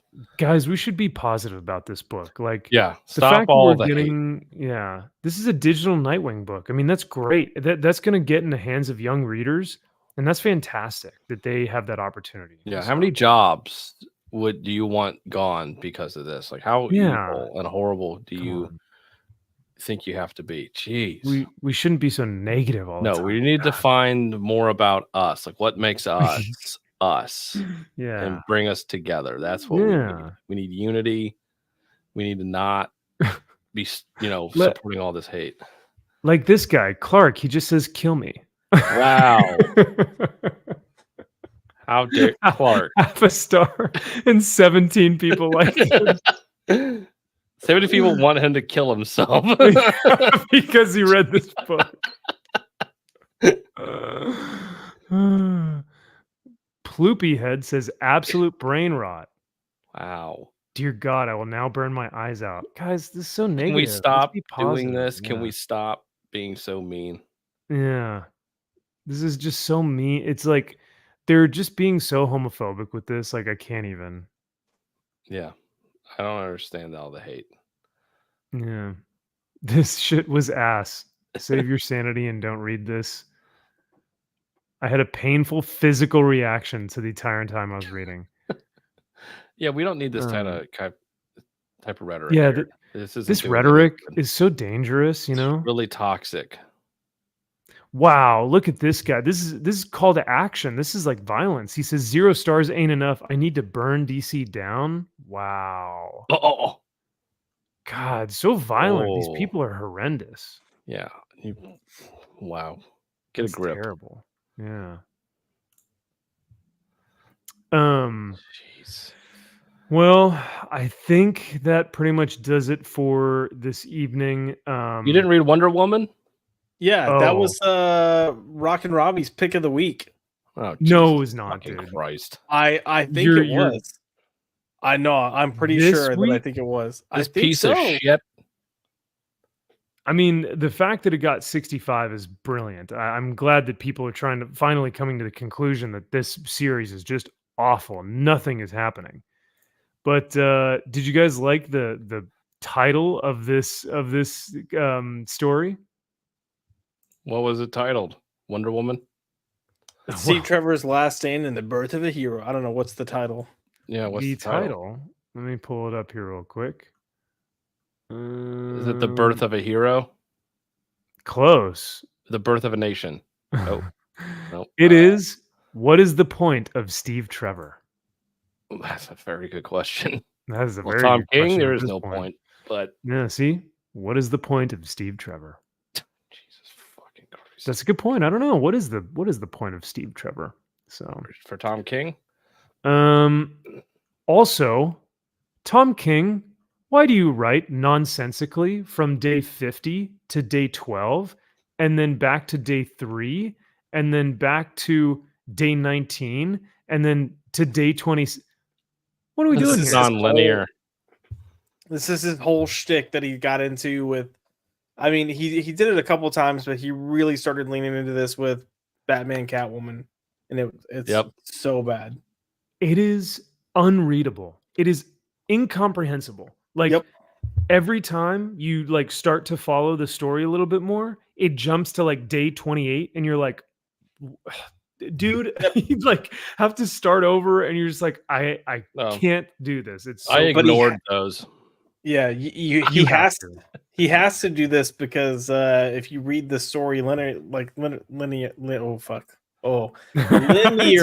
yeah. Man, it just doesn't work. So yeah. Well, not only does it not work, it's just boring. Like nothing happens in the like.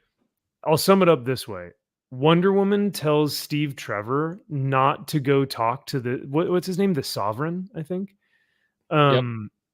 She tells him, "Don't do it because they'll kill you."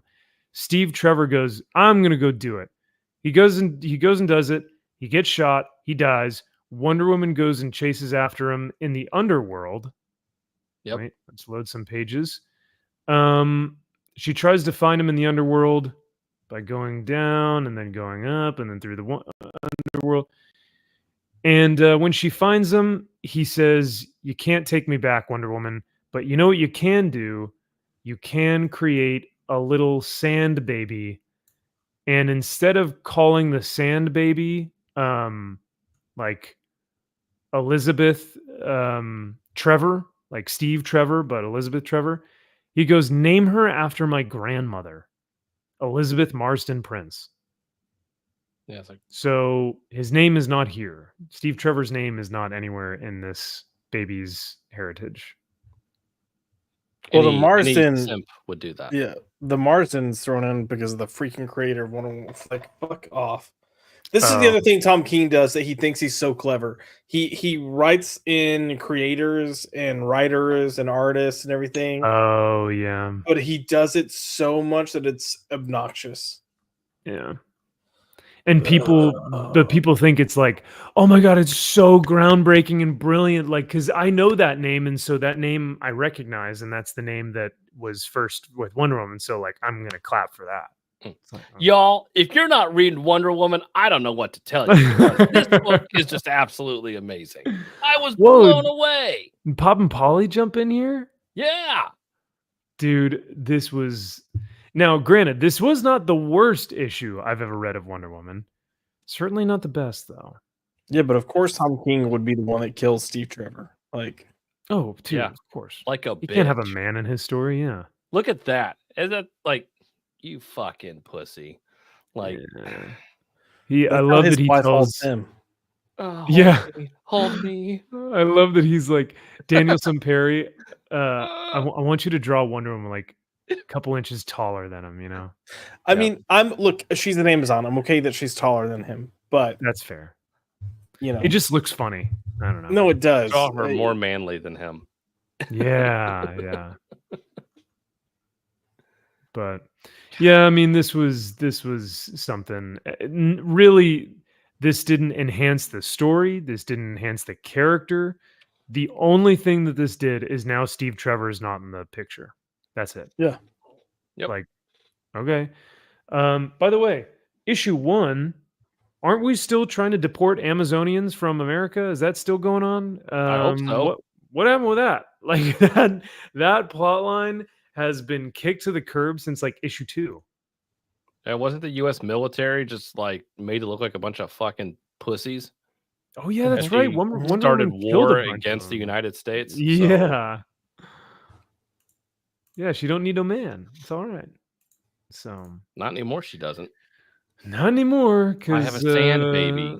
They first we had Moon Baby in Ghost Yes. Rider, and now we have Sand, Sand Baby in Baby. Wonder Woman. It's adorable. It's poignant and nuanced. It's the best. I was just God. blown away by Wonder Woman. After you were blown by Wonder Woman, nice. I wish. After this, yeah, the first thing I'm gonna go do is watch a Rock and Robbie video and see if he really made this thing his pick of the week. I really think he made it his pick of the week. I'm not joking. And the sad thing though is, Josh, like I don't what's the word I'm looking for? I don't disagree with you. Like it would make total sense if it's Tom King book. It has to be. Yeah. If some other stupid ass Tom indie King book was that he there, jacks yeah. off didn't come out, I'm not seeing James Tynion book here. I'm not seeing. I mean, yeah, like it is, and he says it like. Oh no. Because he's got to promote the whole voting thing first, and then he does. Oh yeah. That's yeah. So what you've been waiting for? The pick of the week. Kyle, did you see? I haven't gotten to this yet, but I'm loving this book. I didn't get a chance to read it. I didn't read it. It didn't come out on the sites. I couldn't read it. Oh, I was so bummed. Hold on, let me check. Because I just wanted to shout it out because I love this series so far, and it's actually been really good. So. Yep. By the way, Nightwing, last issue of Tom Taylor's run, go top. This was the last one ever? No, this is the last one of Tom Taylor's run. Easy, Max. Woo! But there's already like a shit ton of people that are like, oh, this is by far the best run of Nightwing ever. I'm like, because you've never fucking read Nightwing. Sit down and shut up, please. Yep. Yeah. So yikes. Yeah, big yikes. We finally deal with Heartless, the character who was first introduced and has just been going on a killing spree with no consequences, no action, nothing this entire time. Yeah. So, what is probably one of the best Nightwing series, Josh, that you like the character in? So, like Nightwing, even the original run from the 90s, it's not that it's like, oh, here's this great story. It's just the run is consistently good. Like him as a character is consistently good. And what Tom Taylor did to overwrite Nightwing is like having everyone acknowledge, like, oh, you're actually the best superhero. Or like you're really the best. Like instead of having all these characters say that bullshit within the run, you have him proving that. Like every time that someone else would have faltered a little bit or been a little too human and maybe not made the right choice, he makes that choice. Like he's like, no, I'm gonna do it. Or if it's like gonna destroy him but still help somebody else, he does it. So cool. Did y'all read Mystique? Oh my goodness it's gracious. So bad. Oh, it is so horrible. It's so stiff and stilted and just the dialogue. So bad. Oh my god. What now? So I gotta ask, and I know it's really tough because there have been so many books out, but where does this fall in the From the Asses series? It's not as bad as like Dazzler. Is it better or worse than Uncanny X-Men? Ooh, Uncanny. I think it's better.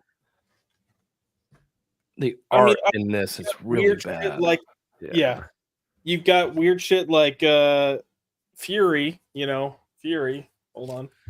Both acknowledging, Furies. Yeah, like Samuel L. Jackson Fury, acknowledging that he's Fury Jr. And then the very next page, you flip it, and he's got Pops there, and you have the original.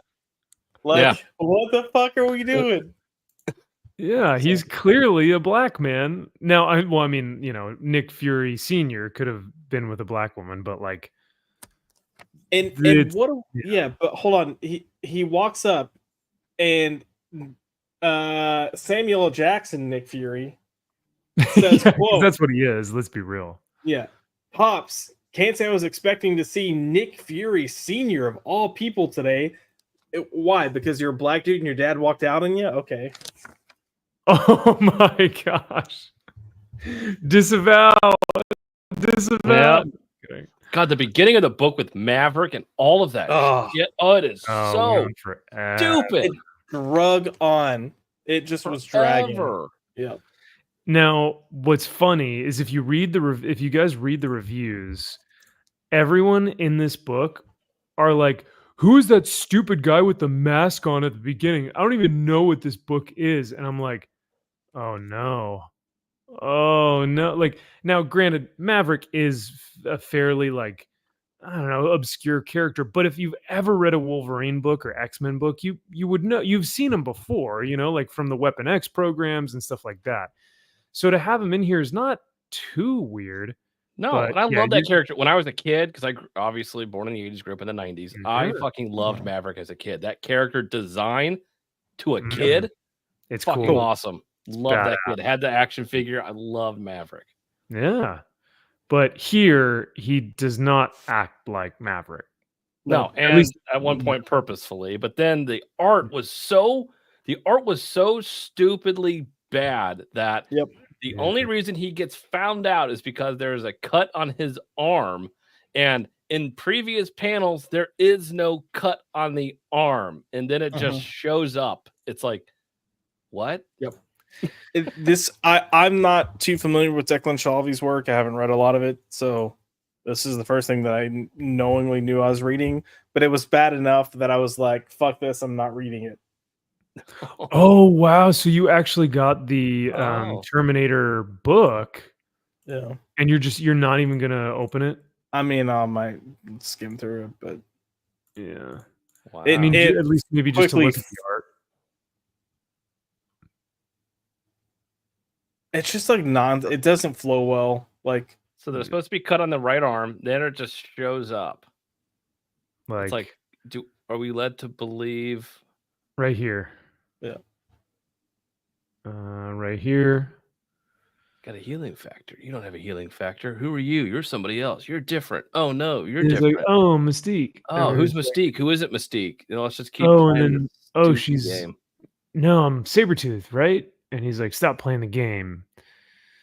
It's like I said, it's not. I just found it to be boring. The only thing that I liked is like Mystique feels like a villain again. Like Mystique feels like she actually is just kind of playing to her strengths and that she's doing everything out for herself. But I don't like this shield that is like has zero funding, incapable of doing anything, and Nick Fury Jr. is answering to what's her name? Agent Maria Hill. And he's like, could I have some money to look out for Mystique? And she's like, "You think we're made of money here at SHIELD? I can't give you another helicarrier." It's like, okay, what?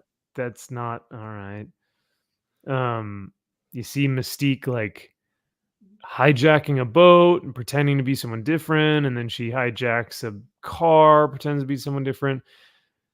Yeah, lots of different changes, but fun. Yeah, I don't know. It doesn't help that the art is just kind of like bad, stilted. Just stilted is a good word for like the whole comic, honestly. Yeah. Yep. But I will leave us off though with a positive note. Did you guys get to read Prairie Dogs #2? Yes. Or Prairie Gods #2? Prairie Gods. Prairie Dogs. Prairie Dogs. Kyle, what did you think of Shane Connery Volk's Prairie Gods #2? I liked it. I thought issue 1 was better, Okay. but I liked For what this. reasons? I thought the story was a little more entertaining in issue 1. This one, there were I think 1 or 2 times where I was reading this where it seemed like there were panels missing of what was going, like at the beginning of this. He just shows up at a bar and it seems like there was already a conversation, or there was already something that we should have known. It just, he shows up and then they start just being like, okay, this Gary's here, and go in here. I'm like, wait, what? Like, Yeah. he didn't even ask, like, where's this person? It's like they just start explaining where this character is. So yeah, a couple times where it just kind of it threw me. It was just kind of off a little bit, but art is fantastic. That art though. That art. I mean, this sheriff character, come on, Gabagoo. I mean, he's just like perfect. It's Sam Elliott. Yeah. If we had this, I want this is like a portrait. Like, yeah. If what's his name, Twilight Zone, the main Rod Serling. Yeah. If Rod Serling were an old timey Western sheriff, this is who you get. It's so cool. And hey, we see Fred from issue 1. Yeah. Yeah. The Broadacres Bullet. That's what they call him. That's it. Home of Freddy something. Broadacres Bullet. But yeah, Josh, did you get a chance to read this by chance? No, my LCS, they haven't been picking this up, so I've missed it both times. I realizing it came out. Yeah. So. I'd see if they could get their hands on it, because I think it's being published through Mad Cave, so it's not something. I mean, it's fairly obscure, but it's not. Yeah, but like they don't really sell much Mad Cave, so. Okay. But I won't give away the whole story. Oof, that horse looks good. That horse is damn good. Yeah. Mm-hmm. And like we always say, we've talked about it at length before, but these animals here, these horsies, probably one of the most difficult animals to draw in comics, man, or just in general. It's really tough to draw. Yeah, horses, and have like all black too. But yeah, this just looks awesome. But yeah, so you get a little bit of a Twilight Zone ending, which I liked. But it was really interesting. I liked. Yeah, I gotta say, I didn't see the ending of issue 1. I did not see it ending how I thought it was going to end, and this one was kind of the same again. I'm like, oh, that took a turn that I didn't really see going. I don't want to spoil too much, but I was like, oh, yeah. Wait, I'm like, wait, did that happen? What I think just happened? Like, there was that sort of thing. Because he's given an option. He gives the option to, or the old man that he finds out there tells him about there are 3 ways to get out of this desert. This hill country. You either repent and you get out, all right. And, you're forgiven. Your sins are forgiven. You what do you call it? You get out, but you recognize what you've done, and you have to pay for that, pay for those sins. And then the other one is that you wander for life and you never get out, or whatever. And we kind of see which one this guy gets into. So yeah.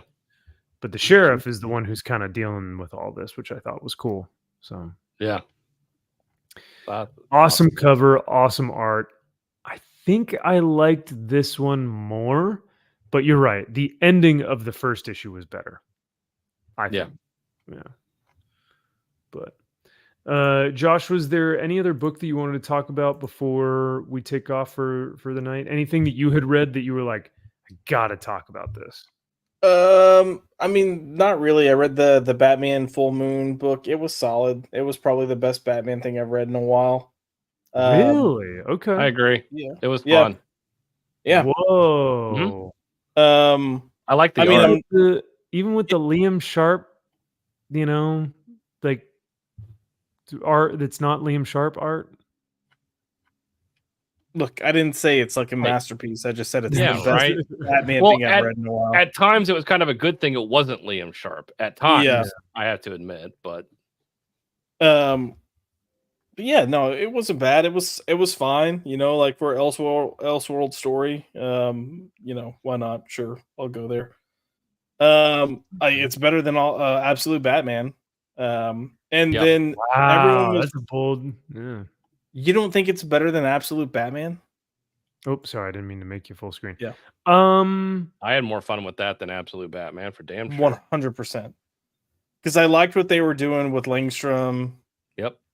And kind of how he was portrayed in this and played with this. I wasn't sure about the whole Zatanna approach, but then I was cool with it by the end. I love that John showed up to be his cheeky little bastard self. Mm-hmm. I don't know. So because Batman was really hard on like, I believe in science, and if science can't explain werewolves, and I was like, Batman, you fought Darkseid, you fought gods, dude. Yeah, like but this you can't believe that there's a werewolf. This is the alternate universe, so we don't know if he's fought. Yeah. But he does have Zatanna right there in front of him. Right. It's That's like what I'm saying. I'm magic. like, Hello. Yeah. Like, I don't believe in werewolves. I'm like, bro, Like, you that was- fought like crocodile people. Clearly the writer just being on one of their kicks. Not- But it was the only moment that I was like, oh, and Man. so. But I don't know. Yeah. So sorry. Go ahead. No, I was gonna say. Other than that, I picked up and read Batman and Robin, which which everyone's been like praising the hell out of. It was fine. It Okay. was fine. If you want this, honestly, pick up Dark Victory, pick up Robin the Gauntlet or Batman the Gauntlet. Pick up Robin Year One. They're all the exact same thing, but better. So. Oh wow. agree. Okay. Yeah, it wasn't bad. It was it was perfectly serviceable. It's like, yeah, okay. Sure. Well, everyone loves this just as much as they loved Absolute Batman, it looks like. My God. Yeah. Yeah. 'Cause it didn't completely shit the bed. So when you don't fail horribly, you're it's so amazing. funny. When you don't fail, you will be blown by people on the internet. So Correct. Whoa. Okay. whoa, wait. Whoa, hey. Yeah, I can't think of anything else. Kyle, did Yeah. you read Ultra Mega last month? I tried. Dude, I couldn't even get through it. I couldn't either. I honestly, I happened? feel like, well, I should have went back and probably tried to catch up, but like, Yeah. I'm sitting there, I'm like, what the fuck is going on? I felt like I was high or took some LSD. I'm like, I honestly have no idea what my life is. I'm like, am I going insane? It was thought I was. out there. And I honestly feel like his art somehow deteriorated. It did. I'm like, Yeah. like, do you have Parkinson's or something? Like, is something wrong Oh, with no. you? Like, Oh my God. what happened to you? It seemed like he just didn't give a fuck. No, man. It like I don't want to go so far as like to say I didn't like it, but the fact that I couldn't finish it should Yeah. tell you enough right there, you know? Same. Oh, So- man, I was looking forward to it so much, and I'm like, this is gonna be so awesome. Me And I'm too. like, what the fuck? And these books are $8. So I'm know. kind of like, my dude, like I could get Savage Sword of Conan for $7 and get way more than what you're offering me now. I can actually So- finish your book. Yeah. I can finish that book. I can understand what's going on, and the art is beautiful. So, I don't know. Which, granted, his art still rocks, but it's just like it's not what we've come to expect from him, though. It Right. just seems Especially with off. what he took 7 years off between these issues. Jesus, it Dude, felt it like felt like it. I was a different person when that. Yeah, you've had a kid since then. You No are a shit. different person. Yeah, it's like I'm completely different. Yeah. So I don't know. My man. piece of shit book will be made before this other one comes out. Oh What my the hell? God. So yeah, yeah. All right, so that was I Ultimate thought Moon Knight Spidey. was kind of boring. Um, This was a time, if you're most going to books. revamp Moon Knight, get rid of the Mr. Knight persona. I fucking hate it. I despise it. They already did it. Yeah, just- and it's yeah, stupid. just- It's like, just let it go. But nope, it's all that's in it. Mr. Knight. It's like, ugh. I did order the Ice Cream Man, the decompressed story, the deluxe. Oh, good. one. I haven't Okay. gotten it yet, but I did order that. Good deal. Good deal. I think that'll be a good pickup. I think that's Yeah. fair. So yeah, I mean, I think for this evening, the pick of the week, I mean, without a doubt, would probably be Prairie Gods, at least for me. I think you guys would probably say maybe that Batman Werewolf book, Batman Full Moon. Yeah, it's kind of a toss up between those two, I would say. Because Prairie Gods, I mean, the art is Phenomenal. it's fucking Yeah. amazing. Yeah, either one of those, you'd have fun reading for sure. Josh, would you say there was one that you'd probably pick as a pick of the week? I don't want to label anything as a pick of the week because I still have a whole stack of books to try to read from the week. That's fair. But I mean, I would say probably that the Batman Full Moon was probably my favorite. All right. But we'll That's see what always happens. We'll see what happens when I read Catwoman. I mean, Ooh, could be a yeah. banger. Could be. Could be. I mean, it could maybe be I mean- better than Nothing But Nightwing. Yeah, it's Mm. Torn Groenbeck. Gronbeck. Krumbach. Torun Gronbeck. I mean, I like the cover. Sure. Sure. Yeah, we'll see. Yeah. Torun I'm joking. I Gronbeck. really don't have much faith in that at all. But Oh no. Yeah, what's funny is that whenever you look at these grades, if anything is like if you see something that you're not sure about and it may have like a lower score than a 95 or something, it may be because it's actually fairly good. Yeah. And and so you kind of have to go like, oh wait, that might actually be okay. So Yeah. All right. Well, gentlemen, I've taken way too much of your time tonight. Thank you guys for hanging out. We had so much to cover. I was like, oh my God, how are we going to fit all of this stuff in? We have Absolute Batman, Blue Beetle, all the New York City Comic Con news. It was just like, it had to drop on all 1 week. So as it does. Because then next week, it'll be like silent. Nothing. Yep. Nothing. Nothing. Nada. Once again, as a quick reminder, Kyle's book, Seeds of Evil, be on the lookout for that. We are going to be continuing to edit and he's going to be continuing to create and edit that, and we will be supporting him on that journey. So keep your eyes out for that. Let's see if I can pull that bad boy up again. And while you guys are waiting for Seeds of Evil, in the meantime, you will be able to check out Unholy Nightmare and Kneel Before Doomface. Because last week I said Doomfist, I think. So I was like, no, Doomface. So yeah, Kneel Before Doomface and Unholy Nightmare are going to be out here pretty soon.